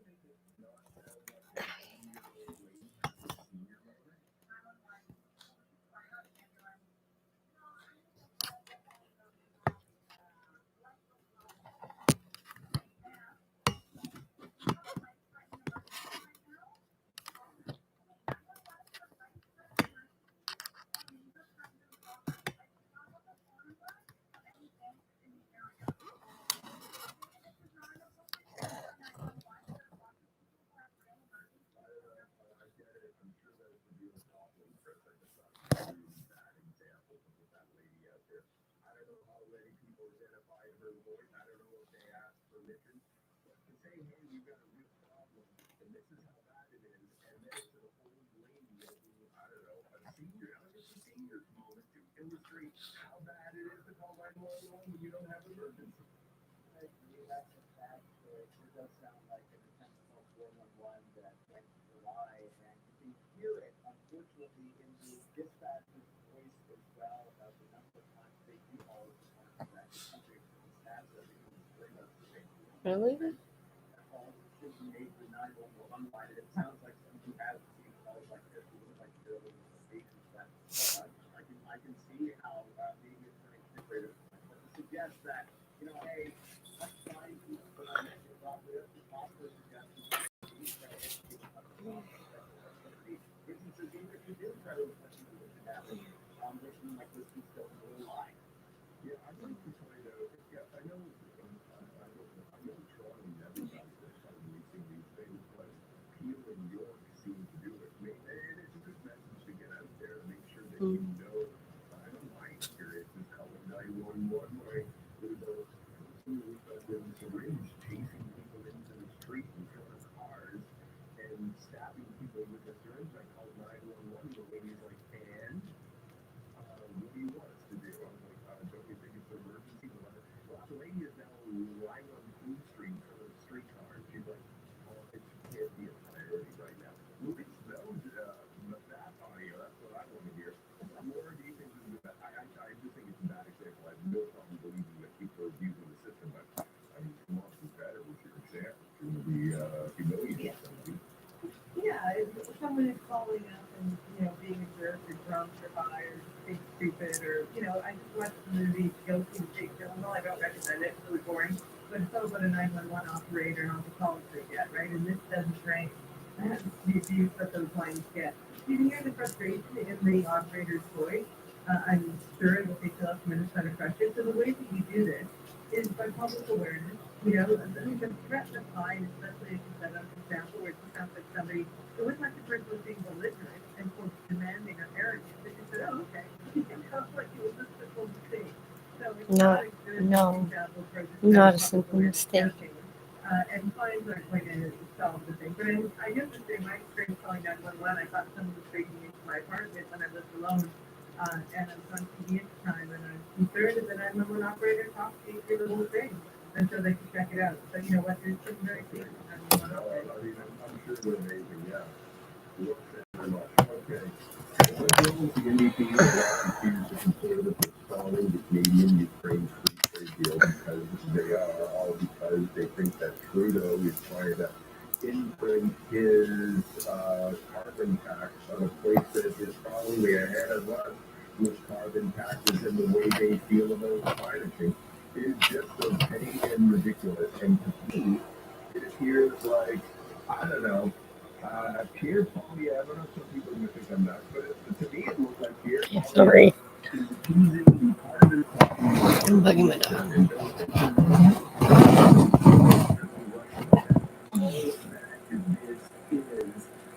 The dumbness of doing a victory lap about carbon tax when Ukraine is ahead of us on that. The dumbness of doing that when you're fighting Russia is just like, are you like you'll do anything in order to get press? How true? You'll sacrifice. Just like they'll do anything not to talk about the fucking natives right next to us. They're like, look, we translated all the signs into Inuit. It's not just that you score these stupid points. Fantastic. I'm really happy for that.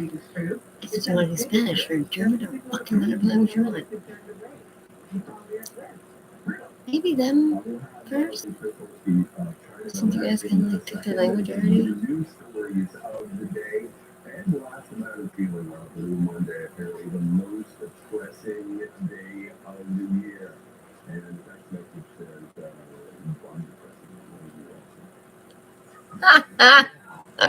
fuck you, Jim. That's funny. Exit 4, that is the exit for the Martin St. John. That has been reopened. It was shut down for no clearing. So TQ has wrapped up their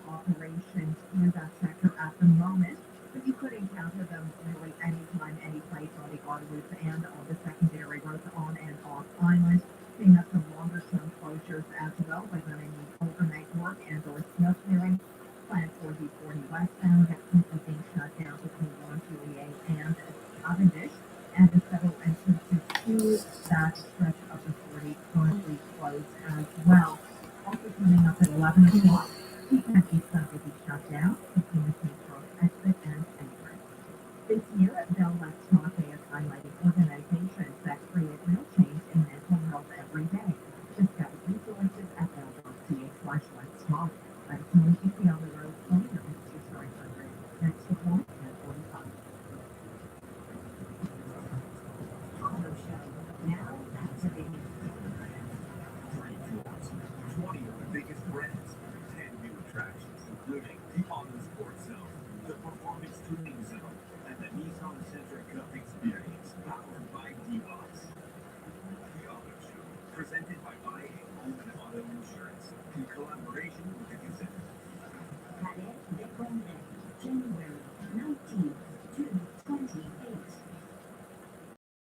Small businesses scramble to repay big loans. This is Omar Secedina. Tonight on City National News, the looming deadline to combat pandemic relief measures.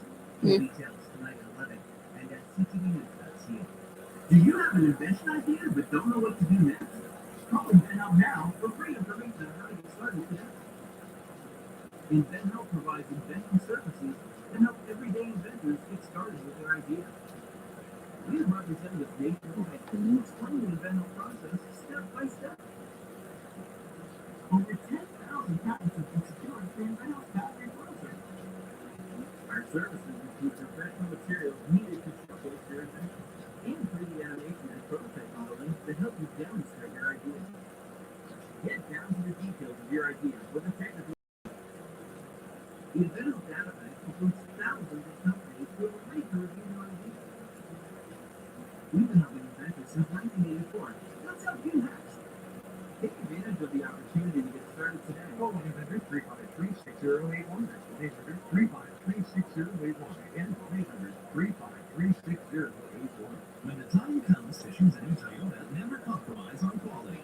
Lease your new Toyota at Spinelli Toyota. It's time to Toyota at Spinelli Toyota. Take advantage of the $2,000 cash rebate on 2023 BZ4X demonstration vehicles, starting from $133 per week on the 60-month lease at 7.19% with $0 down. 100% electric SUV from $42,500, including government rebates. Spinelli Toyota, the address of choice for all automotive services in Michelin and Point Claire.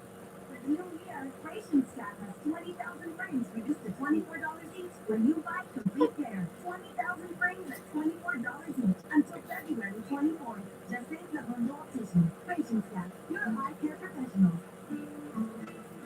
Shoppingtown has a little more for you and for your little ones this winter. Keep your baby with you in warmth and safety with a baby carrier from Subaru. Proudly Canadian made. Bear your bundle of joy at $25 off. And for yourself, fill up with sunshine while relaxing in a unique atmosphere worthy of the Caribbean at Bons H Cabana South, either in Granby or in St. John's or Richelieu. Find these and other great local deals at shoppingco.ca. Want to create a health center? How about business? Make it happen at the Shad Health and Business Center, where all programs lead to jobs. Industry experienced teachers prepare you for the workforce. Learn in classrooms that feel like work environments. Master the latest technology and skills. Earn a diploma that's recognized right across Quebec. All programs are tuition free. Start your new career. Register at the Shad Health and Business Center now. Your business should stand out. But how? The answer is simple. CreativeServices.ca. Create high-end video and make potential clients take notes. Contact the production team at CTV Montreal. Visit CreativeServices.ca. This is the voice of Montreal. CJAD 800.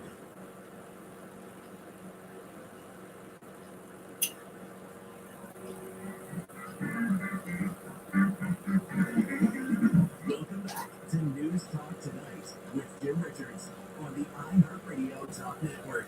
I gotta say that there's times when you do interviews and people on the next board would be like, what is that has to do with Canada? They could do, they could do. did an interview with one of the members of the Palestinian youth movement who is noticeably has not been responsible for some of the protests in Toronto. There have been anti-Israel protests by people who are pro-Palestinian protests with people right across North America actually. And I understand that afterwards in Toronto it was seen that they were targeting communities where Jewish people no longer felt safe. When I was interviewing this woman, Just and in Toronto, I think living there feel safe and even the Canadians to blend simplified with national great things. Above and beyond to uphold to keep the peace. And that always uphold the law. But the question that I was talking to again, I mean, if I have people that why did you come to Colorado West or Colorado Rapids? Every second thing that she said was something that I kind of objected to, including, at least in this case, in this city, that's I'm sorry that it's a Toronto week, but there's been cases of people at we're used to it. You can't help it. threatening to kill a dude in front of police, nothing happened. Bringing coffee to protesters who they didn't want to be on the overpass that they shut down. And the list can go on. Oh, good. You're in danger on the 401. What a break. Tons of criminalization against the Toronto PD. There's been demonization in the record news, whether that be by politicians or by the media itself. I've not seen that because of the color of the cigarettes, why people are against some of these protests.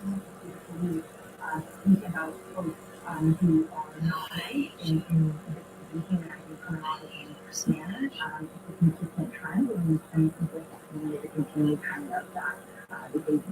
People have been very sympathetic. I mean, I know I'm sympathetic. I think Israel has the right to defend itself, but I will tell you, I don't think that this is the way it's going to end. I think that this is just and really, when you kill somebody's going to want to revenge it. I don't think that this is real Hamas. Unless it just gets about Hamas for now. But bigger picture, anti-Israel protesters are arrested for defining bridge protests. So what about Ottawa, Chris? What's going on there?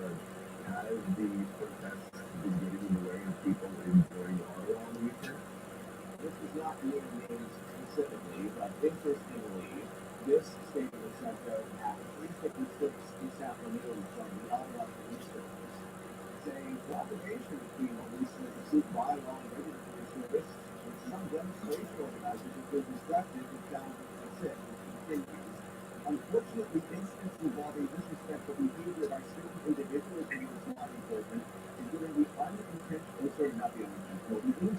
use of loud sound reproduction devices in proximity and physically interfering with officers have been observed. So they actually have a list of criminal code sections, including charges that could be laid in first during a demonstration. It seems like there is normally if the police and it's a send loud music is not fun.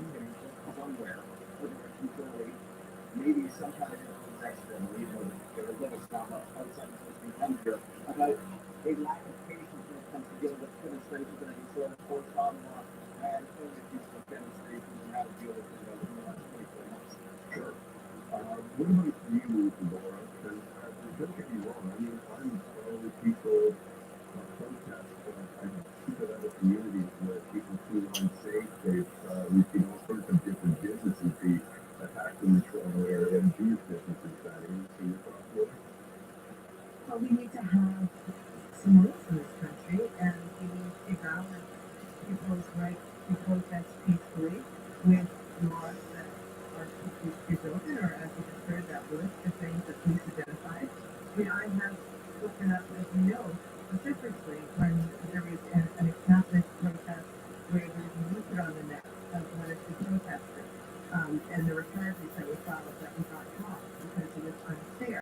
So police, if they're going to enforce whatever laws they need to enforce in these protests, they have to do it reasonably. They cannot, do anything that is inappropriate.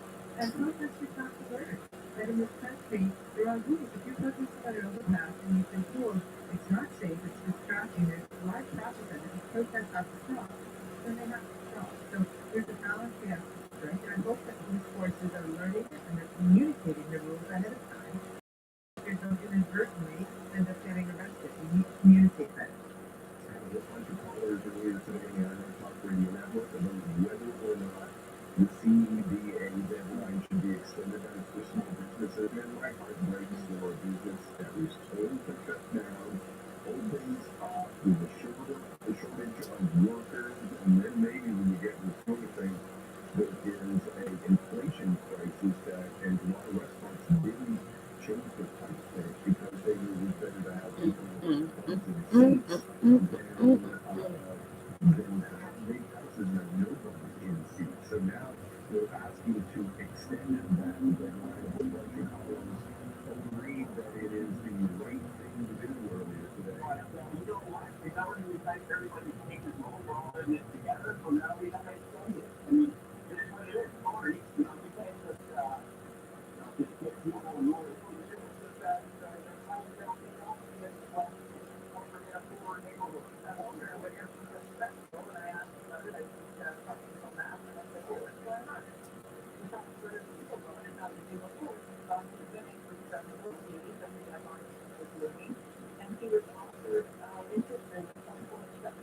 That's not going to help small business. Chris, your thought should be extended. I think it should be, but at the same time, here we are, it's Monday, deadline is Thursday, and you've had witness groups begging things to be extended on for some time, and only about 3 weeks. I highly doubt that any last minute relief is coming. What stinks about this, and I first talked to Dan County about this back last summer, is that here we were in 2021, 2022, and we're coming back from outside of shutdowns after the first pandemic. Okay, great. This business makes food. The state of talking electric goes through every week. But this entire thing of payback, it's like there's been like a sleeping giant that's just been woken up that this is the start that we love. And we're going to keep supporting that native food, and then maybe we can find out a few days from now if maybe not, maybe they didn't survive the pandemic is obvious. I think that the government needs to put its focus on collecting money back. The pandemic provisions that were made for large companies that aren't paying their fair share, and let these businesses have some more relief. I mean, if you've gone to a restaurant late in January with very low flow on, even in the drive-through, people don't have the money, there's a affordability crisis. And if the government meant what they have said in the pandemic was here, we'll get through, we'll get this together, we'll heads up. And then it's not over in the sense of the impact on businesses. So they need to extend it. The right thing to do, and it's a pittance compared to some of the money that flows like we do for other large corporations. On Friday, we interviewed Sylvain Charlebois. It seems to be a story today, so we'll talk about it, but he told us. It was a response coming from Walmart that's concerned a little bit, to be honest, Jim. They do claim that they decided to go in with 30% off to align themselves with the competition. So, aligning yourself with the competition, that sounds like collusion, does it not? And if you don't know the story, if you're getting rid of 50% off tags on things that are one day before, just before, and going to 30%, it seems in this climate right now, Chris, to be, and I'm sorry, I only have 30 seconds here, to be pretty gross. It's a lot of crap. They should think about turning this rainbow or something like this. This guy was trying to get people to split secret records and blah, blah, and you never know stuff like that. Yeah, it's disgusting, Jim. 800 people fed on line downtown Hamilton. The grocery street and this kind of stuff right now. It's really something else. You know, I want to go right to liberation. It's great. I was watching National Health yesterday, and Justin Phillips, I mean, he was defending the country is doing in that, you know, our economy compared to other G7s, it's like, it's leading in every kind of thing that you mentioned. I'm like, okay, your landlord wants to increase your rent, or you're trying to buy groceries, you can't tell it on your landlord, hey, did you know how great we're doing with G7? That's not how it works. So he just seems to be disconnected from how it used to do with everyday problems. I hope that's not, and well, it probably isn't making a problem. Guys, thank you very much for your time. We're more about how to do communications in the Chris Holsky, who is a, well, he runs everything at CFRA. Chris, thanks for your time as well. CJAD Avery Traffic Center. Coming up at 11 o'clock, Tiffany's and on the West Island will be shut down until 5 a.m. between the St. Charles exit and entrance. TQ is currently closing down the entire length of the westbound between Lingerie and Cavendish until 5:30. Other overnight closures include the Sherbrooke entrance to the Perry northbound and the southbound side of the Alpino Bridge. Transport Quebec does plan to do some shorter-term snow removal. They recently did the delivery eastbound, closing down a few of the exits, Baltimore 13 northbound. So apart from these longer-term overnight closures, we may encounter some closures for snow cover. Everyday banking made easier with Scotiabank. Earn up to $550 with a banking package in TFSA or RRSP. Conditions apply. Let us know what you see on the roads home with Texas 900. Next report, 11 o'clock.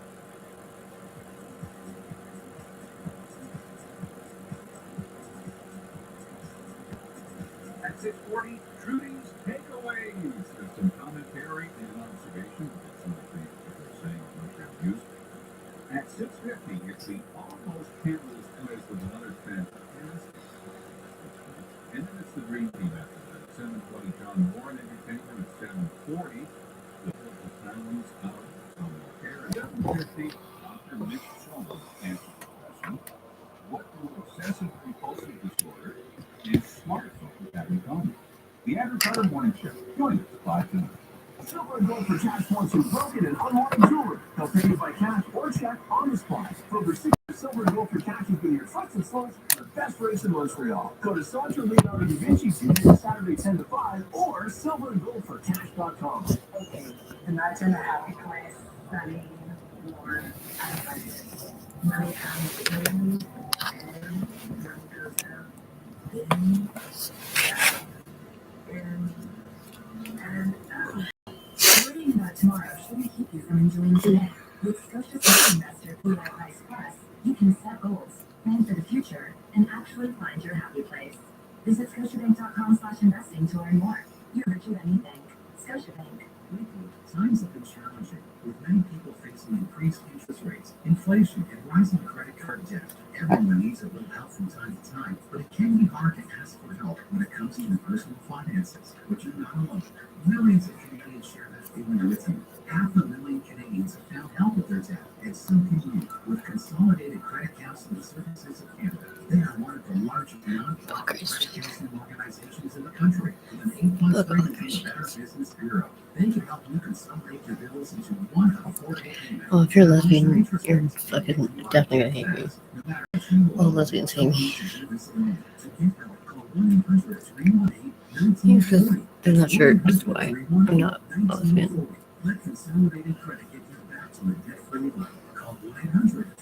Sometimes I wonder why I'm not a lesbian, and then I see what John's look like, and I'm like, duh. No, thank you. This January, get into Gold Series when you add stars to a Crave subscription. Don't miss the new season of the nail-biting thriller, Vigil. Yeah, apparently makes me close-minded. I guess if I'm close-minded then. Raising Canaan. Stars also has hit movies, but no Adam Sandler can just go with it. Plus the suspenseful Cobweb. Get Stars as an add-on at crave.ca. A loved one's use of alcohol, drugs, or medication can have a serious impact. Lisa, I should just hire you to be my hype man. Just follow me around every time I make a fucking good burn. Be like, yeah, bitch. Small businesses scramble to repay big loans. This is Omar Sachedina. Tonight on TTV National News, the looming deadline to pay back pandemic relief measures. Full details tonight at 11 and at ctvnews.ca.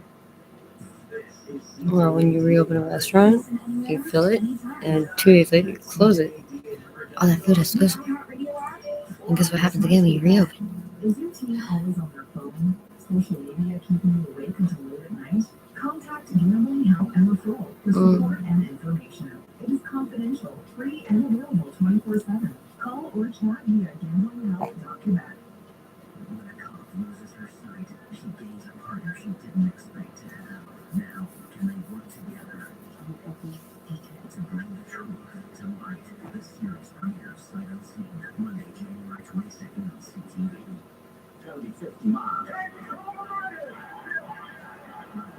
with equal in the South. Great man, full of rights and great leader. We hold these truths to be self-evident that all men are created equal. Happy Martin Luther King Jr. Day. It's showtime. This is News Talk Tonight with Jim Richards on the iHeartRadio Talk Network. Also, I think it's the second Monday of every January. It's known as Blue Monday. But we do a segment on how you can cheer up. You can look at the good points in life, like you're February. It's the same. Or maybe you love enjoying the pain of a couple of things. Maybe that's where you find your excitement and the things are not that bad. What do we have on Slow News Day today, Noah? When Robert Downey Jr. won a Critics' Choice Award for Best Supporting Actor in Oppenheimer, he began roasting the actual critics that had just given him the award. He pulled out a card and read negative reviews of those critics that had some of those critics had written about. You know, I was thinking this morning, I love critics. Critics' Choice Association, you know, they give me such beautiful feedback, really, just so many moments and some of it's so cool. I just want to share some of their thoughts with you. Over the year, the first one's kind of like haiku, sloppy, messy, and lazy. The next one's more metaphoric, like Pee Wee Herman emerging from a coma. This was from a Brit, a puzzling waste of talent. And lastly, in this one lingered, amusing as a bedlocked fart. Wow, very creative. It is fun sometimes reading Rotten Tomatoes just the bad reviews to see how they are worded. Some of them are quite funny. I don't know that out of Critics' Choice Awards, very funny, but I don't know if it makes news. Minor league hockey fans in Hershey, Pennsylvania broke a world record last week for the most stuffed animals off on the ice at once. 74,599 of them. They did it after the Hershey Bears scored their first goal of the game. Here's the big moment. They began reading teddy bears and others. Bunch of boys. Got the puck right there. Let's the sweet lovely mayhem coming in.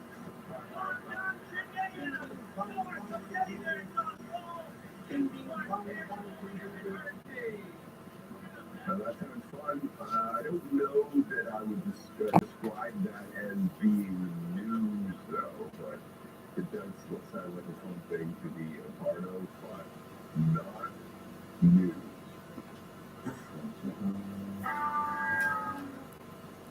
The cold weather in St. Louis caused some instruments to malfunction on Jason Aldean and Luke Grimes' plane over the weekend. They had to make an emergency landing. Here are Luke and Jason talking about their scary plane ride on Houston. We were flying out of St. Louis. We had issues traveling with the plane because our plane, we thought it was going to fall out of the sky. We took off and it was so cold in St. Louis. It's like 16 degrees. The wind was blowing 40 miles an hour. Some of the instruments on the plane were not. So we had to turn around and land. And yeah, it was a little tense. Great description of I'm not sure what, other than it was cold and some of the instruments froze. There you go. A California man's classic car with over $100,000 was stolen from outside a home. He says he has waited a lifetime to acquire the 1962 Chevy Impala convertible, and it was stolen just weeks after he bought it. Here's Seth Lane talking about the car. You work hard for this, you know, and people just come, you know, snatch it right from. Not the kind of thing you want to do on your birthday. They didn't know how to open the hood of an Impala, so they did the grill, and as you can see in the video, the grill is busted just to open the hood. And you know, they could bring it to a chop shop, part it out, try to repaint it. It just sucks, you know, these punks are out here doing stuff like this. Does suck, and unfortunately not news. If we had a segment, does it suck? You got a winner right there, folks. You know anyone who's sick? UW New Year what's being called critical damage to the cases of three major respiratory viruses, flu, COVID-19, and RSV. While some seek vaccines, others use the healing power of music. Going once, twice, 3 times a pandemic. Are you hoping to hear more? Do you want more? The only reason I want to hear more is I wonder if it gets better. Sometimes it gets better.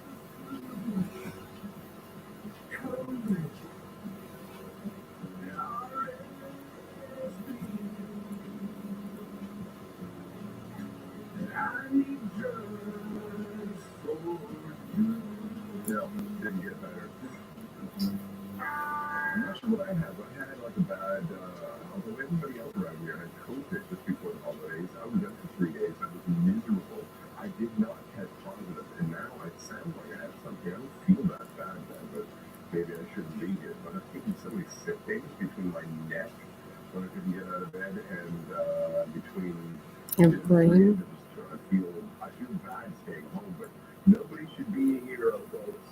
Not even the likes of the people to, believe it or not, walk the earth among you.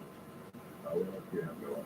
This woman loved her pet hamster Candy so much that she had it stuffed and put in the form of a male stripper standing up and working the pole, complete with urine for.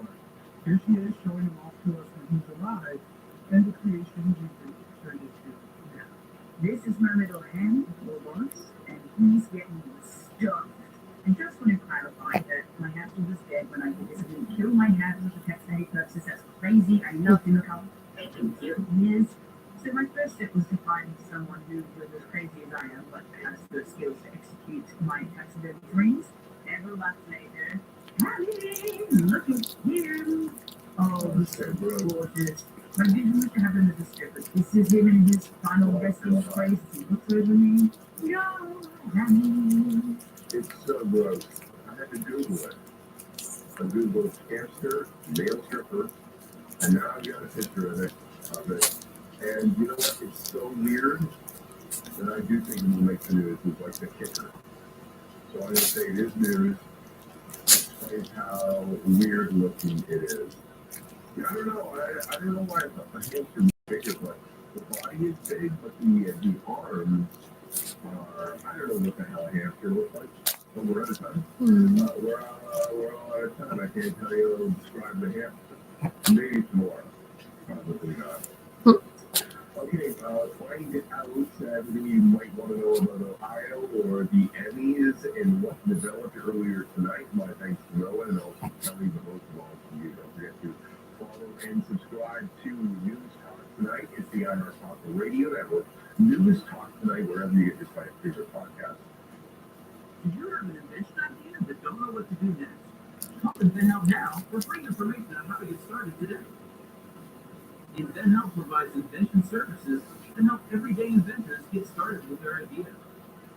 We have representatives nationwide who will explain the InventHelp process step by step. Over 10,000 patents have been secured through InventHelp's patent and pro service. Our services include professional materials needed to showcase your invention, and 3D animation and prototype modeling that help you demonstrate your idea. Get down to the details of your idea or the technical drawing. The InventHelp data bank includes thousands of companies who have agreed to review your idea. We've been helping inventors since 1984. Let's help you next. Take advantage of the opportunity to get started today. Call 1-800-353-6013. That's 1-800-353-6013 and 1-800-353-6013. You're listening to the Voice of Montreal. News Talk Radio, CJAD 800, and iHeart Radio Station. Now, an update from the CJAD 800 Traffic Center. Penny Road is going to be shut down any time now between the St. Charles exit and entrance overnight road work reopening at 5 a.m. 40 westbound closure between Launch Joliet and Cavendish until 5:30. All of the entrances to that westbound are closed.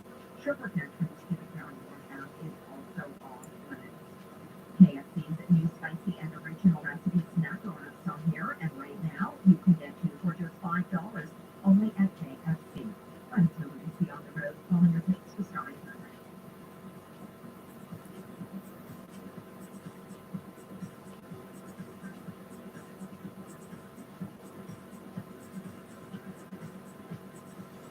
Tonight, the 2024 U.S. presidential race heats up in Iowa for a critical first test.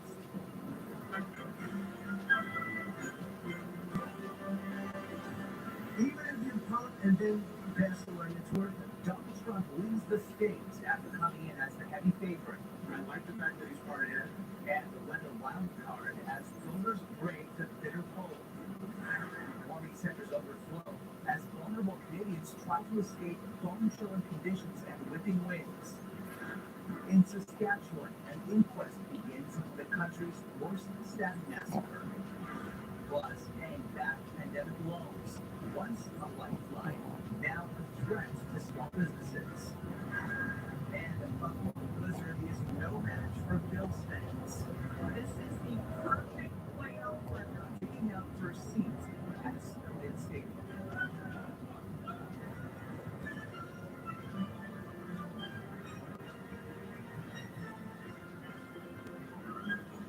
CTV National News with Omar Santantino. Good evening, everyone. Republican voters in Iowa have handed Donald Trump a crucial victory in his comeback bid for the White House and the first major test of the 2024 U.S. election.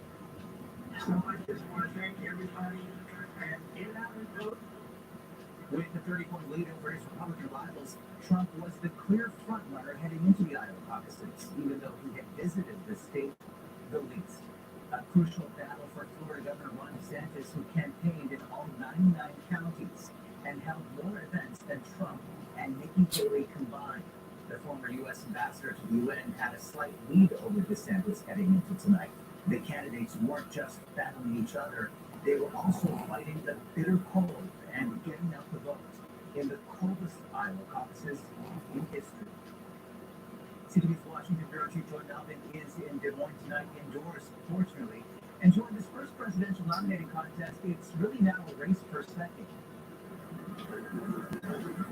Yeah, it really is. But I've got to say, Donald Trump may have just pulled off the biggest political comeback in recent history. It shows what a grip he has on the Republican Party. And here's an interesting thing. In some of the entrance polls, asked some of the Republicans who were caucusing tonight, if Donald Trump were convicted of a crime, would he still be fit for president? 2/3 of them said yes. That's an astonishing, it's a remarkable statistic. Anyway, it just shows the strength that Donald Trump has. But yes, second place, it can be seen as a win. Nikki Haley, Ron DeSantis, the Florida governor, they've been battling each other and battling it out for second place.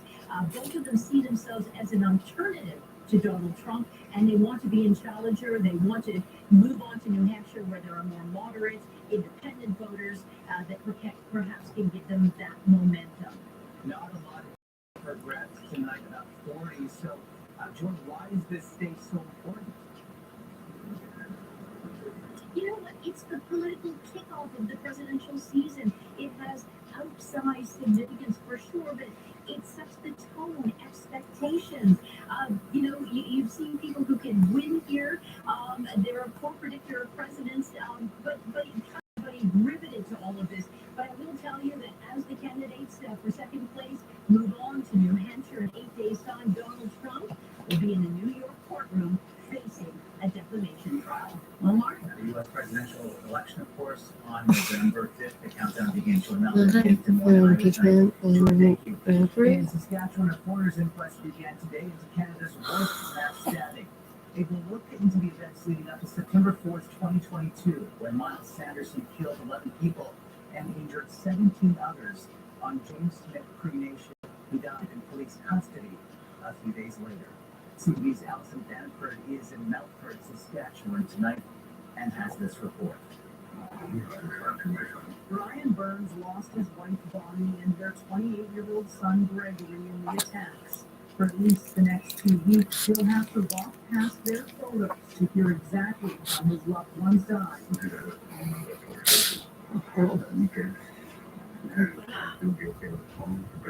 The inquest will detail each of the 11 killings in the stabbing rampage carried out by Miles Sanderson on the James Smith Cree Nation and in the nearby village of Weldon. Having this and understanding the concept and policy that precedes yourself, I think, it's good to set some closure. But that is still there. An RCMP major crimes investigator was the first and only witness to testify today. He said Miles was on the First Nation to sell cocaine. He was staying at his brother Damian Sanderson's house. Damian was the first person he killed. Text messages from Damian to his partner Sky show he was willing to die in the hours before the attacks, but never provided any context into what Miles was planning. There's not going to be a trial. So this is the only way that the families and the public can hear exactly what happened and a true public factual account of what happened. Others, knowledge keepers, and wellness staff are on site to offer emotional support at any time during testimony. The force don't stop. We know it's going to be a long haul, and we're there to support the families whatever they need. This is expected to be the largest inquest ever held in Saskatchewan. 31 witnesses are set to testify. At the end of it all, a 6-member jury will have to reach a verdict and make recommendations. Victims' families hope those include tougher parole conditions that could have prevented Miles Sanderson from being released just months before the attacks. Omar? In Brantford, in Melfort, Saskatchewan, where tonight much of the province is under an extreme cold warning. In fact, many parts of Canada are still experiencing a dangerously bitter chill, putting pressure on everything from warming centers to power grids. Here's CTV's Vanessa Lee. Albertans have been cranking up the heat. So much so, the province is asking people to once again turn off unnecessary appliances and lights this evening. The extreme cold is pushing its electrical grid to the brink. We are getting help with like storm sewer during the day, but that falls under an hour, which is when we start to see command. The deep freeze is proving to be tough to escape. Hundreds of flights have been canceled in the last few days, with essential equipment like bridges and fuel stations inoperable.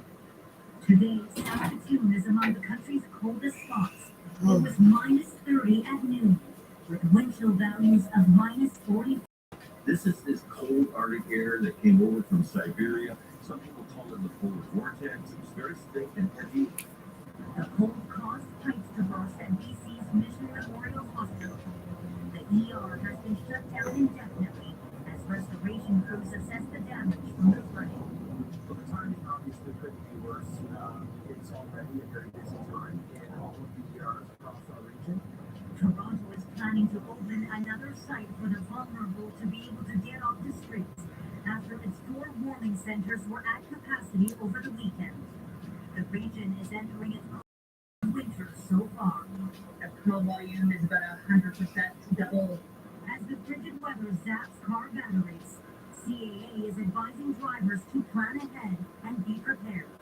We can't stress how important it is to have an emergency car kit in your vehicle. Emergency car kit should have things like a warm blanket, an extra pair of socks, things like that you may need if you get stranded to keep you warm. In parts of New Brunswick, it's snow that will be making conditions difficult tomorrow, with as much as 25 centimeters in the forecast. That system is expected to hit eastern Quebec on Wednesday, Omar. All right, Vanessa, thank you. A scorching stream of lava that spewed from a volcano in Iceland over the weekend appears to be slowing. Residents of a tiny fishing village in Grindavik watched several homes devoured by a firewall of molten lava. Not totally unexpected, but the Western Nile case was a small fissure opened up at the end of the day. At least 3 houses have been evacuated. About 4,000 people were evacuated. Authorities say there's no danger to the rest of Iceland. We are learning more tonight about the economic consequences stemming from a tense maritime conflict and what it could mean for Canadian consumers. Today, a missile fired by Yemen's Houthi rebels struck a U.S.-owned ship in the Gulf of Aden. CB's Adrian Gabriel on the escalating hostilities. A parade of its military arsenal on full display in Yemen. All over the open water, Iranian-backed Houthi militants are being blamed for an attack on this commercial container ship. The U.S.-owned and operated Gibraltar Eagle was hit by a ballistic missile in the Gulf of Aden today, according to U.S. Central Command. This is an attack against an innocent merchant ship going about its business, legitimate business, served by innocent seafarers, and they should be at the forefront of our thoughts. Satellite charts from data showed the Gibraltar Eagle had been bound for the Suez Canal, but rapidly turned around at the time of the attack. The ship's U.S.-based operator says the vessel suffered limited damage to its cargo hold and no one was injured. Iran backed Houthis have launched over 25 illegal and unacceptable attacks on commercial shipping in the Red Sea. It's a concern of global significance. The route through the Gulf of Aden, the Red Sea, and the Suez Canal is a vital shipping route between Asia, Europe, and the West. The relatively significant amount of goods that come into eastern Canada through the Suez that originate in Asia. 2/3 of ships slated to arrive in the port of Halifax later this month are now expected to arrive anywhere from a day to 2 weeks behind schedule. The president of the Canadian Shipping Federation says if the conflict in the Red Sea region persists, Canadian consumers will begin to feel the pinch. Virtually anything or everything you can imagine is carried on a container ship. So retail goods, materials for manufacturing. It's not just commercial vessels being targeted. On Sunday, Houthi rebels reportedly took aim at an American Navy ship sailing the southern reaches of the Red Sea. The unsuccessful weekend attack on the U.S. destroyer marks the first known fire by the Houthis since the U.S. and the U.K., with the support of Canada, began airstrikes on Friday, hitting dozens of Houthi targets in Yemen. While the Houthis have said they're avenging Israel's war with Hamas in Gaza, recently many of the vessels they targeted had little to no connection to Israel, resulting in all major container carriers avoiding the area, often to travel around Africa. Omar is a costly route that can take an additional 1 to 2 weeks. All right, Adrian, thank you. The IDF has refuted claims made in a video posted by Hamas, which CTV cannot independently verify, that blames Israeli airstrikes for the alleged deaths of 2 Israeli hostages. Hamas aired what it said were the bodies of 2 Israeli hostages, along with a 3rd hostage, a 26-year-old woman believed to be wounded but still alive. Earlier today, Israeli police responded to what they are calling a terrorist attack. 2 Palestinians allegedly stabbed a driver, stole 3 cars, and slammed into pedestrians north of Tel Aviv. A 7-year-old woman was killed, and 17 others were injured. The men are now in police custody. And some Canadian MPs are in the Middle East on a week-long visit to Jordan and the West Bank. The purpose of this trip is to really come and see the situation on Lebanon. The 5 Liberals and New Democrats are traveling with humanitarian groups. They'll meet with Palestinians and discuss how Canada can push for peace. And peace was also on the agenda today when the Ukrainian president visited Switzerland. Have a nice evening. The neutral Swiss agreed to host peace talks. The Kremlin dismissed it as pointless if Russia isn't at the table. Also today, Ukraine's Air Force shot down 2 Russian warplanes, a sophisticated spy plane, and an airborne command center. A hot air balloon crash in the Arizona desert has killed 4 people, left 1 critically injured. It took off on Sunday with 13 passengers, including aboard 8 skydivers. Skydivers were able to exit the balloon without incident and completed their planned skydiving event. Later, something catastrophic occurred with the balloon causing it to crash to the ground. 28-year-old nurse Caitlin Bartram was among those who died. Investigators are combing through the wreckage to find out exactly what led to the crash. Coming up, the clock ticks on pandemic repayments.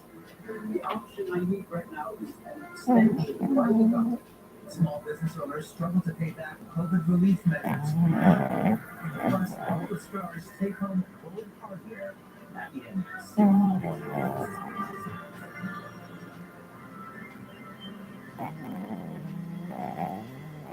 At 6:40, Trudy's Takeaways. There's some commentary and observations of some of the things that people are saying in Montreal newspapers.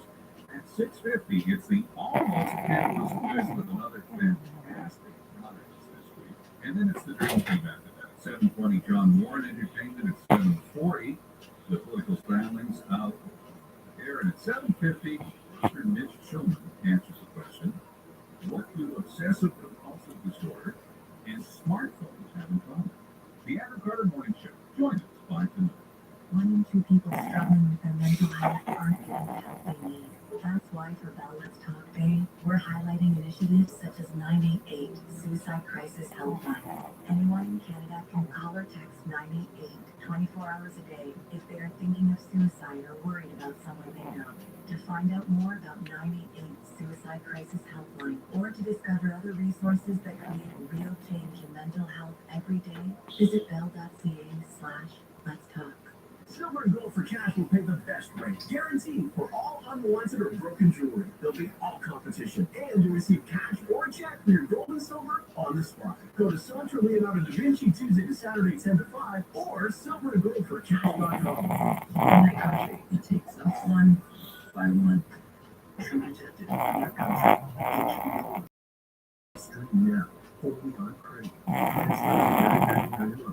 Subscribe now. Crave.ca. A new snapshot tonight of how Canadians feel about the economy. A Bank of Canada survey found most consumers and more than a third of businesses think a recession is coming within a year. And for small business owners, a big bill is coming due. In a few days, they'll need to pay back loans they took to stay afloat during the pandemic. Here's CTV's Judy Trey. From restaurants to retailers, to get through the pandemic, 900,000 small businesses took emergency interest-free loans from the federal government. The bill is due.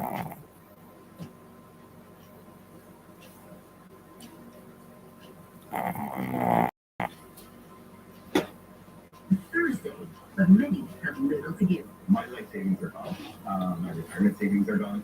The amount of expenses that small businesses have had to incur will kill all profitability of small businesses. Small businesses borrowed up to $60,000 each. The deadline for repayment has been extended twice. The initial deadline was the end of 2022. That was pushed back to 1 year, then another extended grace period of 18 days. But the Canadian Federation of Independent Business says that isn't enough to offset the payment. Any country in the entire world. And as a result, businesses have been left without debt, not just even on their debt, on their books. And they're not back to recovery. If merchants can't repay the loans, the federal government will start charging 5% monthly interest, a rate that will force some to shut down. I think that they In Regina, an independent publisher is taking matters into his own hands, trying to keep from defaulting by fundraising to pay back the loan. Any government would have a tricky line to walk through its situation, so I'm not dumping on any government action anyway. That said, it would be, if the government can find a way to extend it, it would be great for us. Since the pandemic, the federal government has loaned out $49 billion to keep small businesses afloat. So far, officials say more than half those SEBA funds have been paid back. Omar, thank you. Roughly 12 million Canadians got their first carbon tax rebate of 2024 today in what the federal government says is meant to offset the price of pollution. The payouts every 3 months differ depending on where you live. A family of 4 in New Brunswick, for example, is eligible for almost $190. In Alberta, it's almost $400. Ottawa will pay out approximately $2.3 billion in total. Still ahead, necessity drives innovation. We want to celebrate food and interact with people in a way that's really personable. A startup taking big strides with a farmer's market on the move.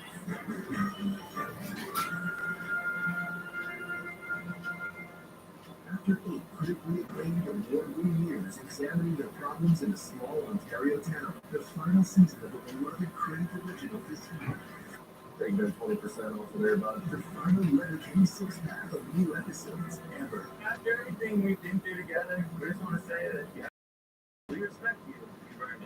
Who are you again? I don't even know what your names are. Letterkenny, the final season, streaming now, only on Crave. Plan starting at $9.99 a month. Subscribe now at Crave.ca. Lately, times have been challenging. Many people face the increased interest rates, inflation, and rising credit card debt. Everyone needs a little help from time to time, but it can be hard to ask for help when it comes to your personal finances. But you're not alone. Millions of Canadians share that feeling with you. 500,000 Canadians have found help with their debt, and so can you. With Consolidated Credit Counseling Services of Canada, they are one of the largest non-profit credit counseling organizations in the country, with an A+ rating from the Better Business Bureau. They can help you consolidate your bills into one affordable payment, minimize your interest rates, and get you out of debt fast. No matter how much you owe, you don't need to do this alone. To get help, call 1-800-318-1940. That's 1-800-318-1940. Let Consolidated Credit get you back to a debt-free life. Call 1-800 1-800-318-1940. Call toll free today for a free consultation. 1-800-318-1940. That's our license number 4705786. Are you a first-time home buyer? Unsure of what you can afford? Let experienced mortgage brokers Fred and Martin pre-qualify you. Buying your first home is very exciting, and we're here to simplify the process. With personalized guidance, we'll navigate the lenders, paperwork, and important decisions together. Enjoy Fred and Martin's expert personalized service at no cost. Visit fredandmartin.com, where first-time buyers become happy homeowners. Fred and Martin Mortgages, part of Mortgage Intelligence, are ready to help you today. When big news happens, 10,000 email visits a day. Montrealers know where to turn, and it's going to get worse before it gets bad. Watch CTV News at 6 and visit ctvnewsmontreal.ca. Well, pop-up shops are one way for businesses to get attention and attract new customers, but in St. John's, a moving supermarket is trying to provide shoppers with some much-needed savings. It's a way to get food into the hands of people who need it. CTV's Garrett Barry reports. It's not just a selection of food, it's a celebration. We want to celebrate food and interact with people in a way that's really personable. We give out recipe ideas and try to create a bit of a community around this project as well. Now, in its third year, the Summer Move Project has taken a small bite out of food insecurity in this province. This market hits the road, selling here at the university and heading to poorer areas of St. John's. For $5, you can take your pick of 3 items from the daily. Folks really appreciate that, and we've heard that in the last couple of try something new as well. It's not just potatoes and parsnips. There's books, movies, musical instruments, courtesy of the public library, which cleans up these pop-up markets. We found after COVID that we kind of wanted to be able to start meeting people where they were and just reminding them of the stuff that the libraries do. Newfoundland Labrador doesn't produce a lot of its own fruits and vegetables. At last count, just 21% of the produce eaten here are grown here. This project is trying to move that needle, going to wholesalers or directly to farmers. What we hear over and over again is that people do want to support local farmers. They're looking for things that are great value, and we've been able to bring those things together with this project. Last year, they held 55 markets and sold to almost 1,200 visitors. Organizers say there may be some growing pains, but they want this project to grow and grow sustainably into the future. Care Bear, CTV News, St. John's. The best of this year's television was celebrated tonight at the 75th Emmy Awards. And the Emmy goes to Jeremy Allen White won his first ever Emmy for Best Actor in a Comedy just a week after taking home a Golden Globe for his performance in The Bear. I think that all those who stayed close to me, especially in this past year, you know who you are. I love you. The Best Talk series went to The Daily Show with Trevor Noah for his final season on the show. And then there was legendary actor and singer Barbara Gales joking about her longevity in Hollywood. What's the secret to working in Hollywood for so long? Oh, that's easy, baby. The range gap. This year there were intricate recreations of some of the most iconic sets in television history. The long-delayed Emmys were pushed to January because of Hollywood's labor disputes. And also tonight, Canadian producer David Furnish won an Emmy for Best Live Variety Special for his work on Elton John Live, A Farewell to Unbothered State Entertainment. And a 22-year-old pilot has made American history. Madison Marsh from Colorado is the first active-duty U.S. Air Force officer to be crowned Miss America. She is a second lieutenant and master's student of public policy at the Harvard Kennedy School. Coming up, the NFL playoffs, fans tackle shoveling over the Buffalo Bills.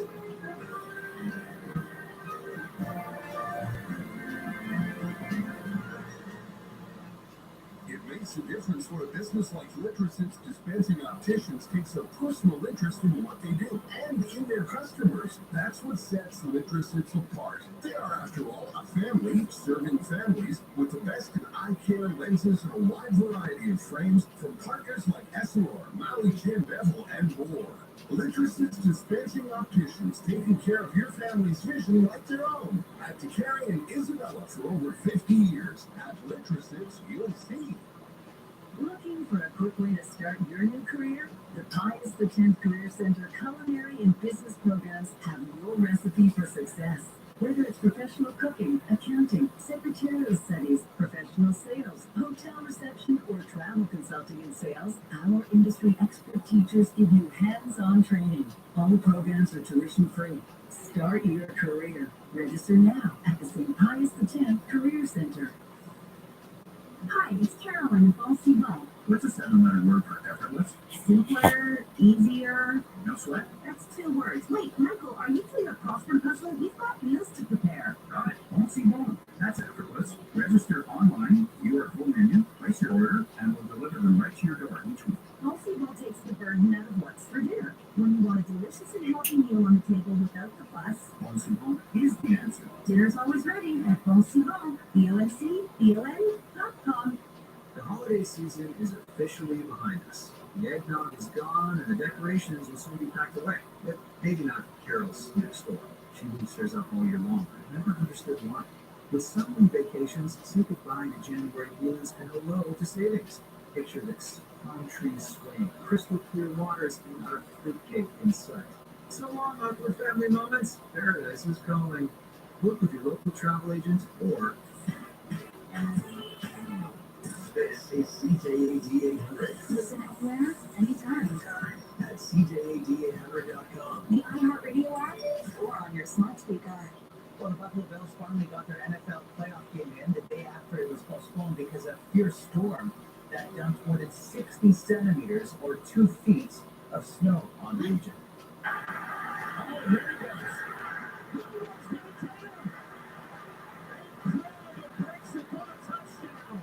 Bills quarterback Josh Allen led the team to a big win over the Pittsburgh Steelers in a game that would not have happened without a massive effort to clean out all this snow from the stadium. As we hear from CTV Sean Leafoff, who's in Orchard Park, New York tonight. Sean.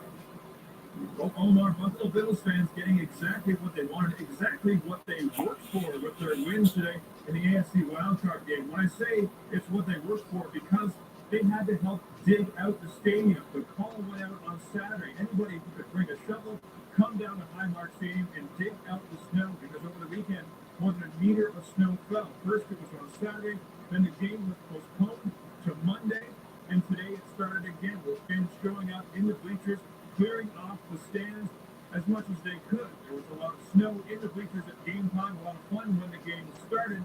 Fans throwing snowballs at the players, throwing snowballs at each other. It was a very cold day in Buffalo. -7 at kickoff. It only got colder up to -11 by the time the fourth quarter happened. Now, it did get a little bit close to the Pittsburgh Steelers, making it close in the fourth quarter, but Buffalo ultimately pulling away. 31-17 was the final score. We spoke to some fans after the game. Here's what they had to say. You know, we got it done. You know, it was a big project. I feel like everybody worked hard to get it all cleaned out. You know, at the end of the day, you're having to play a day late. Hey, we're here. We're winning. They did awesome, but they didn't dig our feet that far. Yeah. It was like you see. It was like a foot of snow. So now that means the Buffalo Bills will be hosting another playoff game, this time against the Kansas City Chiefs. The weather, of course, always a question mark here in Buffalo. Very cold today. We'll see how it looks on Sunday. Party fans, Sean, thank you. And that's a snapshot this Monday for all of us. That's New National News. Thank you for watching.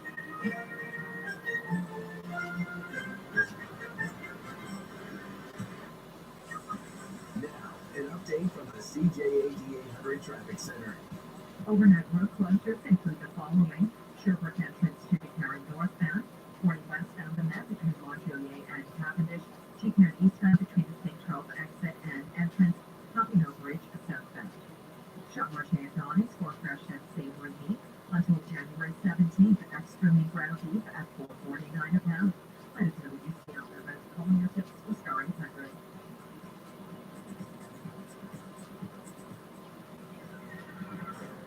Quebec teachers looking at substantial pay increases. A Laval murder involving 2 men who knew each other. And how to properly recycle.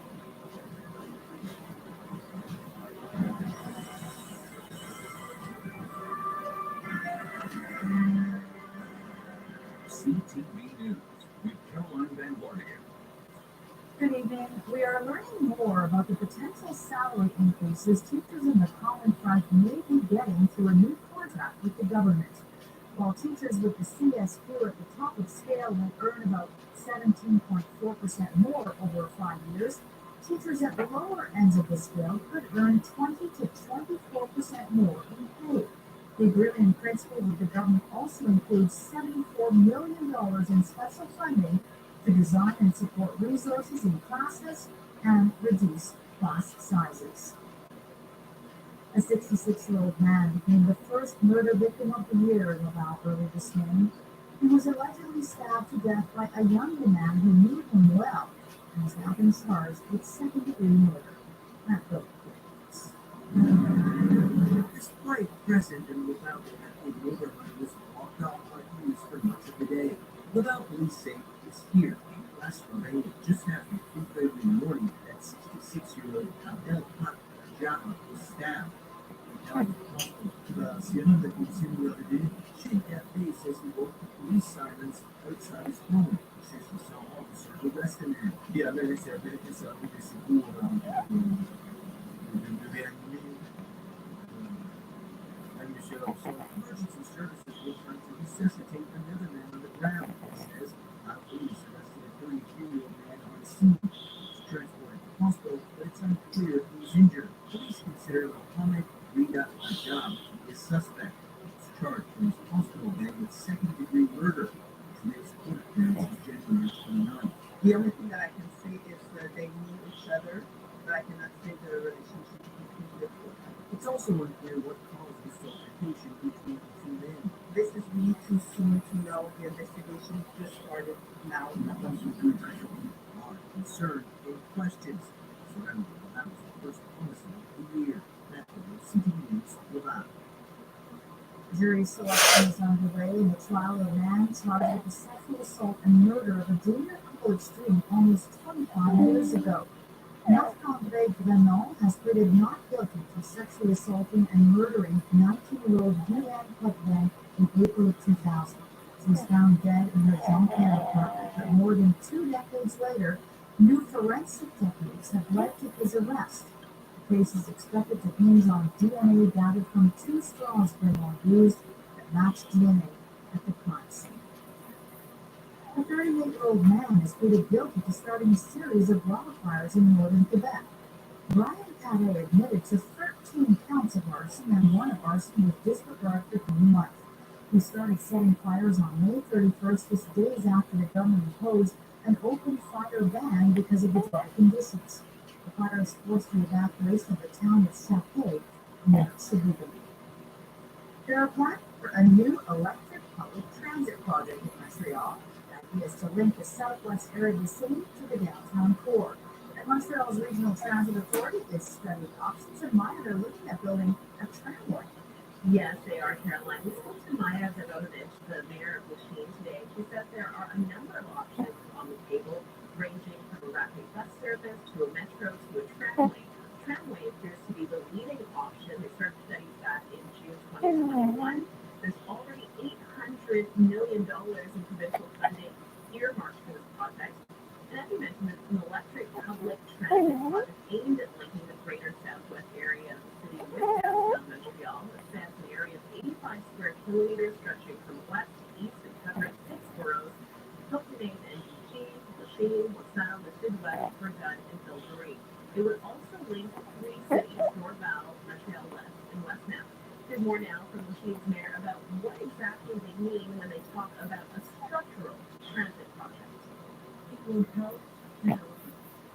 To have something transit is not necessarily something that attracts a lot of people. If you have a tramway, for instance, that is implemented into a city, congresses, people will gather close and it will transform the city and it will help its development. So yes, Switzerland is something that will frame and help build the city in the 21st century, where we're fighting climate change and we want to have public services nearby, where we want to have restaurants and nice public spaces. There's certain public transport that make that structure where we live and how we live. Now, let Montreal's Transit Authority, or the ARTM, is working in partnership with Quebec's Transport Ministry of the City of Montreal. And they're inviting the public to come and meet their specialists to get more information and to share their mobility needs and concerns. Now is the time for people to come and say that they need this connection. So far, for instance, the connection stops at Laval but doesn't connect to there. So they think it would be important that the tram connects to the future rent station, for instance. The information session starts tomorrow night in Verdun at the Nostalgie Community Center. That's from 6 to 9 p.m. They'll continue in LaSalle, Dorval, and Lachine up until next Wednesday, January 24th. There's also an online consultation platform where people can make submissions in writing. You can find all the details on our website, ctvnewsmontreal.ca. Carolyn? Thanks very much, Maya. The City of Montreal, or Longueuil, I should say, has unveiled its first action plan to fight homelessness. As in Montreal, Longueuil's shelters are full and encampments are cropping up outside urban centers and across suburban communities. Angela Kensey, President. Homeless encampments like these are relatively new to Longueuil's landscape. We always had homelessness most around the metro, but now all around the city. There are at least 15 people living in tents throughout the city, and as many as 1,000 people are homeless. Longueuil Mayor Catherine Fournier says the problem grew during the pandemic, but that wasn't the only factor. The housing crisis, the opioid crisis, and the mental health crisis. So it's a perfect storm. It's something Dolly Shinhan has also noticed. She runs a housing program for people with mental illness in the region. All of the resources are overwhelmed. This would be on campus, as you say, because there aren't places for people to go. The mayor admits resources are scarce. With just around 100 beds available, shelters in Longueuil are full. This shelter, La Pointe, operates out of a church. It has 35 beds, but is trying to find and fund a new location. General Manager Pierre Rousseau wishes the city, provincial, and federal governments were better coordinated. Do they manage this together? Are they agree that they're responsible to each other? And meantime, I'm just working with them. The city has earmarked more than $800,000 to fight homelessness. It's mostly for private projects, things like adding more public toilets, training for library employees, and planning for a future sleep injection site. The mayor says Longueuil is doing what it can. I think Quebec and the Canadian government can do it. And unlike Montreal, Fournier says Longueuil has no plans to dismantle encampments, given the lack of shelter space and resources available. Angela McKenzie, CTV News, Longueuil. Meantime, the real estate market has cooled at the end of 2023, but new numbers show just how hot it is.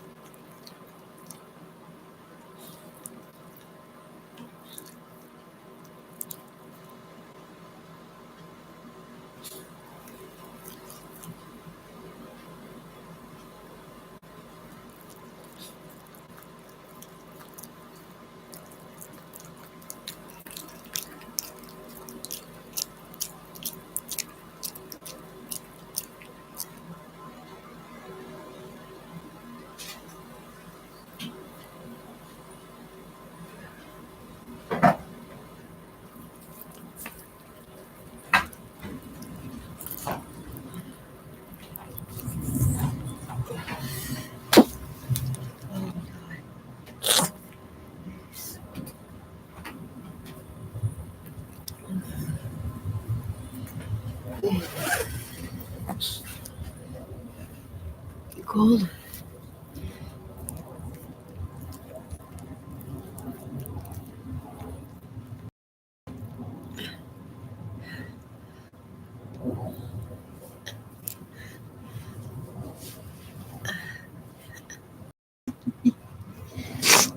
Just a little head.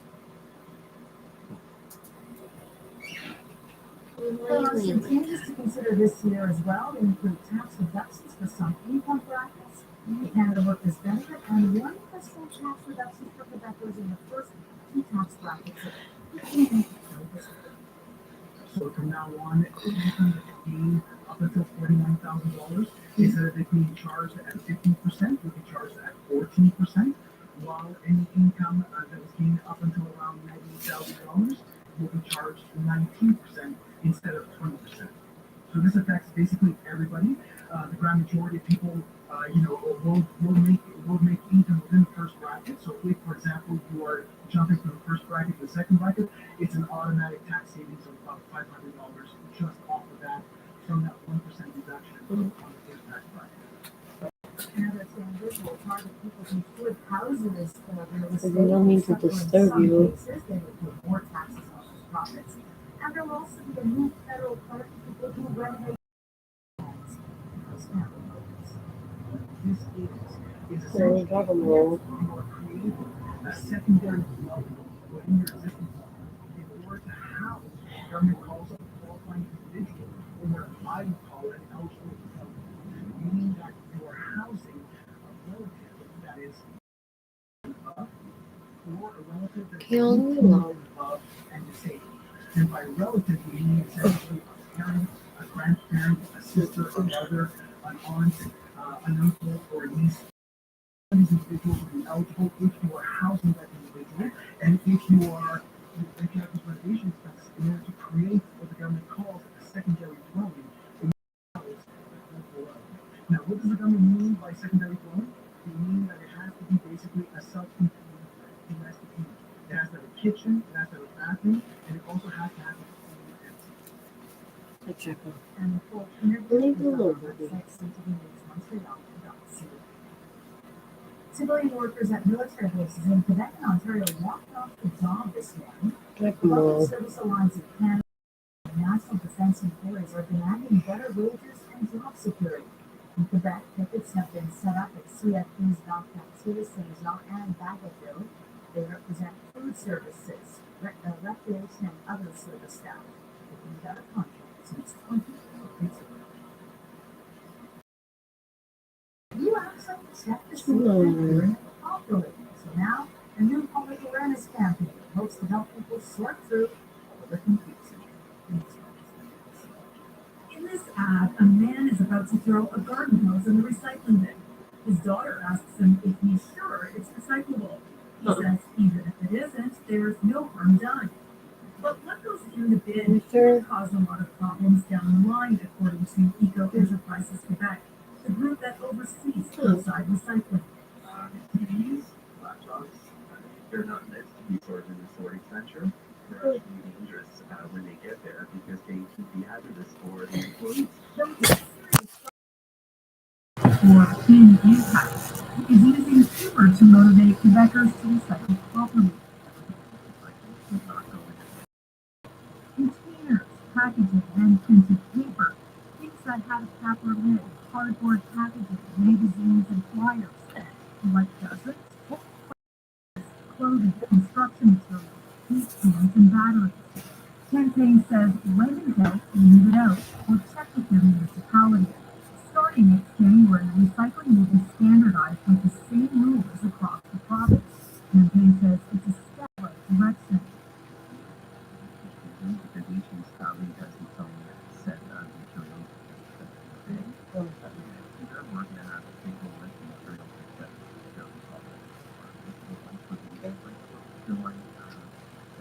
Ontario, New Brunswick, perspective, things will go much better. The city of Montreal agrees. Currently, only 70% of its citizens regularly recycle, below the provincial average. And when they do, about 20 to 30% of what goes in the city ends up in landfill.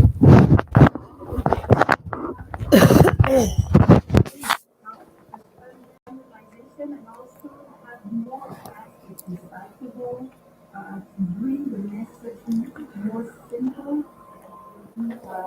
I think it will be very encouraging for people to recycle more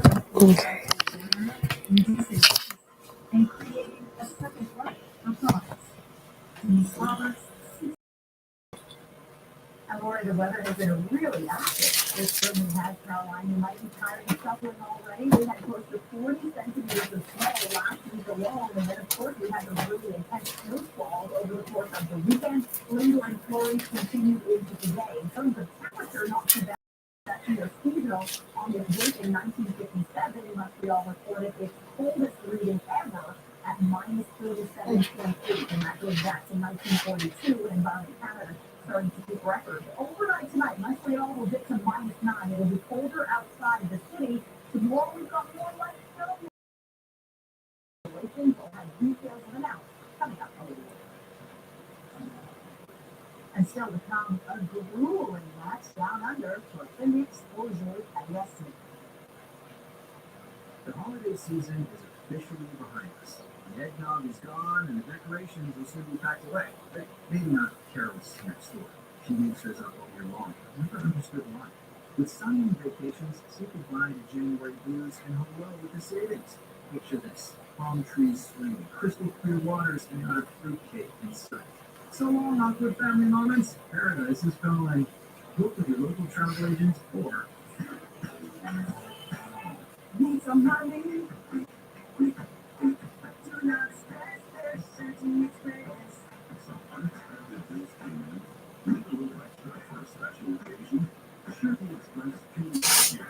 Endorsement and help you get a loan up to $2,000 in less than 24 hours. You can use the ChevyExpress.ca. No more stress, certain expense. Why should I have a funeral?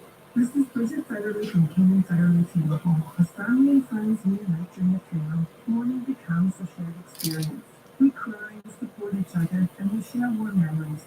At King Federley, we work hand in hand with our families to honor the life of their loved ones. King Federley, recipient of the Consumer Choice Award from 2021 to 2023. For information, call 514-481-5301 or visit kingfederley.com. Restaurant Petros Taverna is opening another new location, their fifth. This one in Lachine, with the same mouth-watering Mediterranean and Greek cuisine you expect from Restaurant Petros Taverna. Fresh seafood grills, home-style entrees, and more. Book a table now at restaurantpetros.ca. Montreal's Phoenix Auger-Aliassime was the winner in a marathon first-round match at the Australian Open.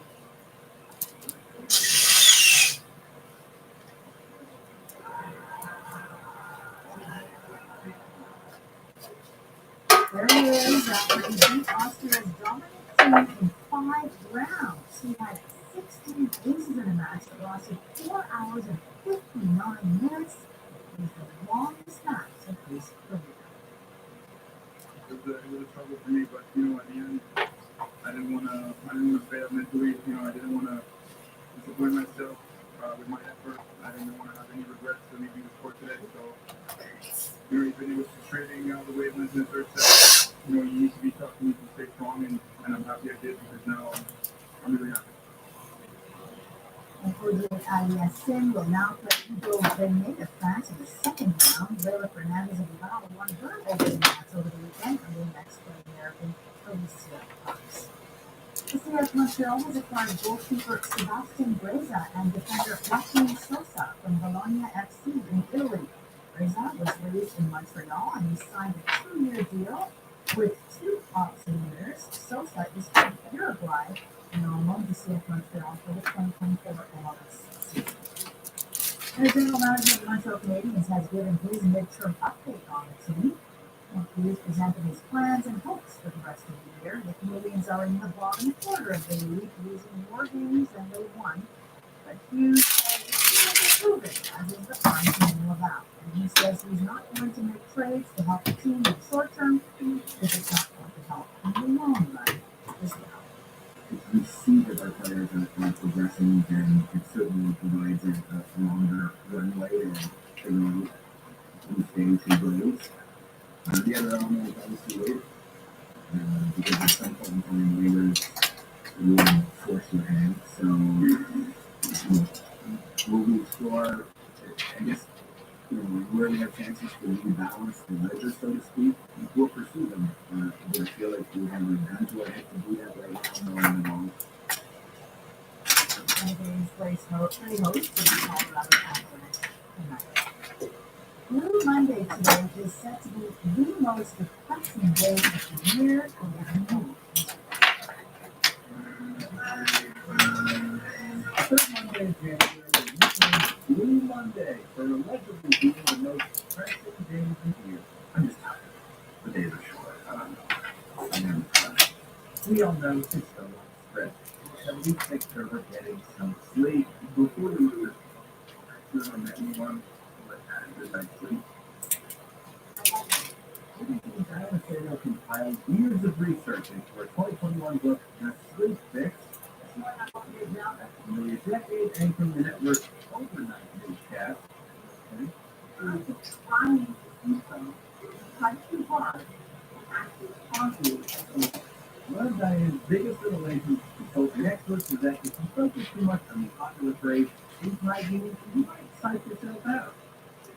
really about tonight.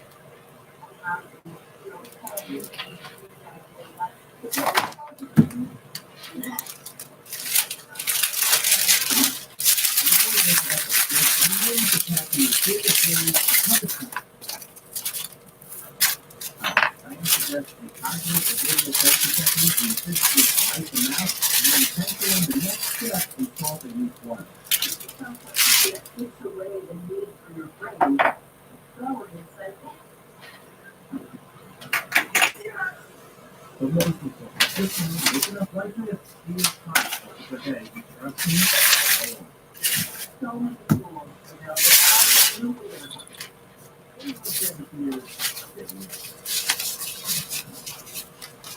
still the town, a little hot This lady brings just to see a doctor. Consider Eden Telemed, Quebec's leading telemedicine platform, providing fast and affordable access to private doctors. Whether you need medical advice, prescriptions, blood tests, doctor's notes, imagery, or quick access to specialists, Eden Telemed has you covered. Get same-day appointments with a Quebec licensed doctor from the comfort of your home. 100% safe. Private insurance accepted. Experience healthcare on your terms. Visit EdenTelemed.ca today. That's EdenTelemed.ca.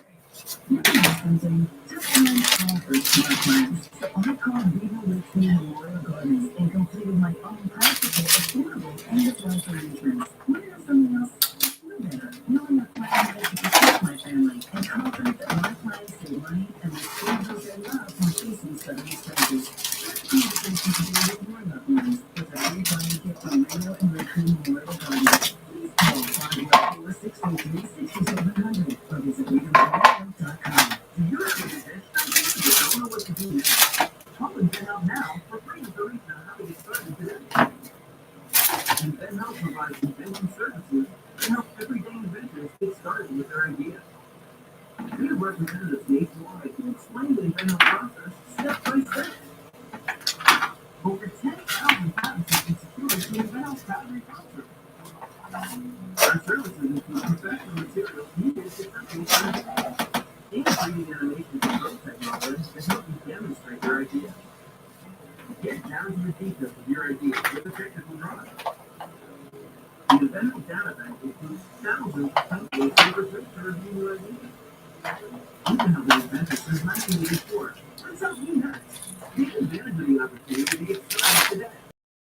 5360881. That's 1-800-353-6081. Again, 1-800-353-6081. Surgery for back pain, need medications to get through the day. Back pain, stenosis, and sciatica used to need surgery and medications. Richard K. Medicine, the region's regenerative medicine expert, solves back pain with a unique solution. No surgery, no medications. Get back home and get back healing. Richard K. Medicine. It moves you. For free consultation, 514-657-8919. RichardKMedicine.com. 514-657-8919. Are you a first-time home buyer? Unsure of what you can afford? Let experienced mortgage brokers Fred and Martin pre-qualify you. Buying your first home is very exciting, and we're here to simplify the process. With personalized guidance, we'll navigate the lenders, paperwork, and important decisions together. Enjoy Fred and Martin's expert personalized service at no cost. Visit FredandMartin.com. Your first-time buyers become happy homeowners. Fred and Martin Mortgages. Mortgage Intelligence are ready season is officially behind us. The eggnog is gone and the decorations will soon be packed away. But maybe not Carol's next door. She leaves hers up all year long. Never understood why. With so many vacations, say goodbye to January blues and hello to savings. Picture this. Swing crystal clear waters and not a cake in sight. So long, awkward family moments. Paradise is calling. Book with your local travel agent or... This is Mike from Aldi's house. If you are a local that's struggling with drugs or alcohol, call us to learn more about our cooperative programs, including our new 35-day Residential Plus program. Call 514-738-ANY. 514-738-ANY. Call today. Once in a while, they turn out to be a motorist's best friend. Videos showing a big Montreal snowplow pushing a little red car after got stuck in a snowbank is gaining traction. Being posted on social media, the video filmed by people all facing area the circles already have more than 60,000 views on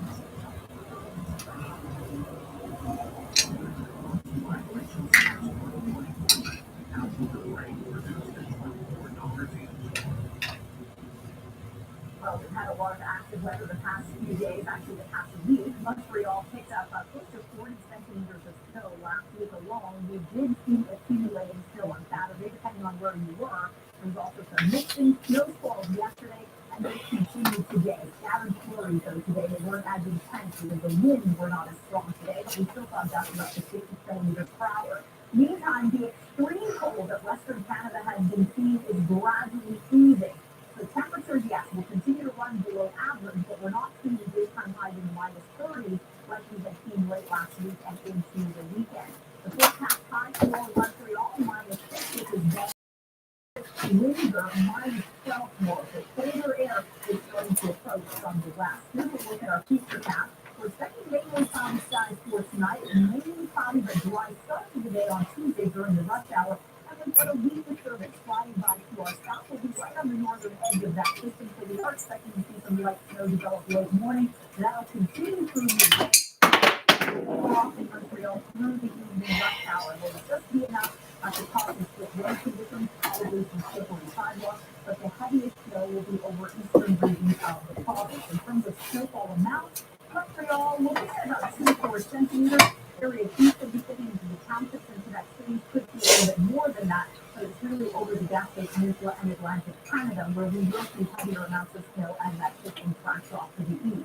Our forecast for tonight, mostly cloudy, the overnight low minus 9. The wind finally dying down, so we will see light southwesterly wind at 10 kilometers per hour. Light snow expected to develop late morning on Tuesday, an early morning temperature of minus 8.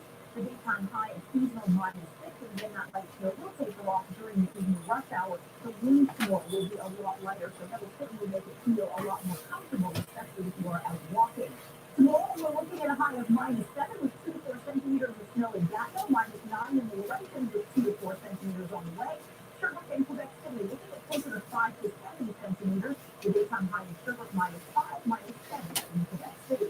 Here's a look at the long-range picture for Montreal. So sunshine will be returning on Wednesday, but temperatures will start to cool. The daytime high for Wednesday minus 9. The normal high for this time in January is minus 6. Slightly below average again on Thursday, mainly sunny with a high of minus 8, but the overnight low dropping close to minus 20. We haven't yet seen a minus 20 reading. Thursday night, we're forecasting a low of minus 19. And then we're looking at a stretch of colder air. Friday, Saturday, Sunday, daytime highs in the minus double digits, between minus 11 and minus 13. So keep in mind those will be colder days. It will be the coldest air of the season so far. Fortunately, we will see lots of sunshine, and it will be short-lived. The temperature bounces back up to minus 4 for highs on Monday. And that's our time. Have a good night.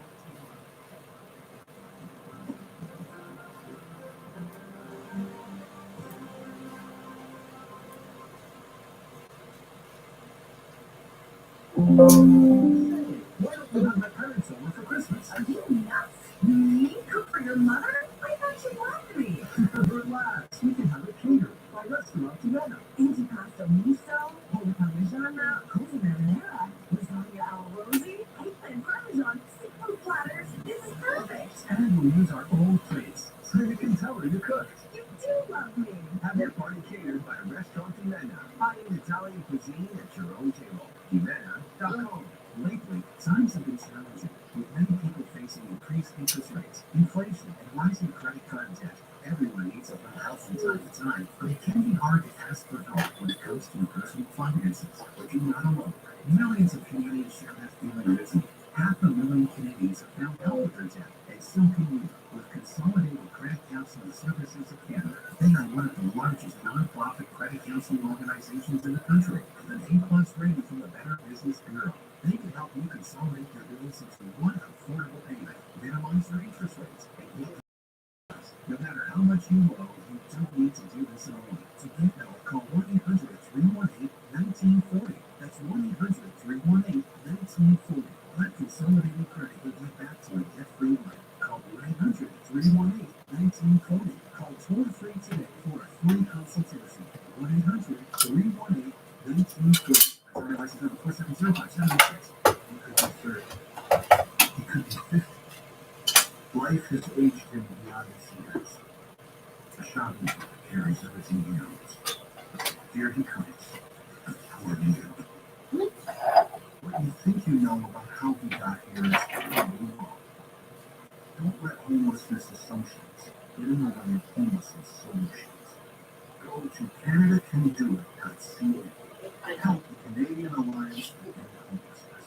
He was a trailblazer who paved the way for a generation of Swedish hockey players. I'm gonna put the work in.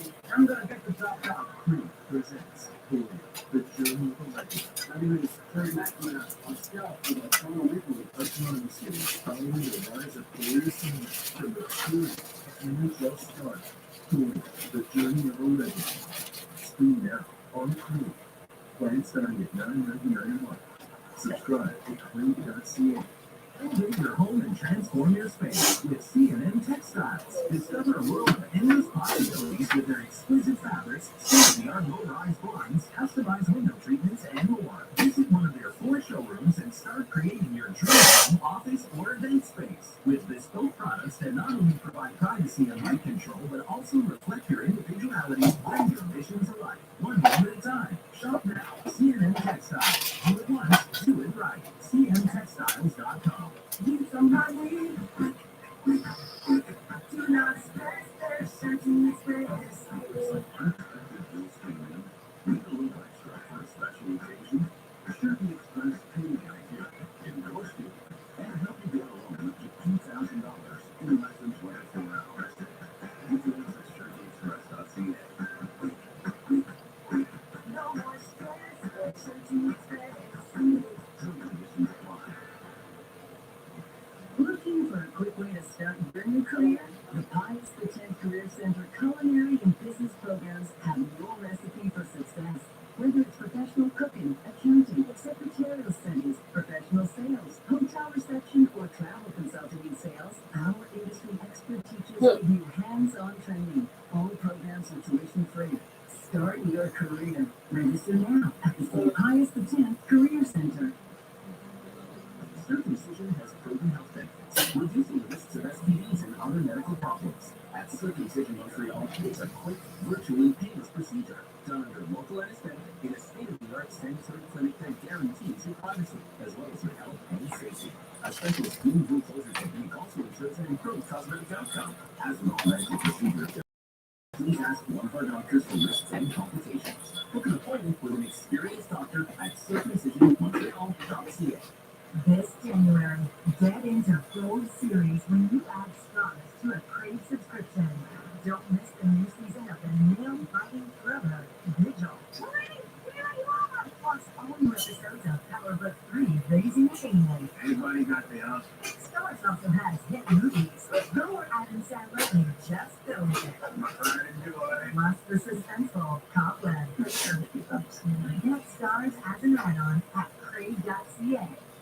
Tired of endless waiting rooms just to see a Telemed, Quebec's leading telemedicine platform providing fast and affordable access to private doctors. Whether you need medical advice, prescriptions, blood tests, doctor's notes, imagery, or quick access to specialists, Eden Telemed has you covered. Get same-day appointments with a Quebec licensed doctor from the comfort of your home. 100% safe. Private insurance accepted. Experience healthcare on your terms. Visit EdenTelemed.ca today. That's EdenTelemed.ca. Open all night and serving up the news. This is 24 hours of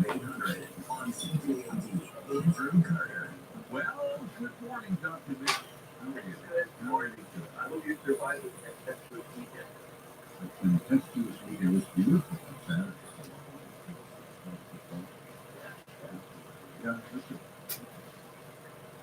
okay, so this is a story, a study. It basically says if somebody has a fear of the pedestrian, I'm going to possibly be cured of my fear of heights at the same time.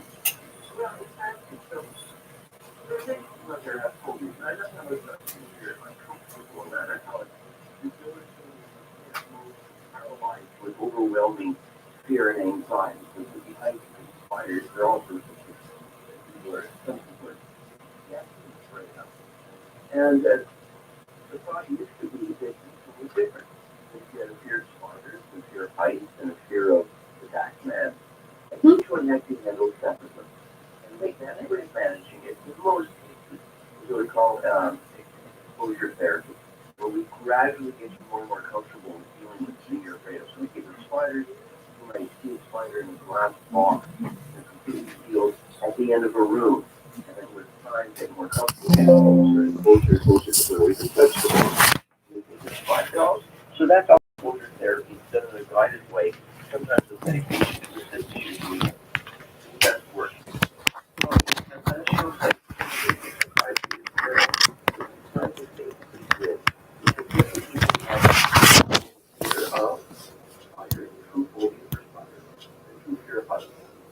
what they did was all they did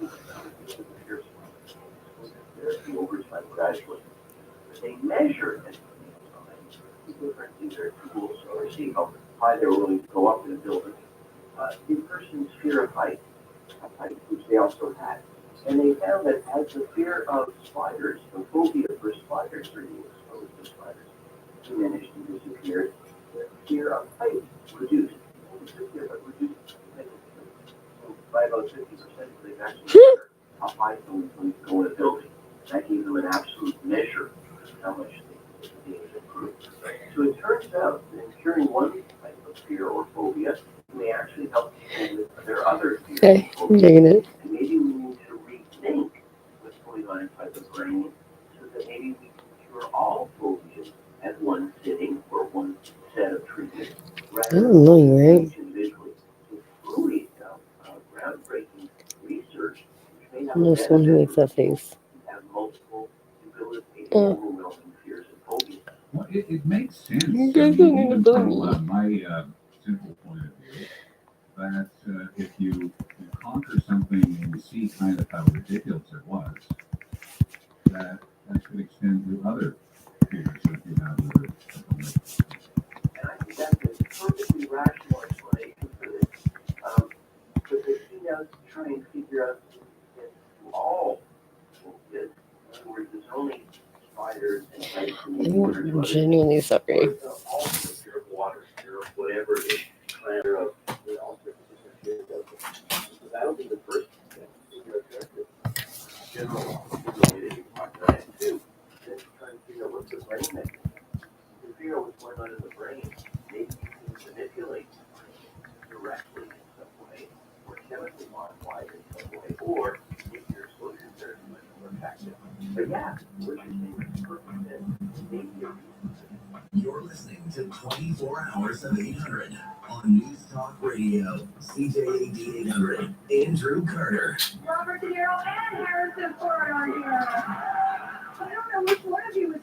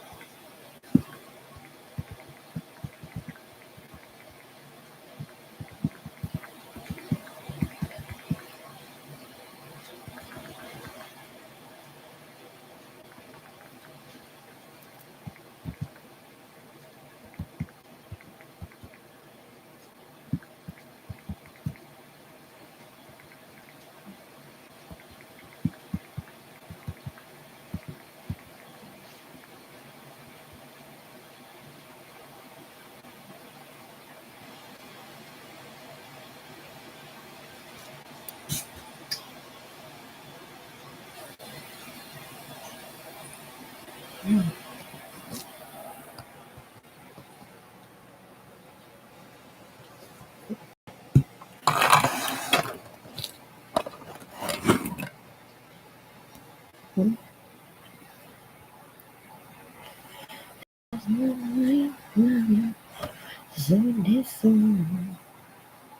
up, baby?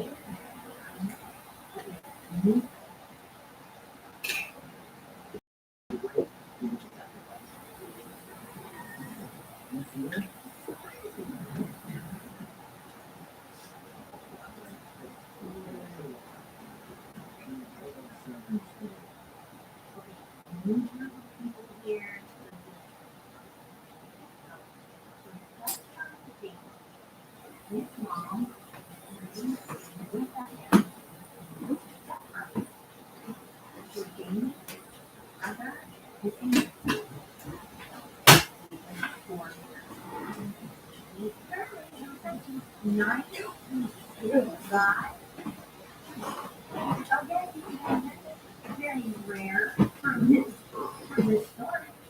But everyone has something nice to say about him. And at the time, he also had a fiance that he loved much and took her to marry her.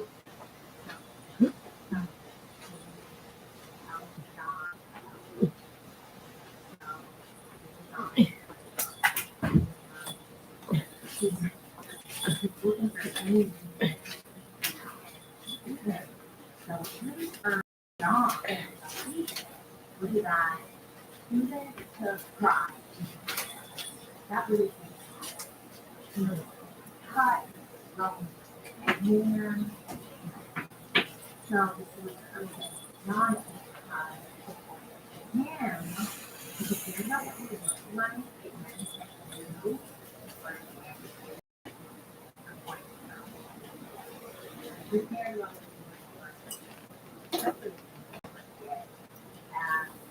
John didn't date people, so yep, he's gotta go.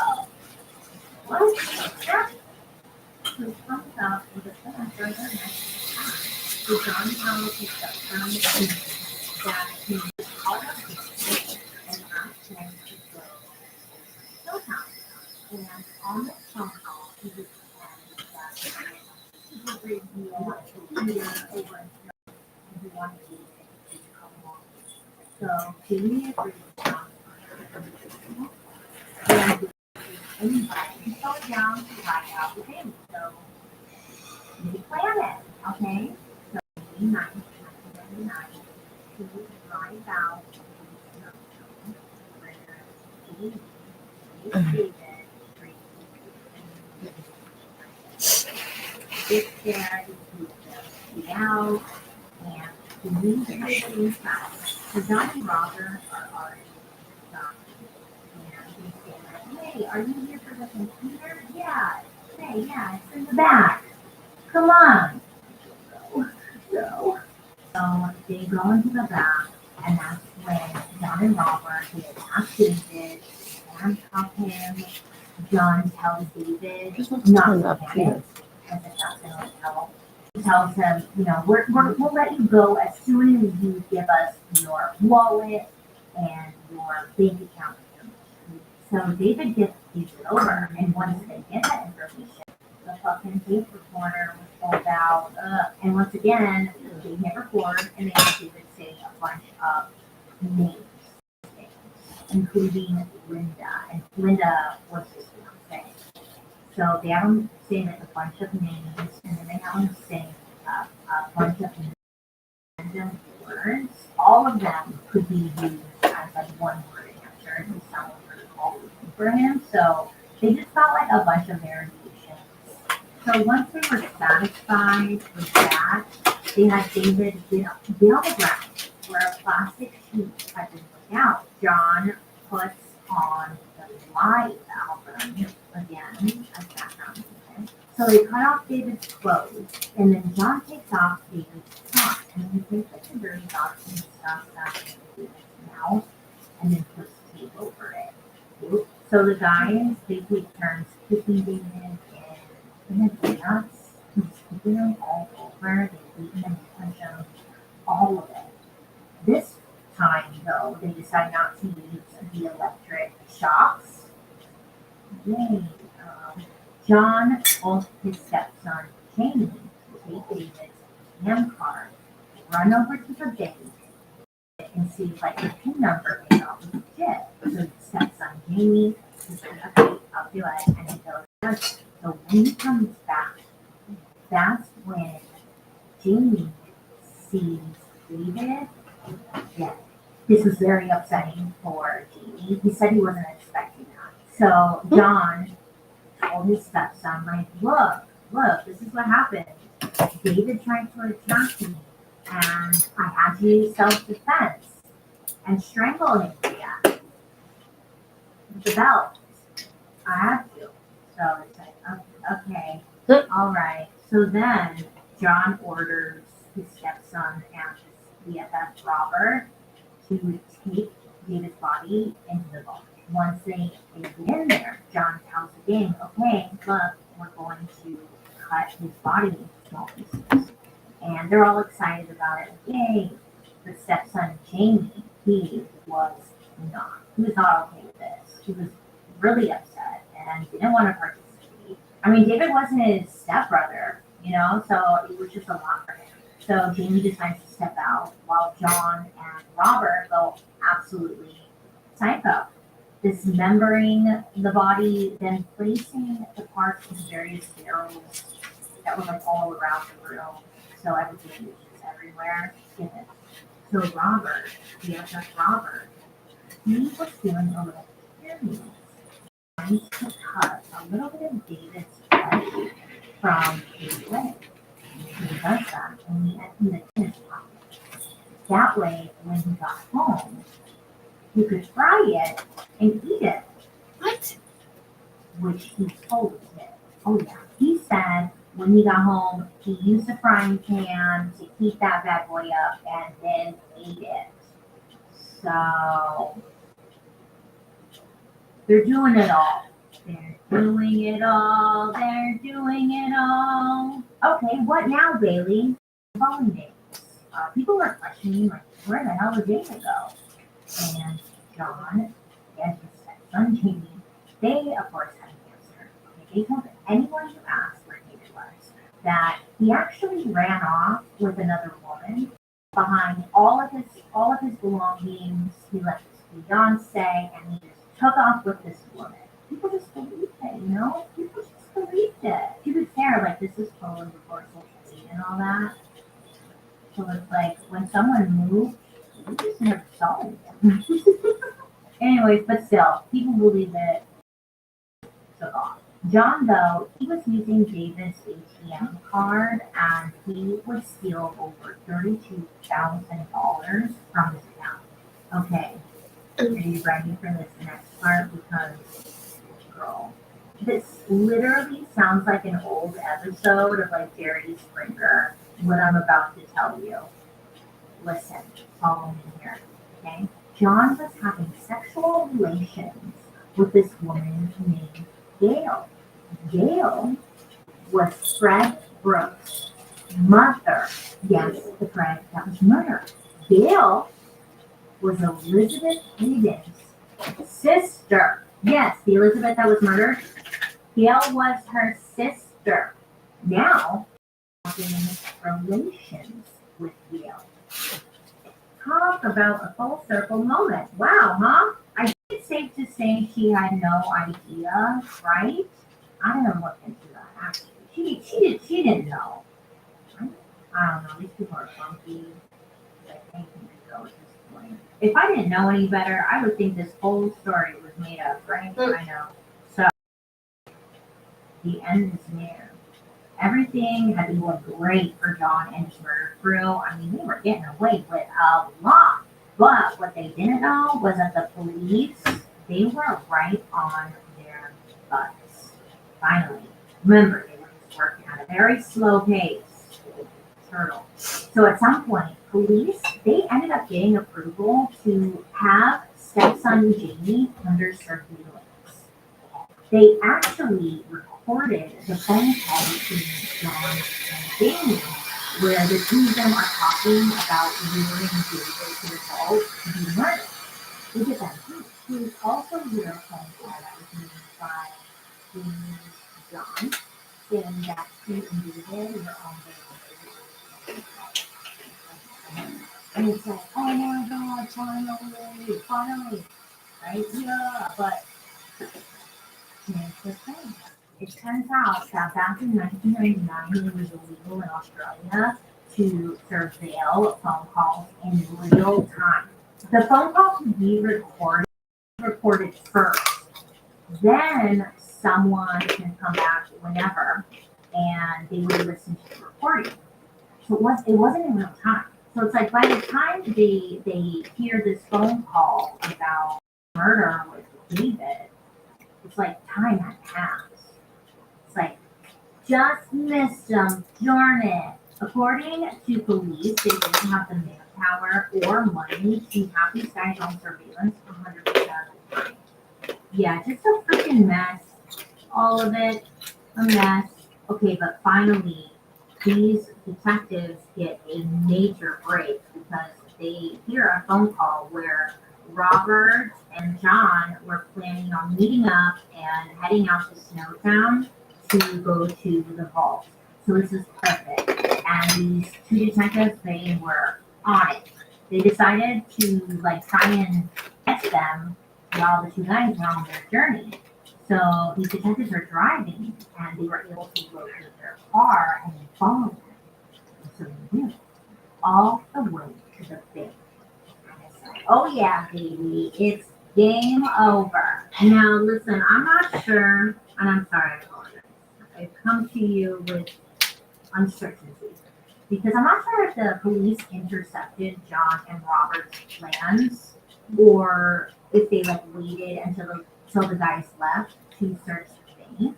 But either way, the detectives and whatnot, they get inside and they look around, and that's when they come across the room filled with barrels, okay?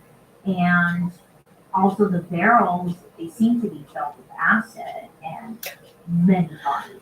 It was horrifying.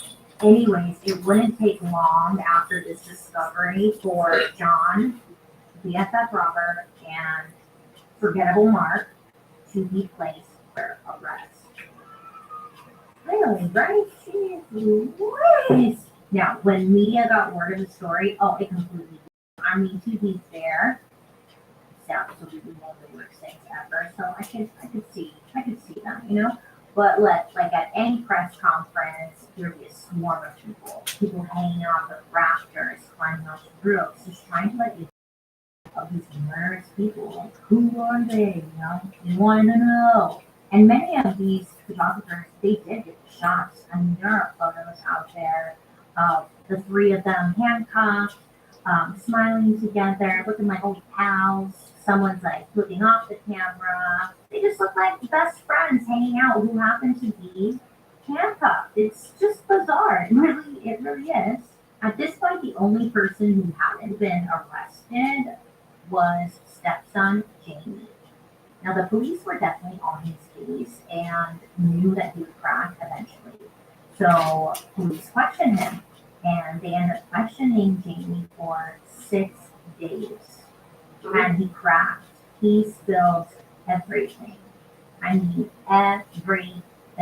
It was said that he had a total breakdown during the interrogation. And afterwards, when the police and everyone left the room and he was alone, Jamie had pulled out some heroin that he had snuck in and tried to purposely overdose. He knew he was doing something shitty, but also pretty bold to bring heroin into the police station. You know, I'm like, oh. Anyways, police were able to intervene and Jamie would live. But authorities, they did believe that like Jamie was also a victim to John, but at the end of the day, he had participated in murder. So Jamie was placed under arrest for the murder of David Johnson. So John Bunting and Robert Wagner's, their trial had lasted for about 12 months, and it was the longest and biggest trial in South Australian history. That's what it said. Congratulations, you did it. There were over 200 witnesses called to the stand, and so many like horrible details that were shared during the trial. Finally, in December of 2003, the jury came to a verdict. John was convicted of 11 counts of murder. Robert confessed to 3 of the murders, but in the end was convicted of 10. Stepson Jamie, he pled guilty to 4 murders, and he was great help during the trial, as their star witness. He was sentenced to 4 life terms with the possibility of parole after 26 years. In 2004, Forgettable Mark, remember? He confessed to 2 murders, but in the end was convicted of 6 counts of assisting with the murders. Woo! So where are they now? So John, being the ringleader that he was, he ended up getting sentenced to 11 life terms without the possibility of parole. That Robert, he was sentenced to 10 life terms with no possibility of parole. But in 2019, Robert, he went to the Supreme Court and applied for a non-parole period, arguing that it would help with his, quote, mental well-being. His request was denied. Stepson Jamie, so he received a, quote, lighter sentencing for coming forward with all of the information, right? He'll be up for parole in 2025. Like that's actually next year. I was like, oh shit, he's only 46 years old at this time. So we'll see. Mark, he was sentenced to 25 years with the possibility of parole after 18 years. Technically, he didn't kill anyone. He just participated, you know? So he got like the lesser of the game. He will be done serving his sentence in May of 2024. Thoughts? I don't know. Good luck with that. Hey, let us know how it goes. Let us know. So listen, that's the end of this horrible fucking case. This is the worst. This is the worst. These people are absolutely beyond sight. I don't think there's a word for them. They are. I just never like read or learned about some people with so much hate. Like really just deep hate. Like it's just wow. Torturing. That's what it's, you know. So yeah. What are your thoughts on Stepson Jamie and Forgettable Mark getting out soon? You know, I don't know. I don't know. I think I would just mind my business and hope for the best, I guess. This Scorpion story has been requested so much over the years, and I don't know why I never really looked into it, but I did. And wow, that was fucked up. Thoughts, feedback, suggestions, let me know down below. I just think those guys should be put down, right? Jeez, the goonies. Like my life. Okay. Well, now I'm gonna go take a long hot shower. I hope you guys have a good rest of your day. You make good choices. Please be safe out there. Love and appreciate you. I'll be talking to you guys later. Bye.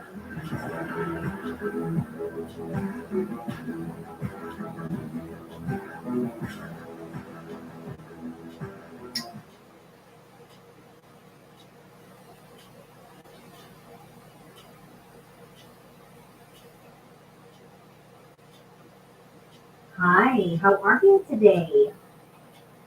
Is that so?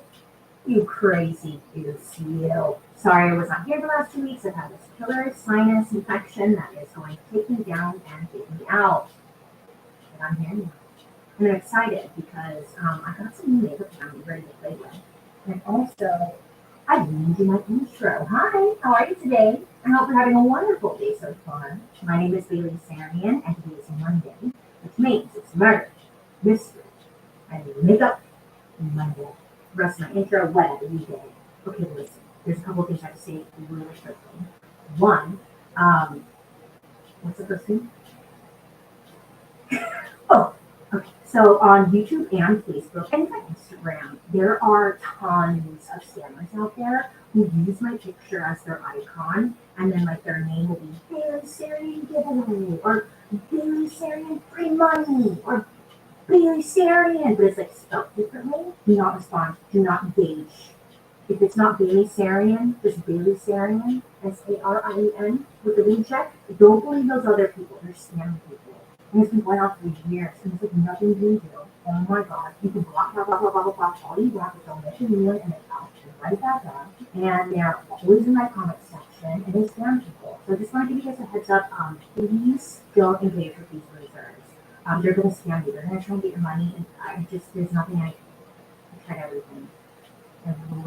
Everything. So just a little mention there. It's happening on Facebook as well. So if you win some kind of giveaway regarding me, it's probably a scam. I'm so sorry. I just had to mention that because like it still keeps happening, and I don't know. Okay, great. Okay, with that out of the way, I'm already nervous and laughing in my head because today's story, you know how you guys are like, hey Bailey, what's like the one story that keeps you up at night? This one right here. This one's sick. It's always the ones that are cracky, right? They're so sick. My friend just popping in here really quick for a word from our sponsor, HelloFresh. So let me tell you, I went outside a couple days ago. I know, wow. The sun was like shining on my face, and I was like, yes, spring. And once I get out of the office, I'm on my way. Just go outside, really. Stand outside, stand there, looking at the sun. But you know what I don't want to do? Grocery shop. Usually I just order takeout. And look, I love takeout, but you know what I really like? Saving money. And that's where HelloFresh comes in. Now, if you haven't heard, HelloFresh is the meal kit designed to help you skip meal planning, meal prepping, and cut right to the cooking and eating part. HelloFresh delivers step-by-step recipes and fresh, pre-portioned ingredients right to your door. You can cut the grocery store middleman just right out, So no more scouring the grocery store to that up. Final ingredient to complete your recipe. And then you never use it again, And with 40 weekly recipes to choose from, you can shake it up every single week. Like some weeks I'm really feeling something light and fresh, so I got their Mediterranean with their pepperoni rose and red chicken cutlets. Incredible. In other weeks, all I can think about is a burger. Like HelloFresh's jalapeno popper stuffed burgers. My mouth is watering. And HelloFresh does more than just delicious dinners. You can choose from over 100 items to round out your order, from desserts to snacking favorites, and just, stock up that pantry. HelloFresh is cheaper than grocery shopping and 25% cheaper than takeout, helping you stay on budget so you can spend money on something a little bit more fun, and not like lettuce. And right now, my listeners can save even more on their meal kit. All you have to do is go to HelloFresh.com and use code BaileySarian16 for 16 free meals plus Fresh.com and use code BaileySarian16 for 16 free meals plus free shipping. Now let's get back to our story. So today's story is real messed up. We're going to cover everything except for like animal abuse. Silver lining. I'm sorry for laughing. And if I'm already laughing right now, you know. If you're ever curious to know, don't stop. If you're ever curious to know what products I'm using, I'll list them down below. I'm going to use like a lot of new products I got, so in case it looks like shit, we live and we learn. Not just makeup. Wash this off. Alright, so I will stop rambling let's get into today's real messed up story. No, here I go. Okay, so today's story, it takes place in the year 1976. Yeah, crime, serial killer time, right? So we first start off our story with a young woman named Marie Elizabeth Spanish. Now, Miss Marie Elizabeth, she mainly went by the name Marliz, which is like a combination of her first name and her middle name. Marliz. Marie Elizabeth. I thought it was cute. So Marliz is from Cleveland, Ohio. It seems like she had just a really nice situation, a good home life. In her family, she's the second born out of 5 kids. So Marliz and her older sister, I mean, they were like super close. And I don't know, apparently Miss Marliz was just a really well-known, well-liked young lady. Yeah. In school, Marliz was very popular. She's pretty, she's smart, and again, everyone just really seemed to have nothing but good things to say about her. They would describe her as just being someone that you want to be around, you know? Oh my God. I just thought that's literally every true crime story, huh? Right. According to her older sister, Marliz had like a secret passion or a secret desire, you know? She wanted to get out of Cleveland and go on to become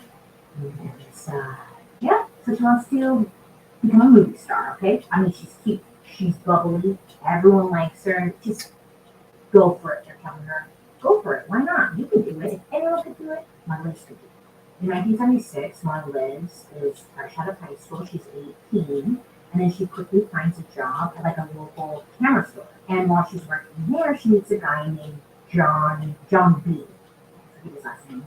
So he's a few years older than her, and I mean, truthfully, he's her supervisor, okay? But the two, they end up hitting it off, you know, and eventually they actually decide to become official and start dating. Yeah. Look at her. So the guy she's dating, John, he lives in Ohio, kind of, sort of, and the company they both work for had him go out to Ohio for a while, right? So he was gone all the time. But his next plan was to move back to California, where he was originally from. Well, time passes a little bit, not long, but you know, the two end up falling in love, and they decide to get married. You know, when John proposes to Marliz, he's like, hey, look, let's move back to my home state, California. And Marliz, I mean, she said she loves him, but also in the back of her mind, I mean, I don't know for sure, but many speculate that she said, California, you know, like that's where the movie stars are at, okay? It's like one step closer to achieving her dream. So of course, when she wants to go to California, hell yeah, I'm in. And the two of them end up moving to John's hometown of Chico, California. Have I been to Chico? I think on accident. Never intentionally. So Chico, if you don't know, is in Northern California, and it's like a little, it's not little, yeah, it's kind of, it's quaint. There you go. But there's like plenty of restaurants and things to do over there. Their downtown area is so cute. Yeah, well, this time I haven't seen it recently. It could have changed, but like, you know, it's a college town. There's lots of stuff to do, whatever. Marliz and John, they end up renting an apartment in the downtown area, and they start to settle into their new lives in Chico, California. Now, according to Marliz's sister, she said that Marliz would often call, and she was having a difficult time transitioning into this new life, right? I guess when they had first moved to Chico, Marliz and John, they started arguing a bit. It was nothing major, but, you know, it wasn't all rainbows and lollipops. It was a relationship. And sometimes they suck. Exactly. And the reason I bring this up is because Marliz and her fiance, they ended up going to a local flea market on January 31st, 1976. The two of them, they end up going together, and they're just like looking at all the bric-a-brac, you know. And while they're there, they end up getting into some kind of an argument. And Marliz is like, you know what, screw you, screw this, I'm leaving. And she decides to go home. She's leaving, and like, you know, in a huff. Right? When frustrated, you just gotta be like, I don't need you. I'll walk. It's one of those moments. You know when you do that, but low-key you want him to like fight for you, whatever. Anyways, but John's like, fine, and he ends up driving off. Okay, so he's like, fine, walk home, whatever. He heads back to the apartment and he just waits. He's like, so I'm walking in that door, but maybe he just needs some time to think. But really, she's probably in the neighborhood. He's like, you really don't walk. I told him to leave and he actually left. I don't know who this man thinks he is. Anyways, so John is waiting at the apartment, right? He's just kind of sitting there waiting for her to come home. And one more time is passing, and Marliz, she wasn't walking in the door. She's like, okay. So in the beginning, Marliz wasn't really showing up. John's like, no big deal. She probably just needs her space. I'll let her cool off. And this part made me roll my eyes, but who am I? I'm not judging, but I'm mostly judging John because he lets a full day go by, and by the end of day 2, John is starting to think, like, it's not funny. It's just like, really? Okay, like, yeah, day 2, end of day 2. He's like, maybe she left. He started thinking maybe she went back to Ohio, like back to her family's home. It wasn't possible, right? She was telling her family how unhappy she was. So he's like, yeah, maybe she went back to Ohio. But here's the thing. None of Marlise's stuff was packed or even gone. Nothing was gone. Everything was the same, right? So nothing is really making sense. And John is thinking, at the end of day 2, maybe something is actually wrong, right? Like, where is she? So 2 full days go by. And then John goes and files a missing persons report. He's really upfront with the police. He tells them, like, right away. Last time he saw Marliz was when they had a fight. And even though he was being honest, the police, of course, what are they going to do? They have to, he's suspect number 1. They're like, bro, you were probably involved. So police were thinking to themselves, like, okay, so you took this girl away from her family, moved her out here, you guys get into a fight, and she disappears. And you have nothing to do with it? Sure, buddy. Sure. Some eyeshadows just don't like to blend. Okay, I'm starting over on my eyes because it was looking real bad. But the story continues. So again, John, he had nothing to hide, right? Like, he's an assistant with the police and he had 0 involvement, right? And I mean, of course, it takes some time, but the police, they end up clearing him. Now, after that whole mess, police officially declare Marliz as a missing person. Now, this is when they realize that they have 0 leads as to where she went or like what might have even happened to her. Plus, she never showed up back home in Ohio or anywhere else for that matter. Right? Like, Marliz just vanished, gone, no trace, nothing. I mean, after this ends up going cold. We'll circle back later, but now we go on to Colleen. Okay, let's try this again. Different eyeshadow. Hold that. Okay, sometimes you just gotta wipe it off and start over, and there ain't nothing wrong with that. Unless you're not a brain crunch, then that's shit stuff. Clear makeup eyes. Please let this go smoothly. So a year goes by. It's now May 20th of 1977, and we are in the Eugene, Oregon area. Now this is where 20-year-old Colleen Skin, is on the side of the road trying to catch a ride to a small town called Westwood, California. And yes, this is definitely a bad story that starts with a young woman hitchhiking. But it's the 70s, and it was like it was normal then. It was normal. It was like the 70s way of getting an Uber. Okay, so I don't want to hear any conversation that she didn't. Ask your mom. She probably did it. So Miss Colleen, she's an average 20-year-old. She grew up in Riverside, California, in a pretty loving household. Well, actually, like 2 loving households, really. Her parents had divorced, so she was pretty young. But her parents, they did it really great. They took high priority of like really doing co-parenting correctly, or like making it work the best they could. So much so that like the parents have lived down the street from one another. So Colleen and her siblings had both parents super close. Her dad ended up remarrying, and she ended up being the oldest of a like new big blended family. And I guess it really did work out for them. And honestly, I was like, oh, you just don't always hear that, and it was nice to hear from Ruby. So with this new blended family, Colleen, she inherits like a bunch of siblings, and since she's the oldest, they all really looked up to her, you know? And her sisters seemed to like really adore her, and they all seemed very close from the outside, right? When Colleen turned 19, she was looking to spread her wings and fly, as we do. And that's when she ends up moving to Eugene, Oregon, with like some friends of hers. So May 20th was one of Colleen's like best friend's birthdays, okay? And Colleen, she really wanted to surprise her by showing up to her house, which was in Westwood, California. This wasn't super easy to get to, but Colleen, she wanted to make it happen, right? So on the morning that she was supposed to head out, she goes up to her car, you know, she's planning in her head, all that jazz. She goes up to her car. She did, yeah, right? So I guess at this point, she's like, I guess I could just hitchhike to Westwood. I mean, it's not impossible, not ideal, but it's not impossible. No, but Colleen, she was really set on this idea and ends up hitchhiking her way.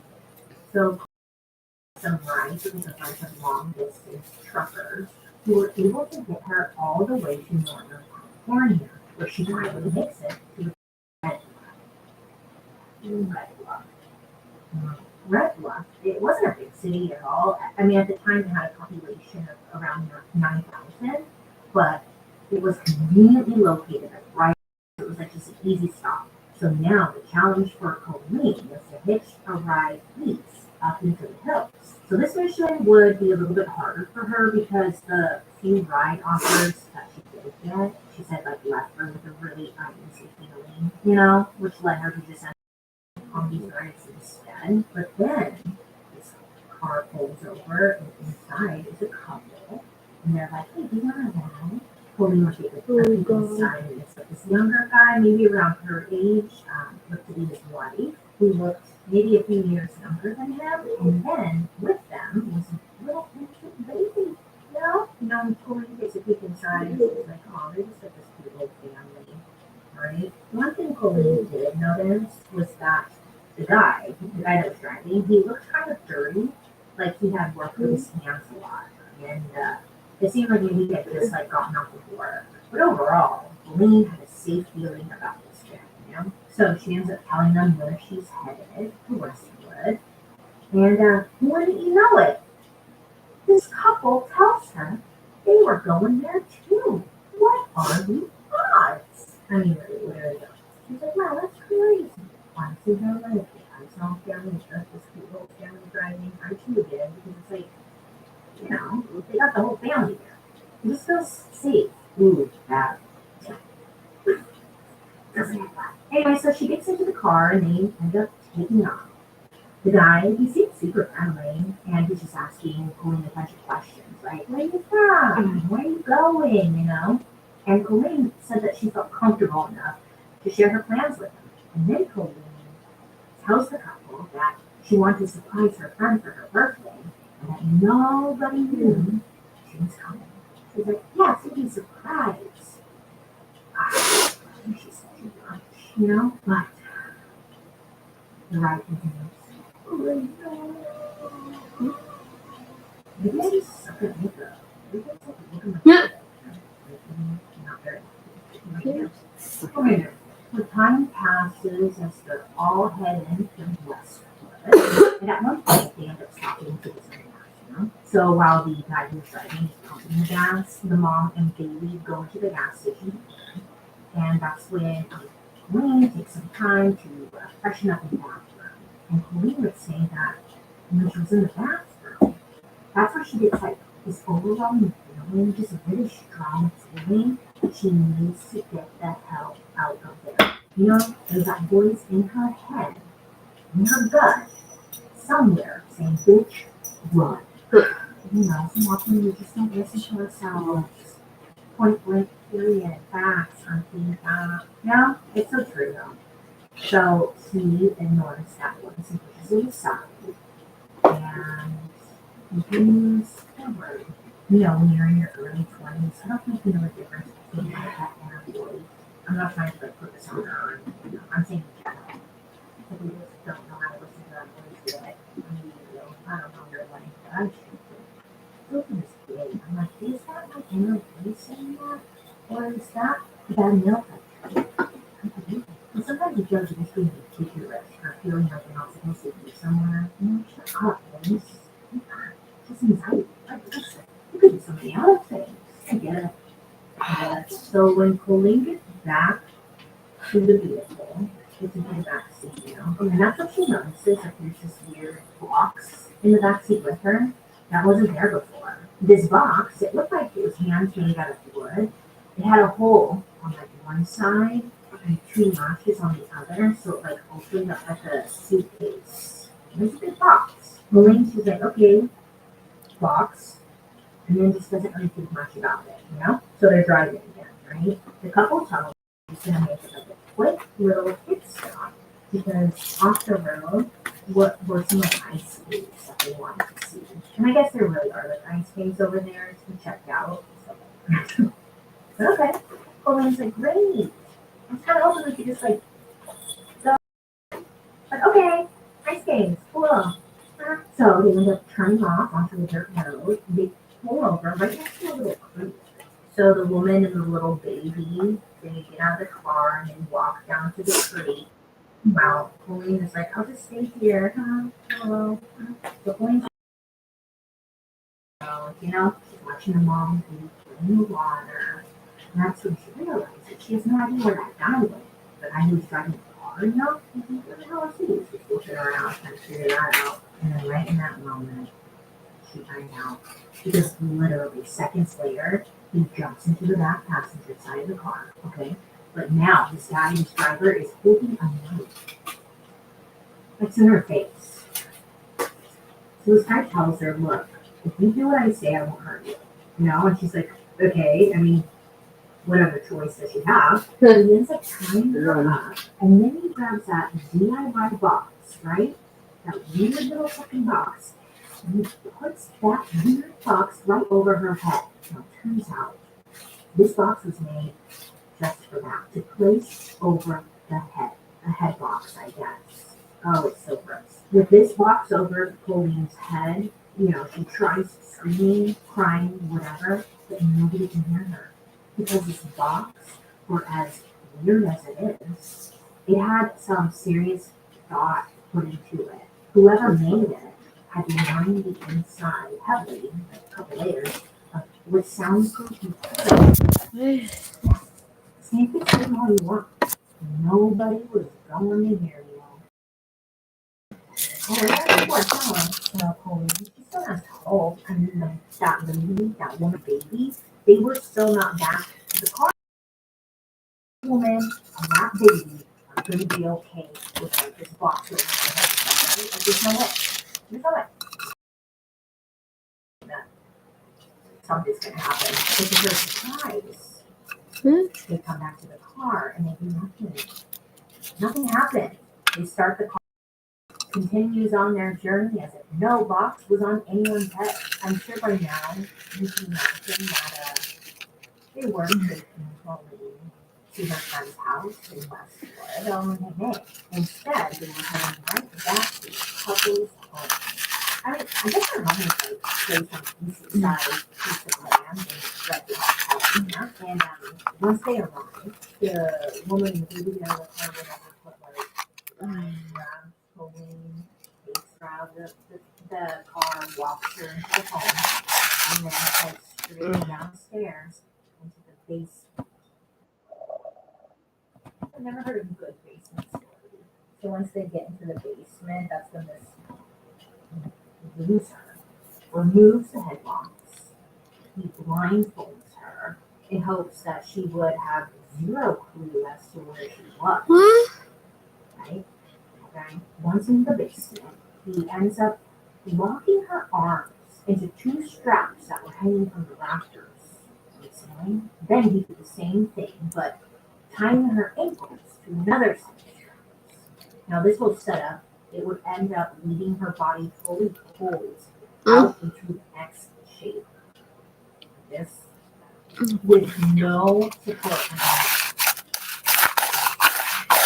they say that being left in this was true because her body was like, right? There's no other right? Yeah, that's which was just beating her and more and more, which I'm sure we can all understand. And her, she just was like flailing around. She also said that she actually could see through her blindfold, and she could actually see a photo from what appeared to be a newspaper or a magazine, but whatever it was taped to the wall. The photo she saw was like of a woman in the same type of bondage situation she was in. So she's thinking, was it a bondage instruction manual? Was it a previous victim? I mean, the money went all sorts of ways, right? Well, this guy obviously was triggered by this, and he attempts to get Colleen's panicking and crying to stop. And the only way he knows how to do this is by whipping her. Yeah, what is it over here? He grabs a whip that he had ready to go. And it's again, he was watching, and he whips her for about 10 minutes. All while she's coming well, I guess once he felt like he was done, he brings a box over so he can finally rest her face. Wow, so Colleen, she said when she was taking this little break, she was able to once again peek from underneath her blindfold, and that's when she sees the couple that gave her the ride engaging in sexual relations right at her feet. I don't have anything for you right now. I don't have any ideas. I don't know what this is. I don't know. What is this? I don't know. I don't know what this is. I'm laughing so what? Just what are you doing with these people? What are you doing? Obviously you're not okay. But why do you gotta bring other people into it, So once the couple is finished, yes, the guy gets up and ends up taking that box from underneath her feet and he leaves her like that for about 10 minutes. After those 10 minutes, he takes her down, he puts her head back into that freaking head box. And what she didn't know was that there was now another box ready for her to use. Yeah.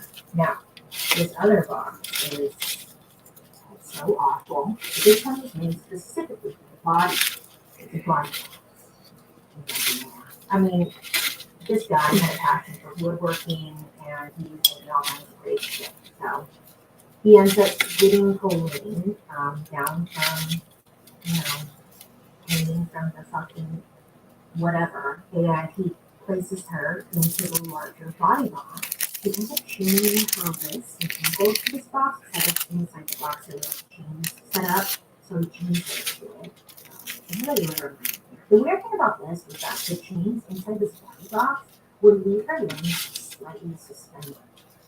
So it's like hurting, excruciating, torture. And in the fucking box. Dude, what the fuck? Okay, so she's not in this box, but also he has her head, Colleen's head, is still covered by that head box. This is absolute fucking nightmare. Like, what is this? Not to jump ahead, I forgot to mention in the intro that this guy I'm talking about right now, he might get out of prison this year. We'll talk about it at the end, but I just had to say that because maybe I can't sleep, I'm not sure. But Colleen, she would end up spending the rest of her night in that freaking box. Yeah. So the next day, that man comes down, he takes her out of the body box and puts her on yet another contraption. This guy had like a full-on workshop of torture devices in his basement. He was giving me toy box paper vibes, Remember that one? The next device he was bringing to the table was called the rack. Now, I didn't even know this one. Like, when I think of the rack, I think of like an evil torture device where they turn a wheel and it kind of stretches you out. But I couldn't find what his definition of the rack was. All the information I could get was that he handcuffed her hands and her feet to this rack while her head is still in the head box. And Elizabeth leaving her there for another full day. For what purpose? You know, I guess at one point he said, hey, I told her to her, so he brings her some food. But at the same time, Colleen, she's not really that hungry, you know? Most likely because she's a little freaked out, I'm not sure, and maybe food was the last thing on her mind, but what do I know? Well, this made that man really upset. He made her food, and she was refusing to eat. He was like, I need to. And because of this, he ends up deciding to punish her. As punishment, he chains her back to the ceiling and whips her to not leave. Afterwards, he puts her back onto the rack and he ends up leaving her there for 10 days. It was too torture, especially when we got little DIY daddy, you know, creepy and shit. Anyway, at this point, though, Colleen, she was completely naked with her head in a box tied to this thing for 10 whole days. After these 10 days, back to the body box. And this is where we start to establish Colleen's new routine. That she was only allowed out of the box once a day for about 20 minutes, and not allowed to eat or use the bathroom. Only under his supervision, of course, and every once in a while, he would keep her out of the bed for a little bit longer, you know? Maybe like 30 minutes. Only because he wanted to practice different bondage techniques on her, like whipping her with a hand-made device, constricting her breathing. He tried shocking her with electric cords, submerging her completely underwater until she almost drowned, and also burning her in her pubic area with a heat lamp. That was disgusting. I don't want to talk about it. I'm already talking about it. We're here to stay. So as you can tell, things really suffer. Like it's so fun. Why do we agree? So guess what? You thought 10 days was done? Well, I'm telling you. He would stick to this routine for a full 5 to 6 months. Remember just a few minutes ago, we were like, oh my god, 10 days? Yeah, wow, ew. Now we're at 6 months. Okay, Colleen, she estimated that he had raped her and tortured her at least 90 to 100 times within those 6 months. So after those 6 months had passed, this absolute demon built Colleen, triangular-shaped box. Okay, but this box was made specifically to fit underneath the stairs, and this was going to be the box that Colleen lived in. So she's going to live in this box under the stairs. Okay, so it would be around the same time that Colleen gets her first clue as to who in the hell this demon monster was. So I guess during one of their torture sessions, Colleen spotted his belt, and it looked like his belt had a name. And the belt says Cameron. Honestly, I was picturing a Paul. I was picturing a Paul with you. Whatever, his name's Cameron, okay? Fuck that guy. Let's see if the belt with his name on it. Is that normal? Should I get one? No. Whatever. So, also, it's around this 6-month period that this Cameron guy was looking to shake things up a bit. You know, keep things fresh and exciting. So he goes to Colleen and he gives her a piece of paper and he's like, so Colleen, she looks over this paper and she realizes that it's a quote slave contract. Yeah, according to Cameron, this contract was backed by a legit underground society called the Company. So Cameron explains to Colleen that the company was like an underground organization, kind of like a cult. But this organization specifically bought and sold slaves, and if any of them escaped, they would be caught and tortured to death. So he tells Colleen that he's a member of this company and he has been granted a slave. And well, she's it, right? I don't know how she's taking this all in. This is so much, right? Like, how? He also ends up telling her that the company members were everything. Constantly watching slaves for any sign of escape. And that they were always watching and just waiting. I mean, say what you will, but Colleen, again, she's only 20 years old. She's malnourished. She's physically diminished and just in survival mode. So she believes her. Fucking box 6.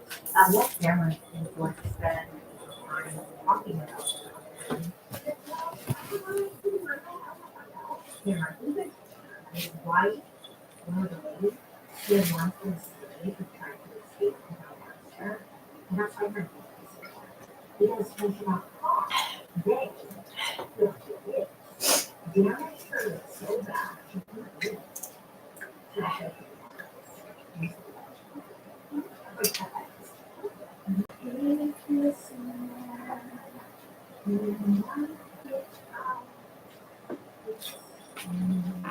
so before she stopped, she read the contract and noticed that there are names on the contract.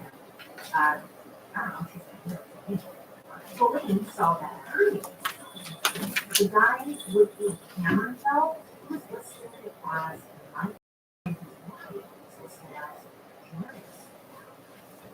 so Colleen asked, like, I know Cameron.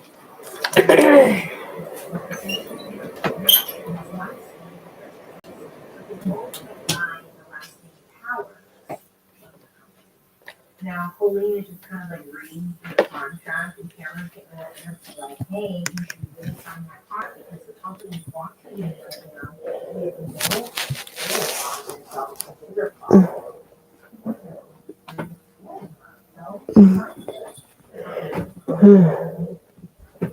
So, who won?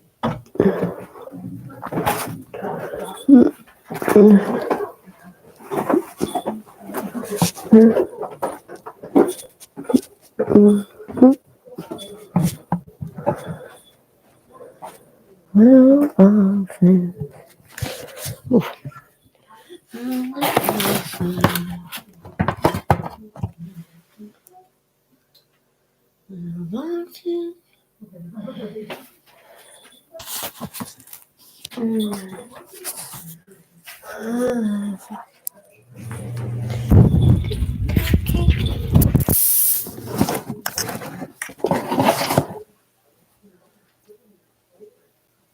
I don't know what these are.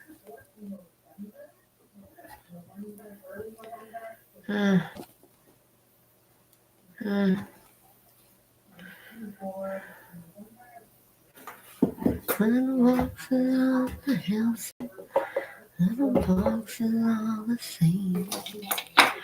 There's a pink one and a green one. There's one and the other one.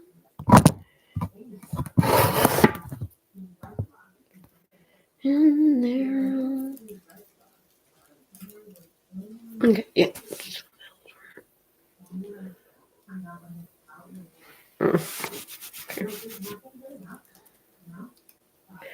And they all look just the same. And the people on the concourse went to the university where they are photographers and they call it all the same.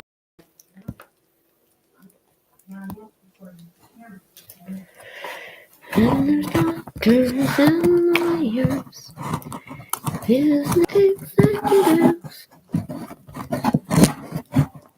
and they're all made to take it back. Oh,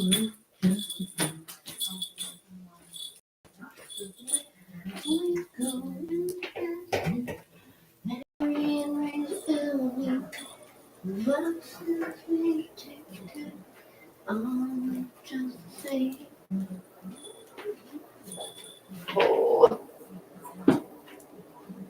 Okay.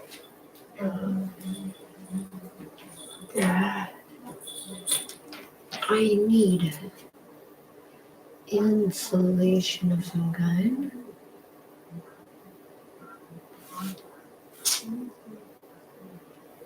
That was a good idea.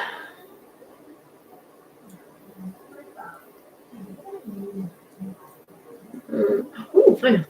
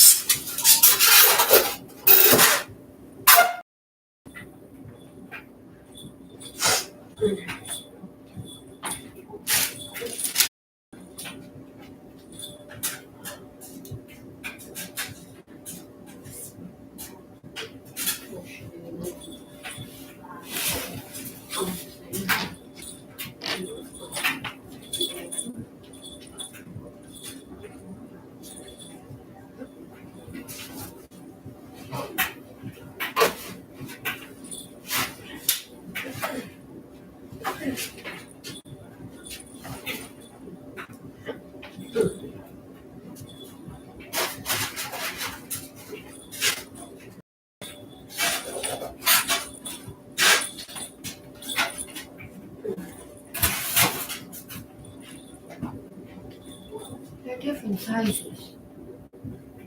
The windows are even different sizes. There's only 3.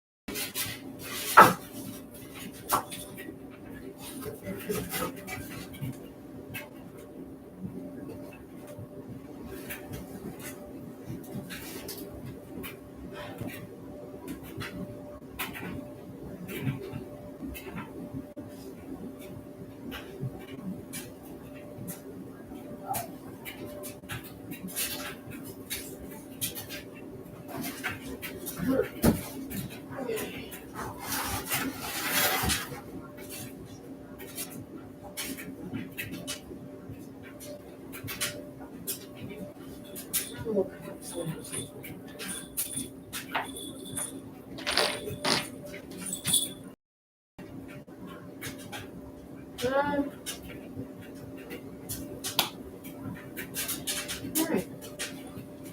There you go.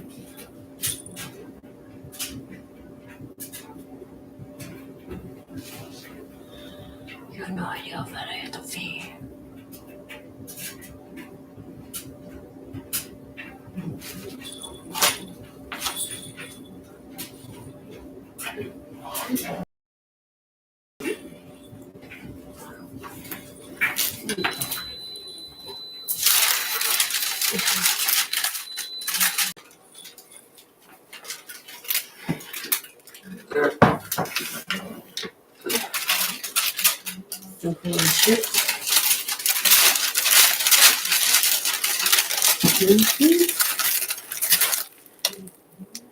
They are blueprints from a lady who engineered plane engines. They're from like 1910. They're amazingly perfect. Really, really fun. And they're like all hand drawn. Very cool. Her name was Monique.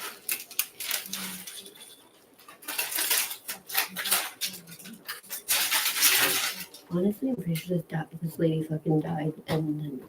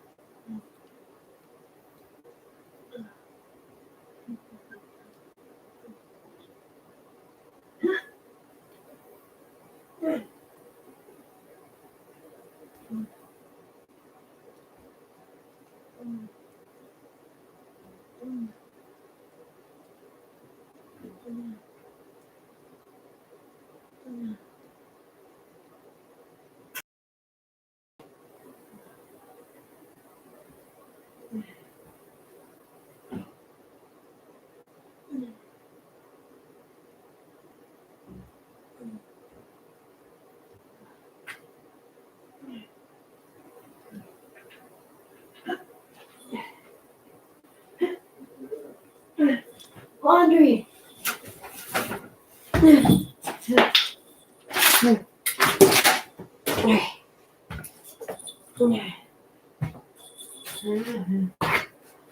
Oh dear.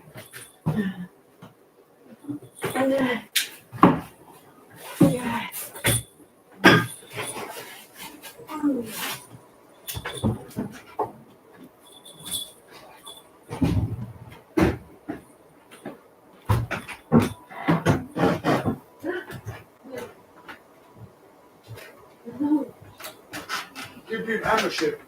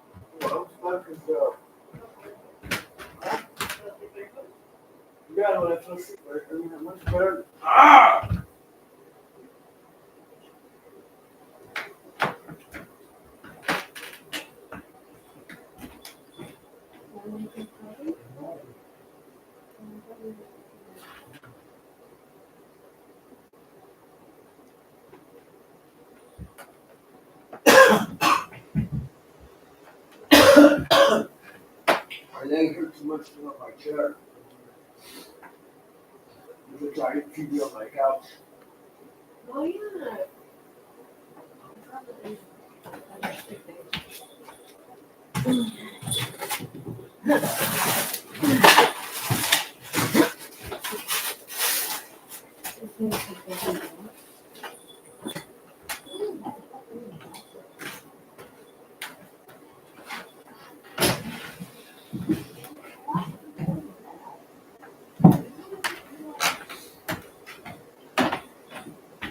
Oh yeah, so Mike is pissed at Keith. His Keith, you know, of the hearse that he had, the dirt. It's more hurt than dirt. Okay. He put it in the back straight out. Yeah, you know, he asked, what's her name?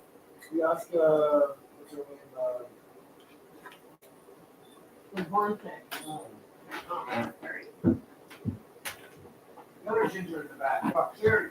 Yeah.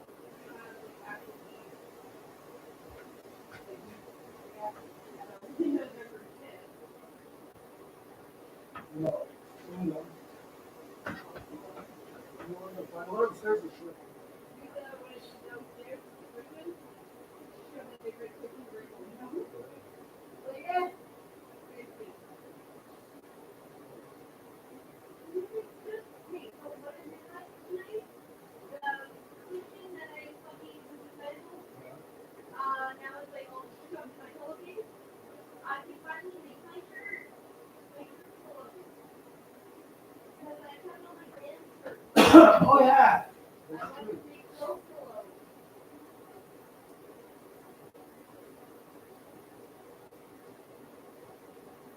She made clothes cushion. Clothes cushion. Because you don't wash a cushion as often as you wash a pillow.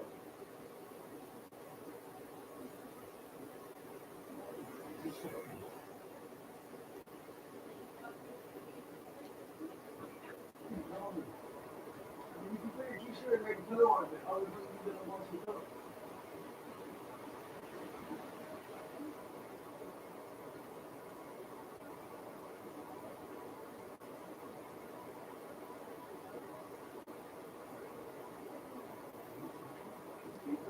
How is my looking?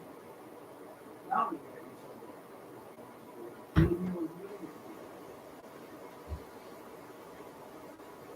you something.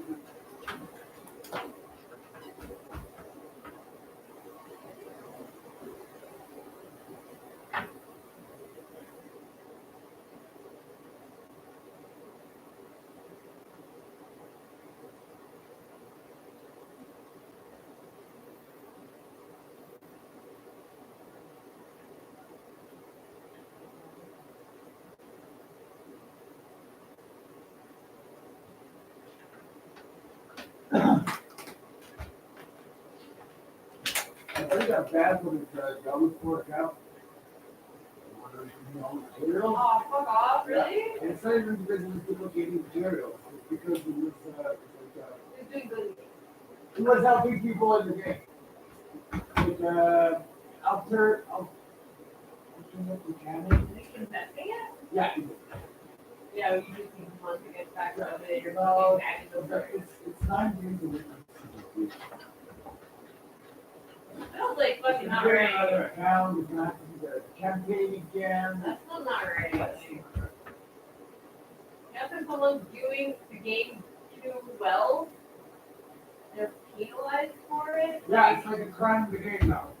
Then you should make it playable that way. That's it. That's exactly what the people are saying. Like, what would I watch? You know, he doesn't do anything that's you. Alright. Why did you do this? Alright.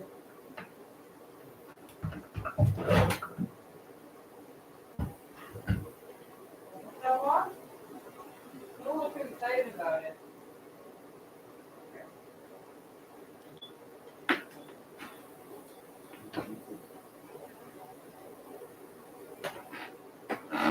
That's when they told me before we go.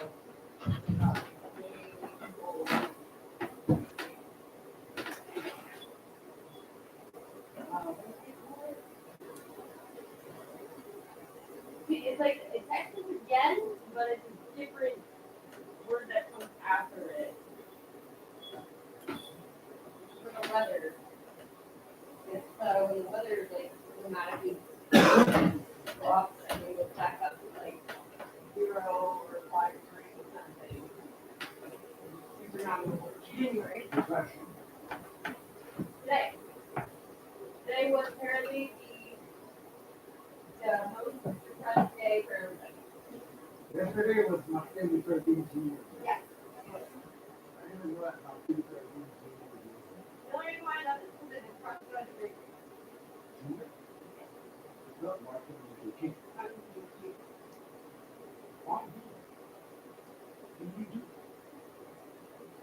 His father Is Mark gonna drink it? No, he was taken very much out of context. You ever see that video of him being like, freedom for,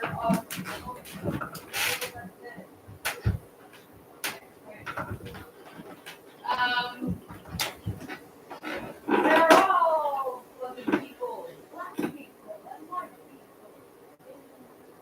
Whatever that speech. Yes. No, but his son was like, yo, you guys didn't even finish that fucking clip. The rest of that clip is not the same. It goes on to be like, but I don't see this happening anytime soon because there's no collaboration. And it's like, it's very dark and depressing and pessimistic. I was not actually saying it's hot and how it should be. They flipped it. They just flipped it. That's all it is. And it made it seem like, oh, these the folks are all being blonde. He super wasn't, and but he could say that a lot. Or he's like, I am not the representative for all black people. But women do this a lot too, but they're like, I'm a female. Like, yeah, but you don't speak for all females. Like, and trying to tell people that you have an opinion that represents all females. I think it's so stupid. Like Obama talking to the something like that. And they said, when you do 26 years of political president,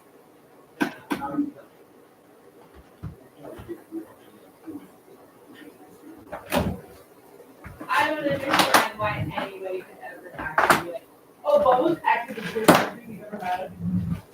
He actually sort of say he killed 44 people with like, well, everybody's rushing for this.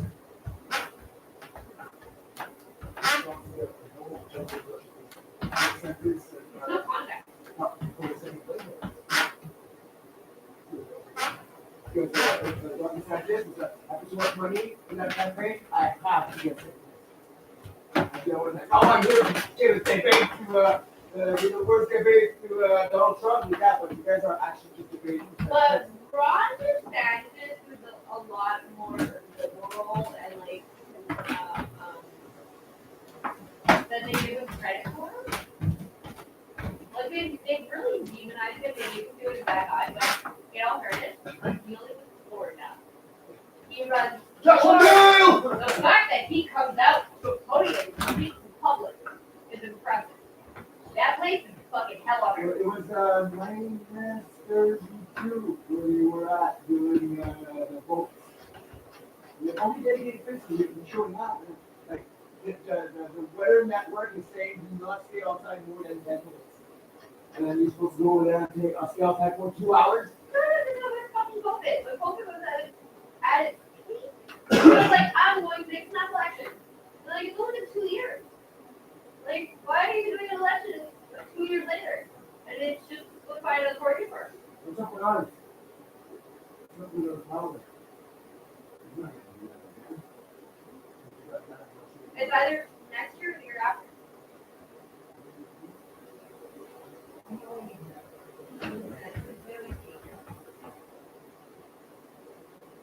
Because I think you elected 3 times. You're only supposed to be elected twice. No, it's true. No, America is. That's why everyone was like, Obama, come back. When Trump was running, like that's why he was like, it's not a contest at that point. It is between whoever gives you the nomination, but not with us. And it's like after Trump, kind of like, oh my God, please come back, please. Well, it's the same as fucking Justin Trudeau. Just go back. Oh my God, Stephen Harper. You're the worst one. I love that everyone went to Stephen Harper being like, so Stephen Harper for president, and you're like, fuck no. I don't want any part of that. Like, Kept his ass long enough. Is it crazy? Crazy to have like this and I'm watching my podcast. Like, is it crazy? conservative. All conservatives are crazy. That's why that's why everybody is so surprised and impressed that the conservatives and their plans are doing as well as he is. Right? Like because, Stephen Harper, becoming prime minister.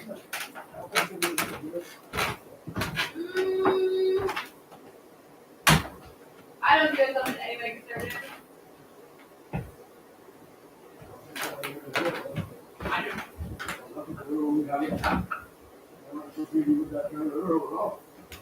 No, but that's not liberal game.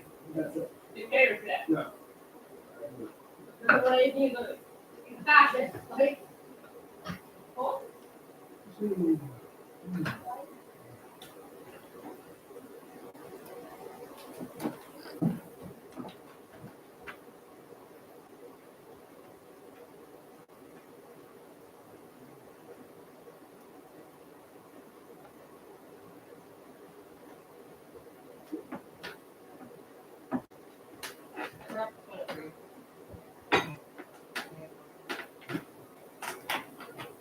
Not really sure how you're gonna. I have. Oh.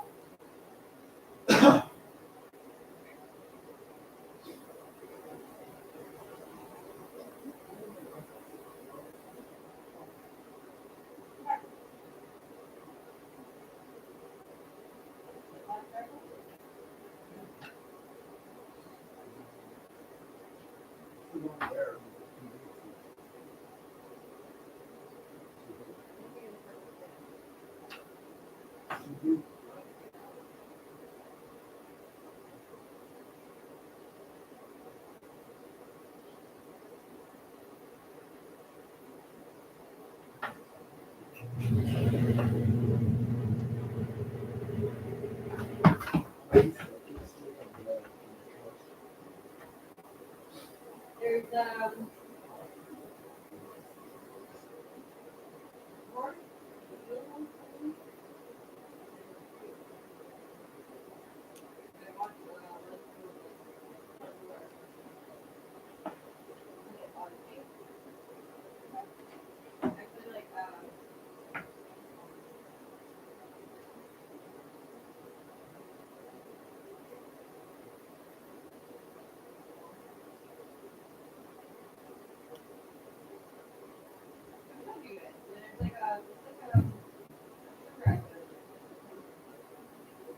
oh, I thought you were rocking the chair. I was like, I cannot do that. How are you?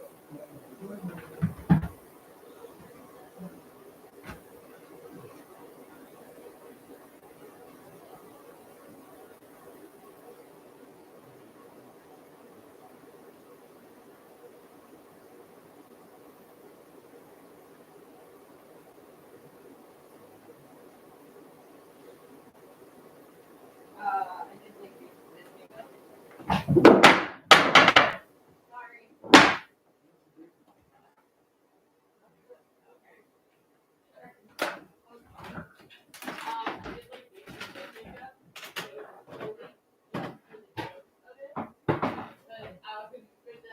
Oh, 822 days sober. What a difference. Hey, look, a puppy. On your child and be like, filter. 822 days being sober and counting to my next relapse.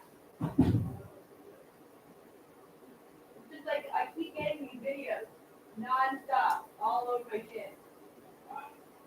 Because YouTube is doing like a new thing where, because they had to censor people so much, they don't really have any videos to, like, you notice I scroll and scroll and scroll, and sometimes they'll just like start repeating videos. So they're doing this new thing where they're trying to up people, like they're recommending videos from creators that are a lot more low level, who are not monetized, because that means they don't actually have to remove anything if it's not monetized. If I'm not making money off my video and I'm not sponsored by anybody, YouTube no, because I'm not making money. That's why I would say. They're paying me, that's different. Well, when your boss says you can't do that, you can't exactly be like, well, no, I'm going to do it anyway. Your boss pays you.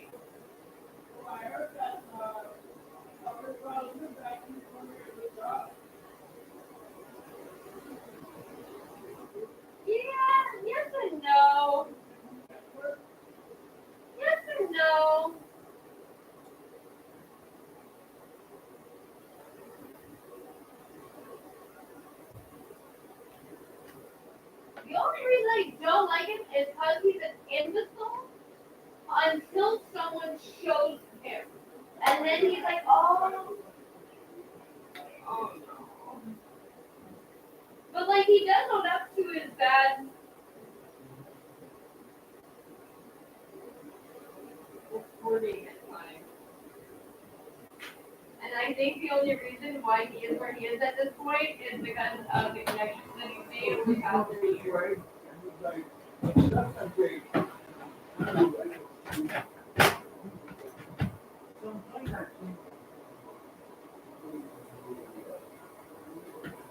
Like, stop right there, like, sometimes you think you're stupid. This is like, no, I know you're stupid. He goes in the truck. Like,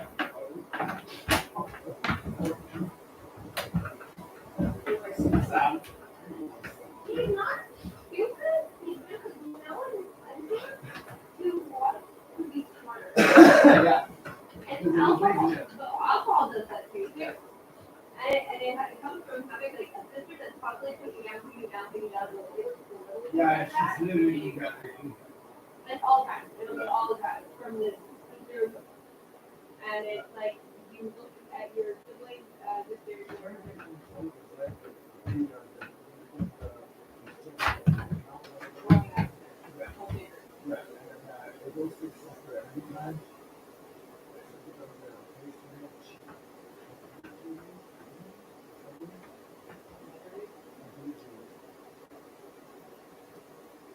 always telling you stuff like that.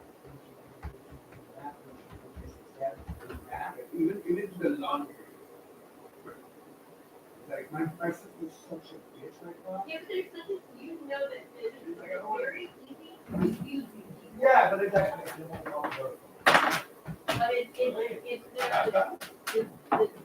the dim-wittedness is why she's able to do that.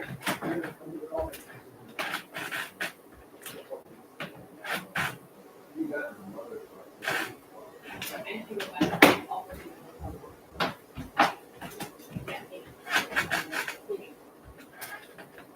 doing vomit, and that's the game out.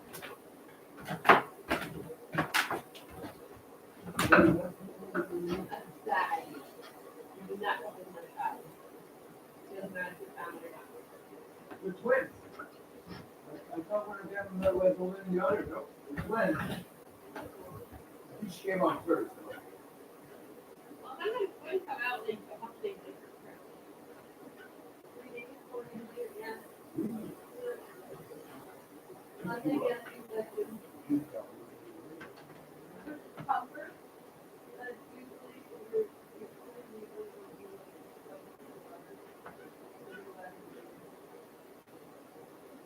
well, fuck, no one told me I was gonna push up a fucking placenta. Holy shit, that was painful. And it has like a huge amount of blood clot like in my body. That was fucked up.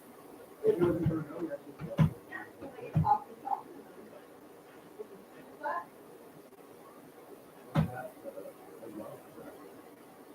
that's how that girl off her fucking leg.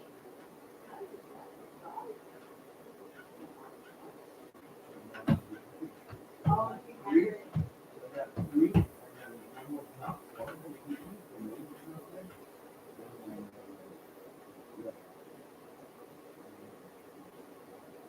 Yeah, no, that's also Very hard to get super stressed all the time. Super stressed. yeah, we usually don't want to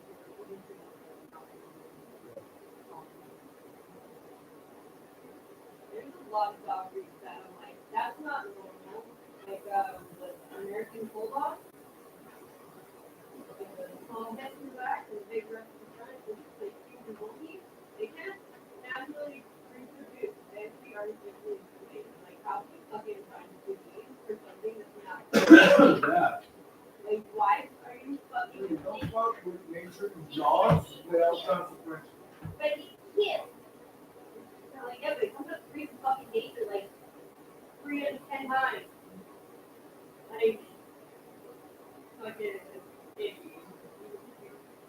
you fucking just in that conversation about children, like, can we, like, fucking start replacing chromosomes in DNA to I've been talking about that since like that, I guess, no, even before that, like, when I was in high school, they were talking about doing shit like that. Like, preventing kids from growing asthma.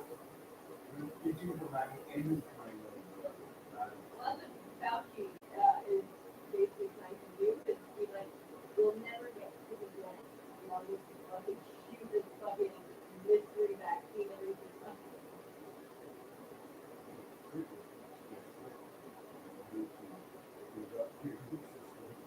So now we have an entire like population of people who are hardcore hypochondriacs, and hypochondriacs, very hard to get them to see that they like, and even they'll always revert back to being like a hypochondriac, but they will shut up and be like, what was that? The doc told you?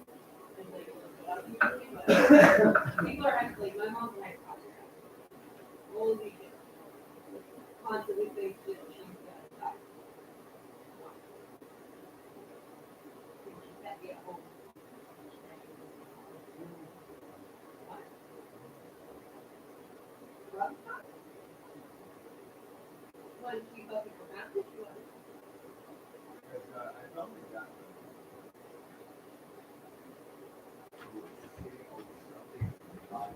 No, you got it. My mom was making yeah, but you're actually saying that you're not making it weird. You're already doing it. That's how that runs down. It seems like all drugs will do the average.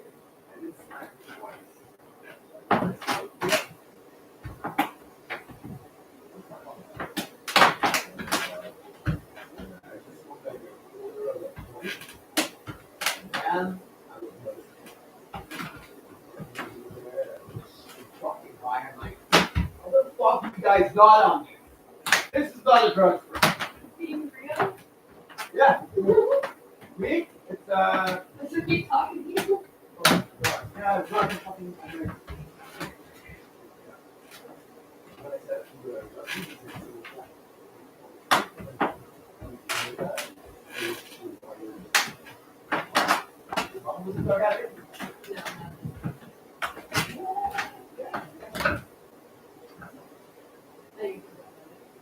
My mom was so stressed, maybe, and as soon as she gets her drugs, she's like, I think it's all because that's when your body's still developing, and if you never got a chance to develop those fucking responses, then yeah.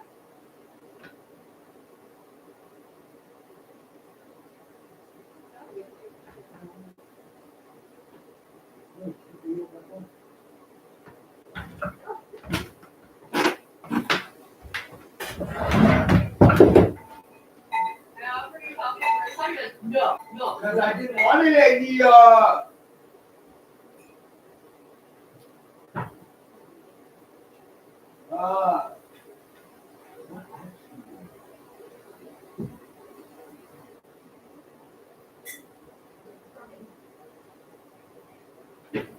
You're fucking mean when you yell.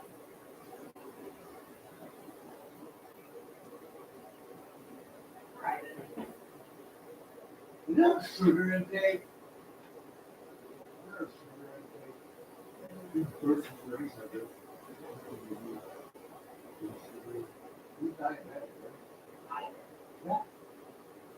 Yeah, that's very diabetic. My blood is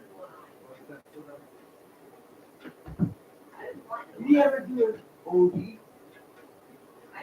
maybe like back way back in the day, but not. That's how Dave's not blind from an eye. No, it's diabetes. If your sugar is too high, he doesn't like going to the nutritionist because he feels like he talks down in him, which he probably does. Yeah, but because he eats like garbage. Yeah,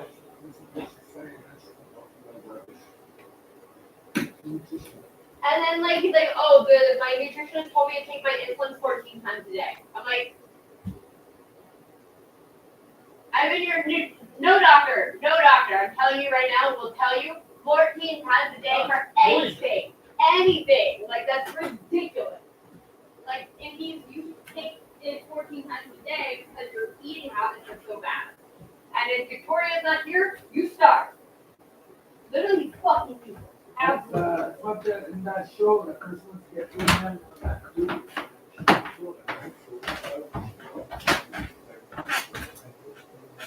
You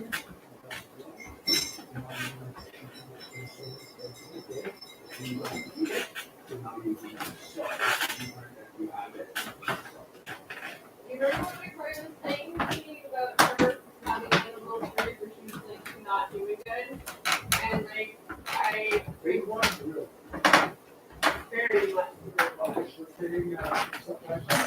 Crying because I saw her and Ivan were fighting, literally fighting, and it was maybe, I don't know, I honestly didn't ask because I just know that they had a period where they were very cutting, like he was just like me and Ivan, like don't come knock on our door with your shit, like we need time, we need to have a phone call so that we can reconnect because we're not. And every time I saw her, she was like, I was like, Nick, can I just like stop you for a sec? Because like I don't know if you realize you're having a full on panic attack. You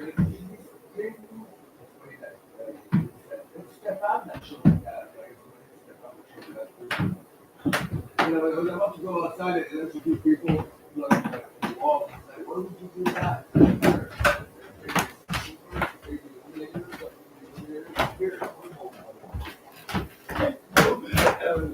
Who wants to get stabbed? Don't be fuck off then!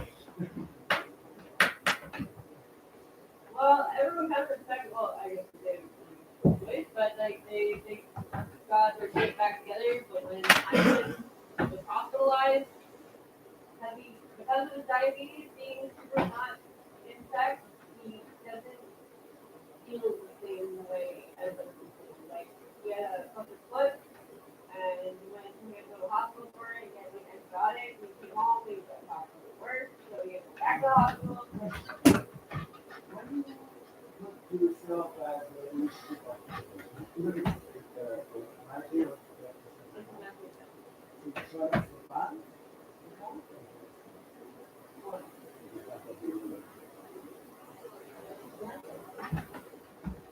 It was from Stefan. Everything. This guy never had a girlfriend, like not obviously, but official girlfriend since like before you were 10.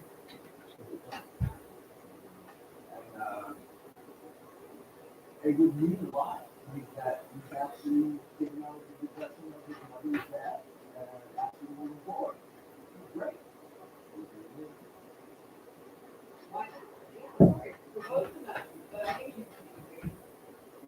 I don't think you use Stefan. I don't think that was No. everything it's not specifically crap. It's just it's a void of something from her past, obviously, that is you only find that good feeling as a. And I'm just happy that he confirmed me that she had she used to be like that, like you know her for that long, and I was dating it, and she had no fingers, even with my stuff.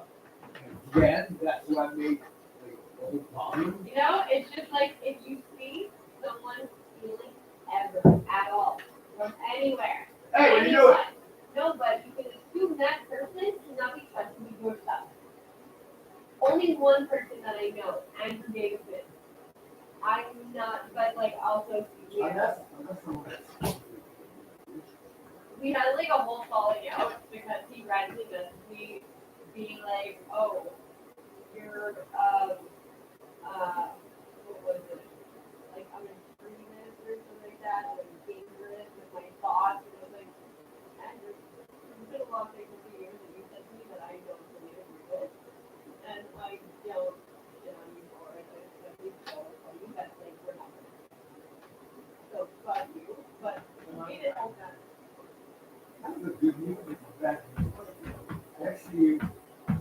come back to you. Like, my life is shit. Every single person I know that was My health in the is military was happy they went. Yeah, but it's from St. John's. Well, maybe it'll It's be from where he needs to go for 6 months for a training. It's in town, you know? And I told him, I'm like, it's in town. It's only 6 months of training. I'm gonna have to go drink it. Drink. Yes, but quit drinking. You can't get drunk. But that's it's gas. All time is fine.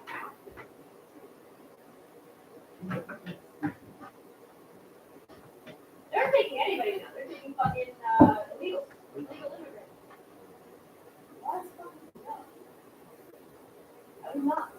Yeah, honestly, I don't think I would let you go. There's not a lot of things I would say that I have an opinion of what you can or can't do. That one, no. Not for that. Not for that. I'm not leaving you. But like, the circumstances were different. Like, If it is circumstance that would make me leave you, like the worst case scenario, I'm gonna be on the front lawn with my dog protecting our house. where you would be the most useful.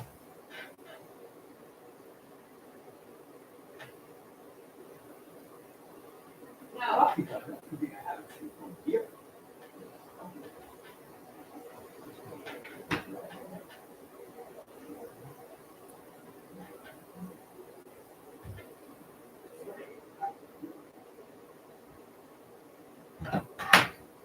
Billy!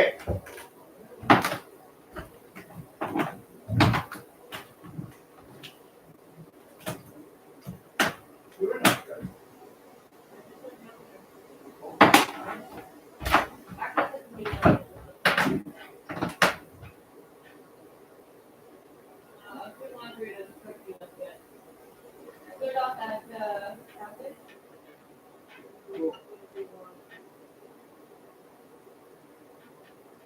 I like that.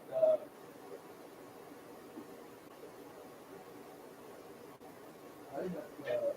Like we go with street. I had a new dog, old dog, old dog, I never used to do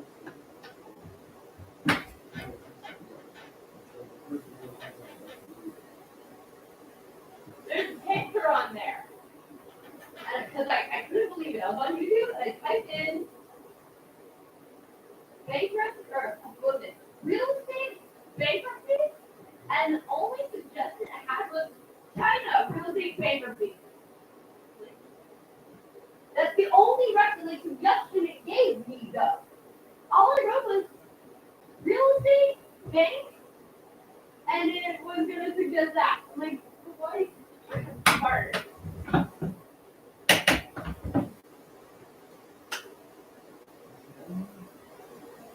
Right in there, and it seemed like they were close.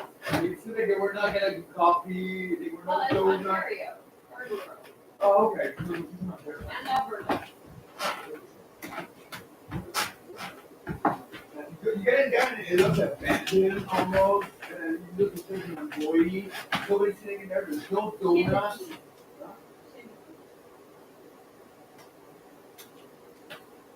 Angriel Mall, right next to the parking on the right.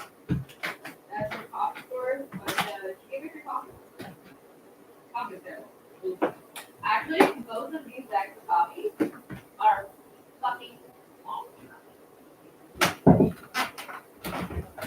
It doesn't even smell like espresso, it smells like free dark.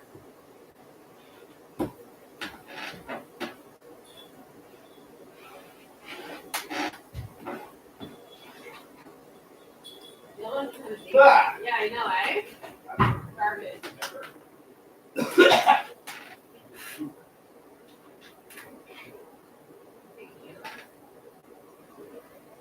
I just opened that one. It doesn't have a date on it though. I got it from a snack. But it's really expensive. Yes. Inspired by the best of Italy.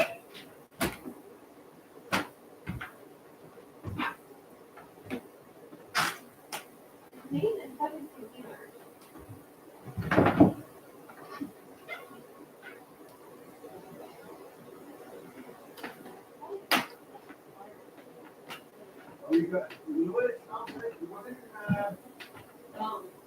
freezer? No. On the counter? Yeah. Oh my god. What all up? This is the best. This stuff smells like baking soda. It just loses its potency. No, yes, and then it just attracts everything that's in the moisture here as well. Oh, okay. I did not know that. That's why they say fucking here's from coffee better. Right? From coffee. Or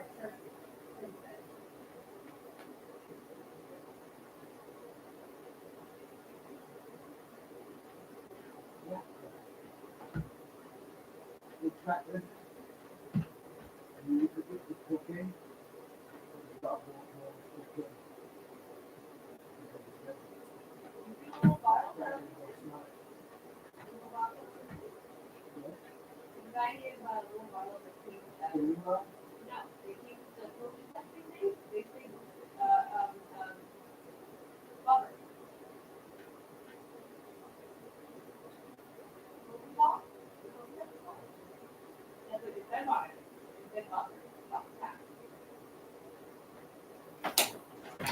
I did the same thing, and I was like, what is this from? I'm like, oh. But I thought the exact same one on the news, absolutely was.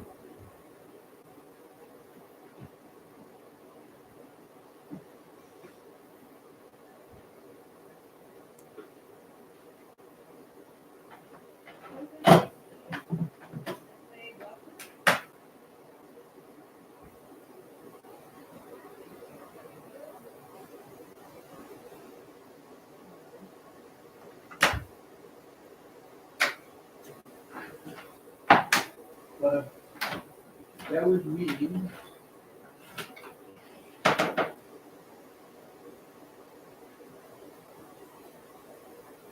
that you'll be put on the thing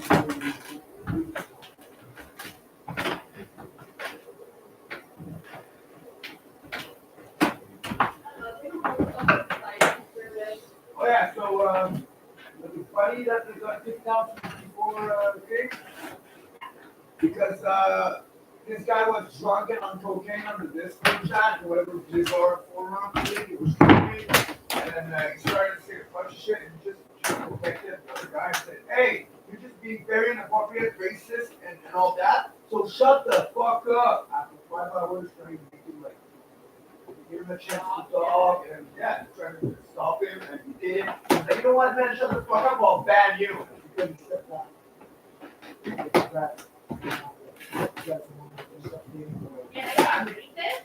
Like, but the guy was super inappropriate, and then he was trying to find on Reddit. No, there's not only there that's doing that. Facebook. That's why I got a fucking flag for my Gipper kicking the ass. Fucking. That apparently is not okay. I can swear my fucking heart's content.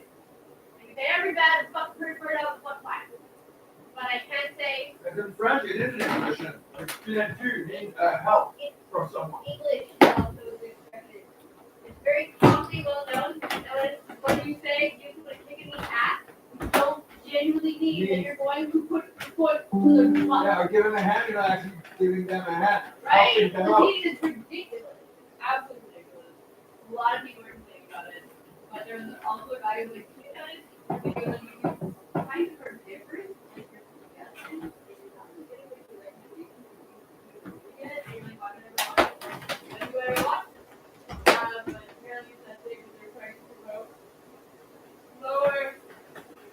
Lower views. Okay, Alex is just trying to figure out what's going on.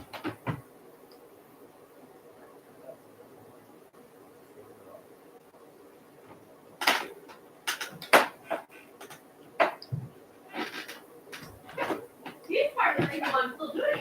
Yeah, but He's a good percentage of the reason why I'm still doing it. Because it's bothers him. and it comes to me. It comes to me like He does me every time, so I'm gonna keep making them. He's part of the reason why I'm still doing this. I don't even want to. I never wanted to do this first. Well, because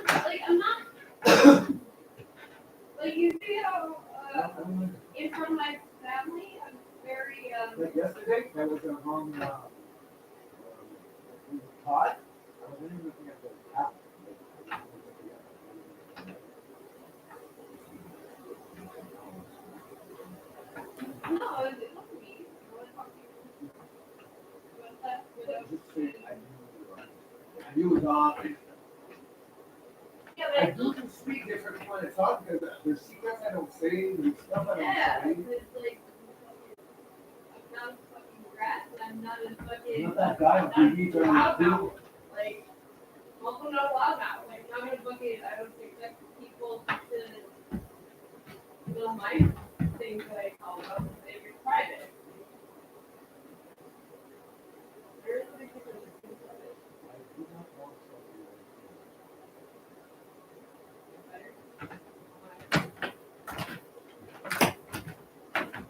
I don't know. I saw one that he was doing it like. Yeah, the thing is that it's slowly when it goes down, the thing comes back and just, Well, also, but we're thinking about lighting things to be hard. Than they need to be. That's fine. I do it too. I will literally do things. No, I realized that my rebellion is so strong and so embedded in my personality. I will do things that are at my own second. Really?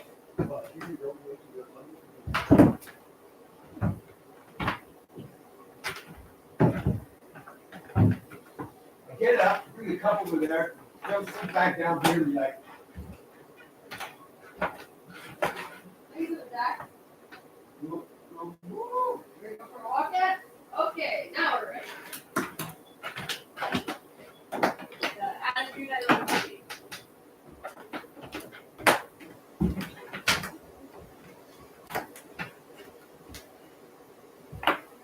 Woo, please get over to upstairs and come with me when I'm there.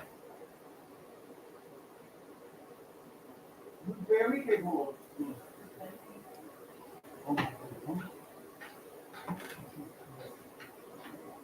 Sorry. Huh? Whatever.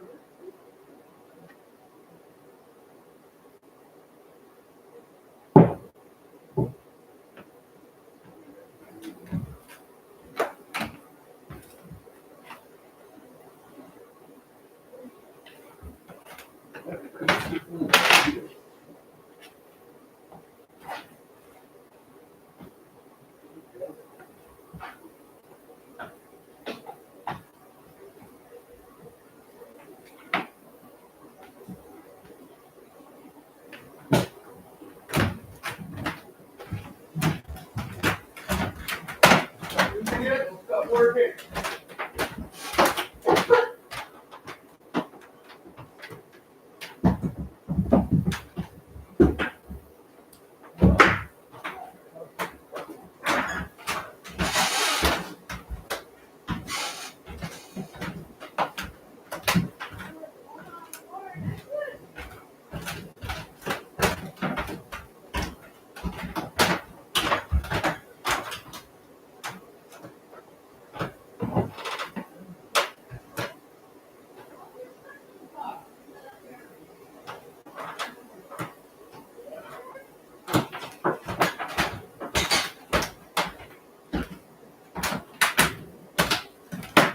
These ones are good for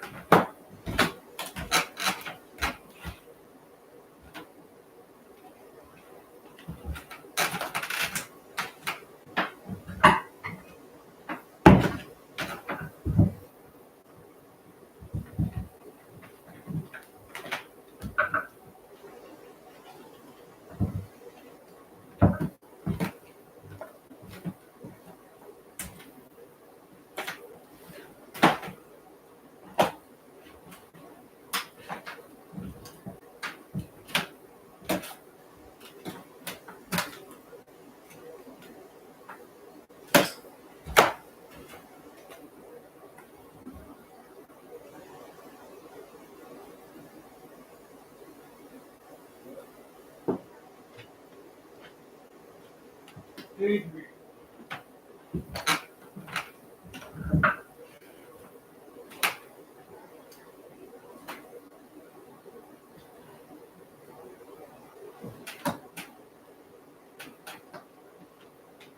Well, No, I just want to be like.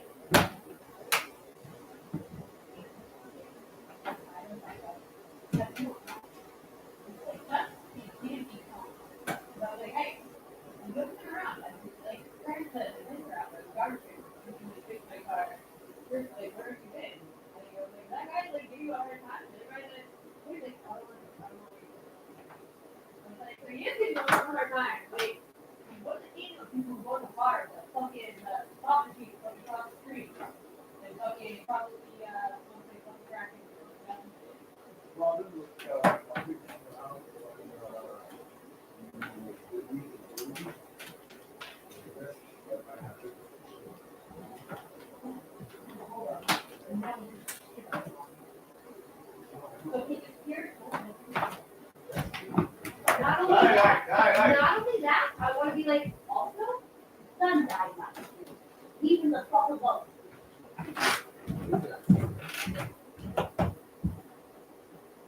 But you know what? how was the year before? The last time I was at the. Well, that my mom had to stay that we get the day hard.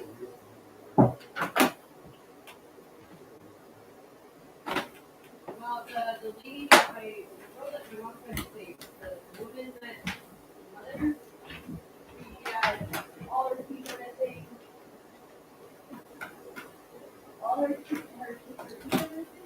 And at first, my mom was doing her funeral. Oh, and you on the spot on with Victoria. They said, "Oh, do you know my mom?" She's a net addict. Yeah, but it's like, "Oh, do you know my mom?"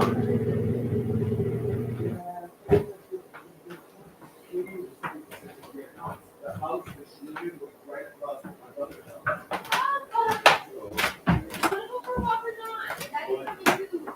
Yeah, yeah.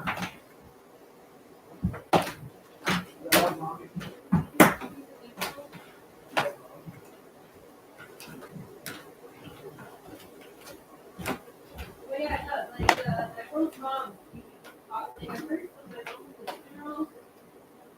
I think she said some things that were not really that nice. My mom, he was pretty upset. I'm like, Mom, you're kind of the last person to see your daughter alive.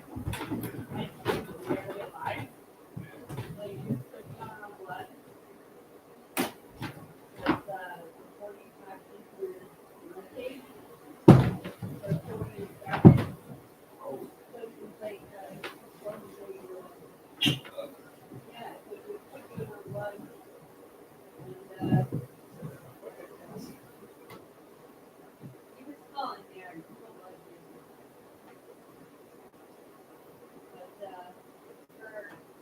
But, I got out of the car, like, with the cars that were coming out behind us that just, like, didn't see what had happened, so it just, our car was at the light, it was green, and the car behind talking, so I got out of the car, and it was like, just go around, like, and I went to walk up to my mom, and she was like, get the fuck back in the car, man, fuck back in the car, this time. I was like, oh, fuck, and I, like, looked down, and, like, my mom was trying to pull her leg from under her, and her leg was underneath her, and you could see that her kneecap was out of the ground.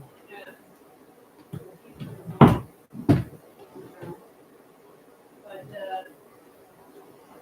I think it was like a month before that, her other daughter had gotten into a car accident as well. And but she only like fucking ended up having a broken arm, but the person who passed away was really not. They fucking because of the car accident. And because of that, the other daughter was coming. So like at the funeral, she was very upset. And then my mom called her again a couple of years later, and she got the teeth up. She talked about her daughter being still alive.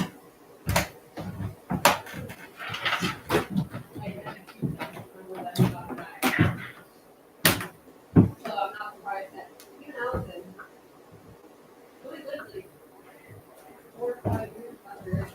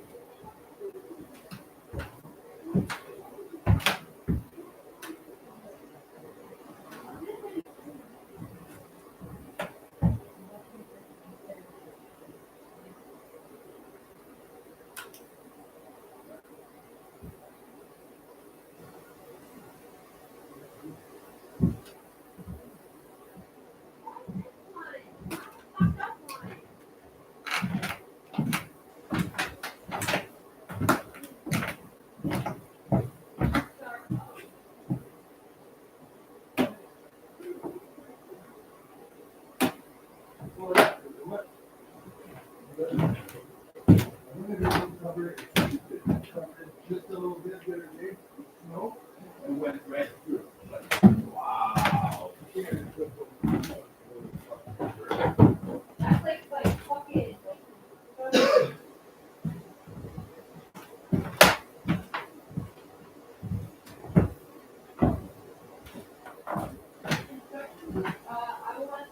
I was like, out of this village color, buying a brown pair of broken into fucking, I was like, I don't know how to do that. And, I was fucking, not complaining, maybe an entire fucking women's, 150 bucks, and there's a couple of ah.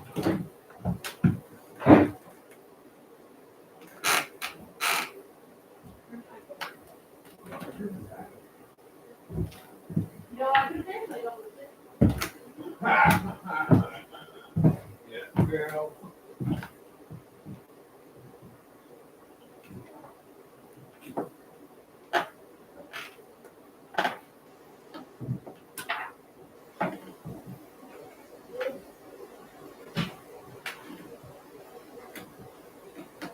I hate those new smoke.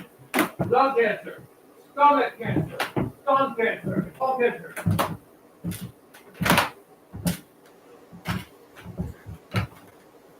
Yeah.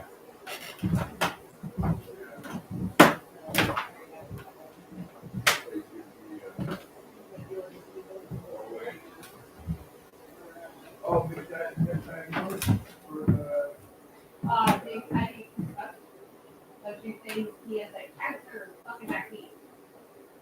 There's all cancer. The, fucking, I think for Alzheimer's.